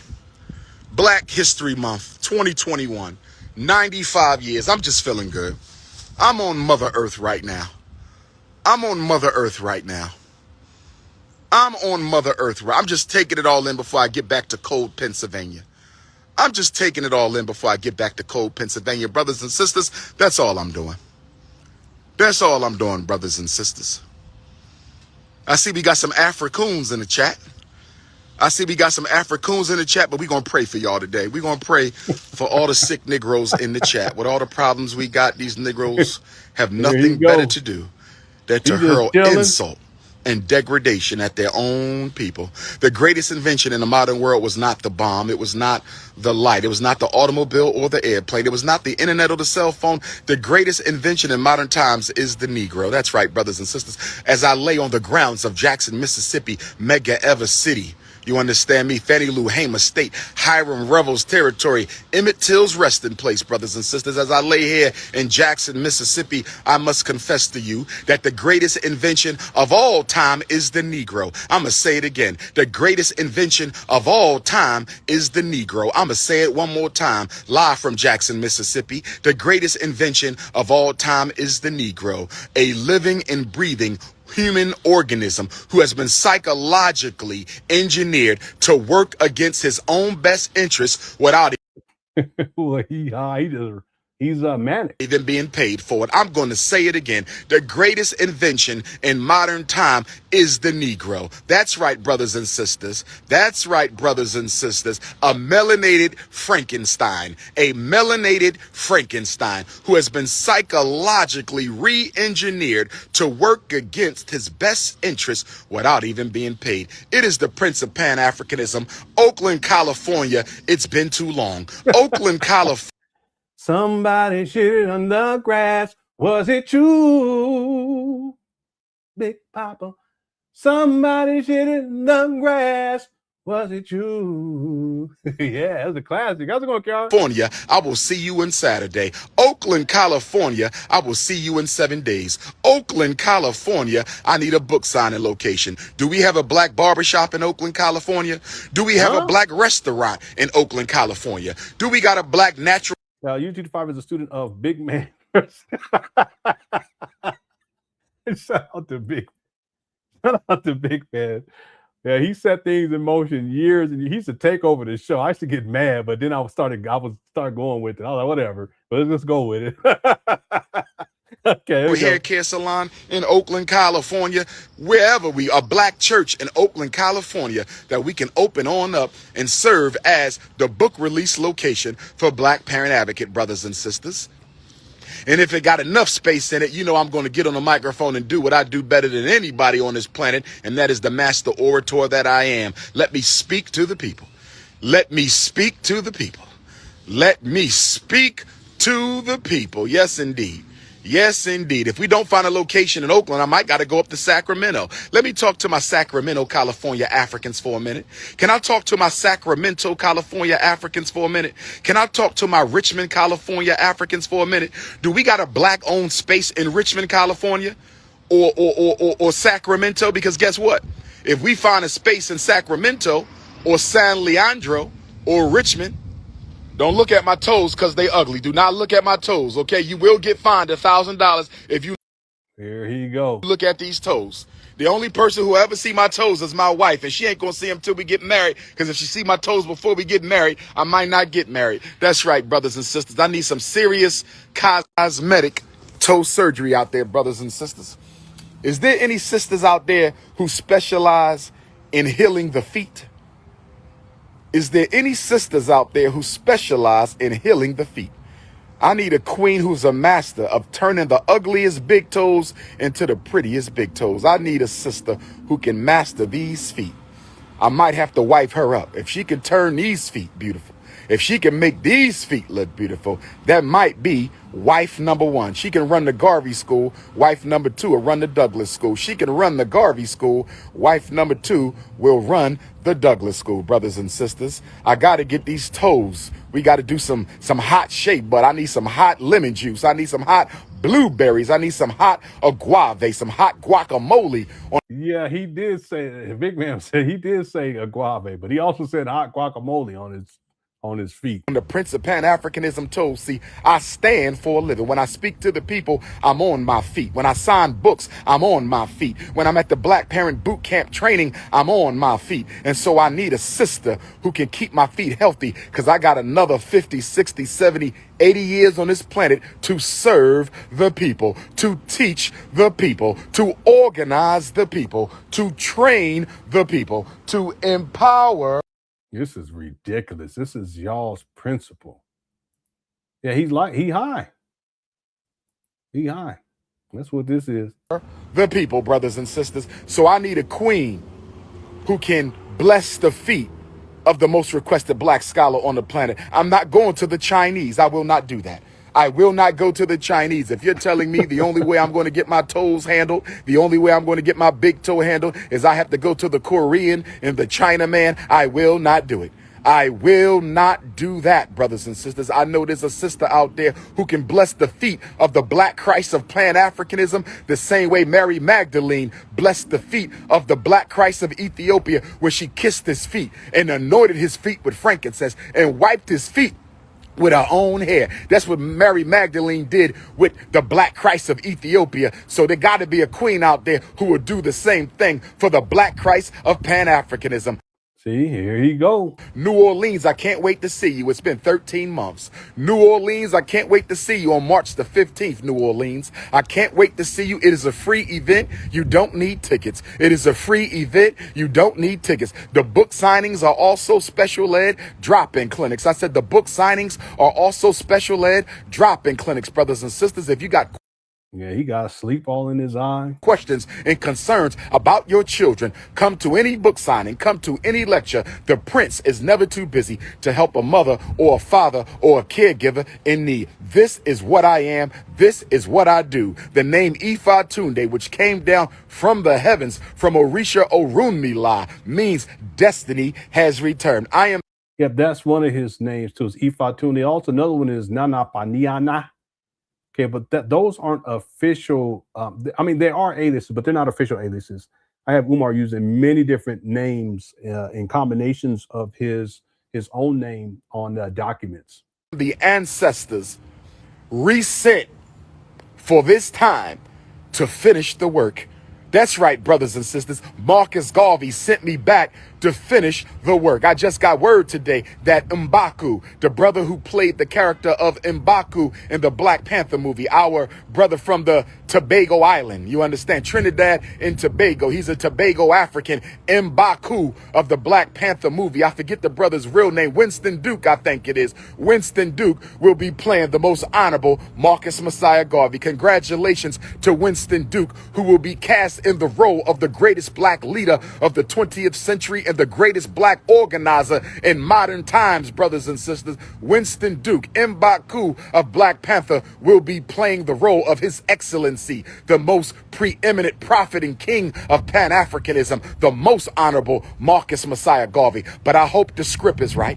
I hope the script is right. Whoever is producing the Garvey movement, the Garvey movie, need to have a conversation with the Prince. If you are producing the movie on the most honorable Marcus Messiah Garvey, the preeminent prophet and king of Pan-Africanism, you better have a conversation with me, because if you mess up Marcus Garvey's movie, if you mess up Mr. Garvey's story, if you distort the truth of the greatest black organizer in modern history, we gonna have a problem.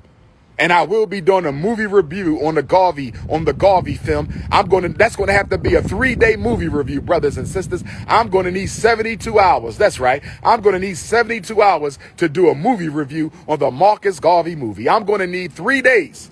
3 days, brothers and sisters. Jesus said in 3 days I will rise again, brothers and sisters. Here he goes. I'm gonna need 3 days to do a movie review on the most honorable Marcus Messiah Garvey's biopic. Oh, I feel so good.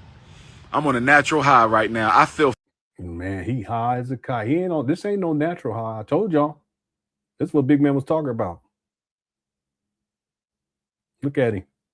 This is y'all principle. Fannie Lou Hamer. I feel Emmett Till. Here I feel goes. Hiram Rebels. I feel Medgar Evers. I feel all the ancestors who fought in the Civil War. I feel the ancestors who caught the Mississippi burnings and the lynchings and who had to stand toe to Oh, stop. You ain't. Toe with the Klan and the White Knights. I can feel them all, brothers and sisters. I can. No, you just hide with your patchy beard. Feel all the Civil War ancestors. I'm loving his heat. That means Leo season is coming. That means Leo season is coming. That means Leo season is coming. Let me see. March the 1st. March to April. April to May. May to June. June to July. We got 5 months until Black August. I said we got 5 months until Black August. We got 4.5 months until Leo season. But we got 5 months until Black August. I must confess that being born in Black August is the greatest month of all time. Being born in Black August is the greatest month of all time. Did you know that Fred Hampton, although not a Leo, was born in Black August? Kobe Bryant, although not a Leo, there you go, was born in Black August. Michael Jackson and Whitney Houston, although not Leos, was born in Black August. But then you got your Leos in August, like Dr. Edward Wildman Blyden, the greatest and most preeminent black scholar of his time. The most honorable Marcus Messiah Garvey was a Leo, brothers and sisters. His Majesty, Emperor. Jason Momoa was born in August. Charlize Theron was born in August. Halle Berry, Mila Kunis, if that's how you say her name, I don't know. Jennifer Lawrence, Ben Affleck, Madonna. There you go. There you go, Umar. Cameron Diaz, other people, Robert De Niro. So congratulations, Umar. Some people in the chat room were born in August. Ali Selassie I, Emperor Menelik II, who defeated the Italians. Barack Obama was of Leo and Black August. And of course, you got the Prince of Pan Africanism, Dr. Ifa Tunde Oguntade, brothers and sisters. Kiara was like, "No, don't put me in that. I was born in February." Was Dusty Rhodes? Dusty Rhodes wasn't born in, was he? Yeah. Pee Wee Herman, cut it out. Y'all just throwing anything in there, so cut it out. Cut it out. Black August, I'm sorry, brothers. I know we got Black January, we got Black February, we got Black March and Black April and Black May. We got Black June and Black July, and we got Black September and Black October and Black November and Black December. But I must confess to you that the greatest of the months, and I salute all of them, brothers and sisters. I'm just having a little fun here. Don't get upset. Don't stop donating to the Frederick Douglass Marcus Garvey Academy because I said Black August is the greatest of months. Okay, Billy Bob Thornton also. Don't you dare stop donating my Virgos and my Capricorns and my Sagittariuses and my Aquariuses. Don't you dare stop donating to the Frederick Douglass Marcus Garvey Academy. Black August is the truth. I don't need a haircut. Antonio Banderas was born August. Brother, I look better than you on my worst day, brother. I don't need a haircut. I look better than you on my worst day, brother. 6'3", Philly beard. Trust me, your lady would rather be with me than be with you. But I want to stay focused today because it's consciousness over cookies. It is consciousness over cookies. Do you understand? It is consciousness over cookies. Hit the Cash App, $FDMG School. Hit the Cash App, $FDMG School. And my freaky Scorpio sisters, I love you too. My freaky Scorpio. There you go. I love you too. I'm just kidding. I don't know if you're freaky or not, but that's what they say in Zodiac world. And to my Scorpio brothers, throw a fist up to you as well. Strong alpha males, brothers and sisters. Hit the Cash App, $FDMG School. Hit the Cash App, $FDMG School. You said I need one of my wives to be a Scorpio. But you know what? That wouldn't be a bad thing. Not for the sex, but because Scorpio is ruled by Orisha Oya, the revolutionary female power that governs the universe, that travels with the ancestors. She's the leader of the Agun society. She is the mother of financial success, and she is the mother of success in the marketplace. So I could use a Scorpio queen because she's going to bring that revolutionary ancestral power, brothers and sisters. But hit the Cash App, $FDMG School. Hit the Cash App, $FDMG School. But if I go off my own personal history, I would say it was the Virgo women. The best relationships I had in my life was Virgo women. Yes. All right, he's just going to keep going. I mean, if you guys want to watch this whole thing for the marathon, just remind me. Okay, goodness, this guy, he was high as a kite. He just kept going.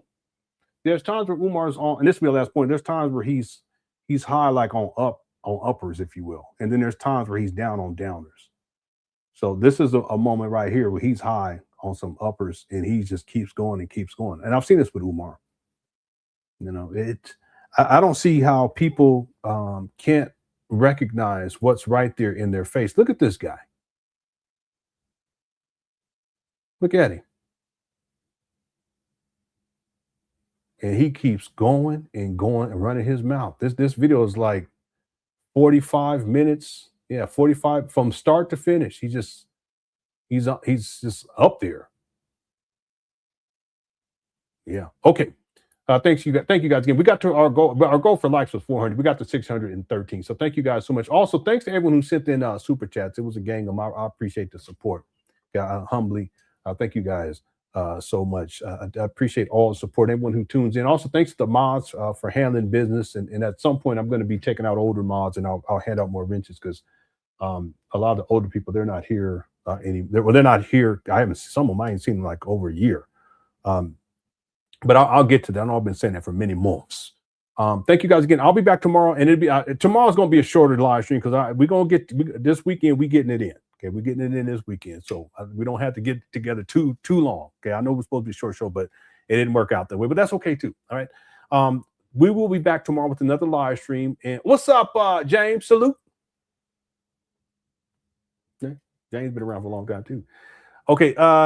We'll be back tomorrow with another live stream. Everyone, thank you guys. Thanks to the Mouse family. Everyone on the side, quick, I think we're going to hit that like button as well. And as we always do, with my message, FDMG.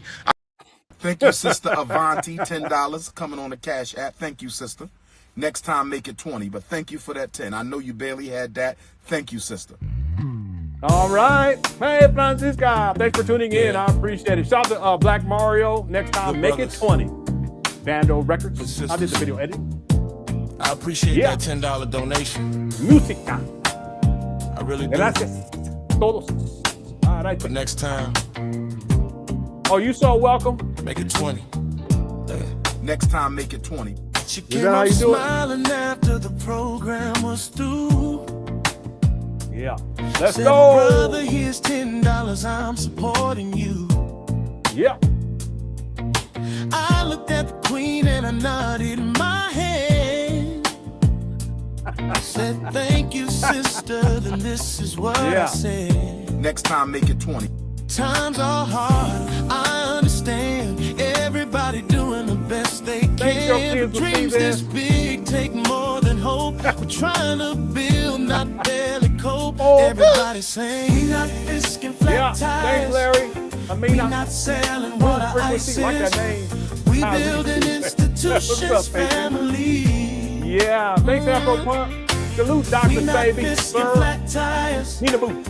We not selling water ices. We building institutions, family. Next time, make it 20. All right. If the blessings come thanks, your Rated R for Robin. I appreciate the 10. Baby boy. But here's what I gotta say. Yeah, Charles. Next time, make it 20. Thanks Let for the tuning in whole to congregation see. We not fisking flat tires. So we building institutions, family. Make it 20. Yeah. Oh. What's up, Randy? Next time, I'll make it 20. Thank you so much, Randy. Appreciate People asking questions every single day. Every single day. How What's you up, gonna Mary? build it? Hey, How Bridget. you gonna pay? Freedom Coast. Oh, yeah. I say one donation, one dream at a time. Everybody pitching in to help us climb. Yeah, this is the jam. This ain't about quick fixes. This ain't about little gimmicks. Trying to leave something standing tall for the next generation. Oh, thank you so much, Queen. I hope you enjoyed the show, everybody. Fisking flat tires. Yeah. We not selling water ices. We building institutions, family. Thanks, T-Logger. Flat tires. You so welcome. We not selling water ices. Get up off that edge, though. We building institutions, make my anxiety go up. You know what I'm saying? Next Thanks, time, make it 20. If the blessings come your way, Maybe I appreciate the 10. But here's what I gotta say. Next time, make it 20. Let the whole congregation see.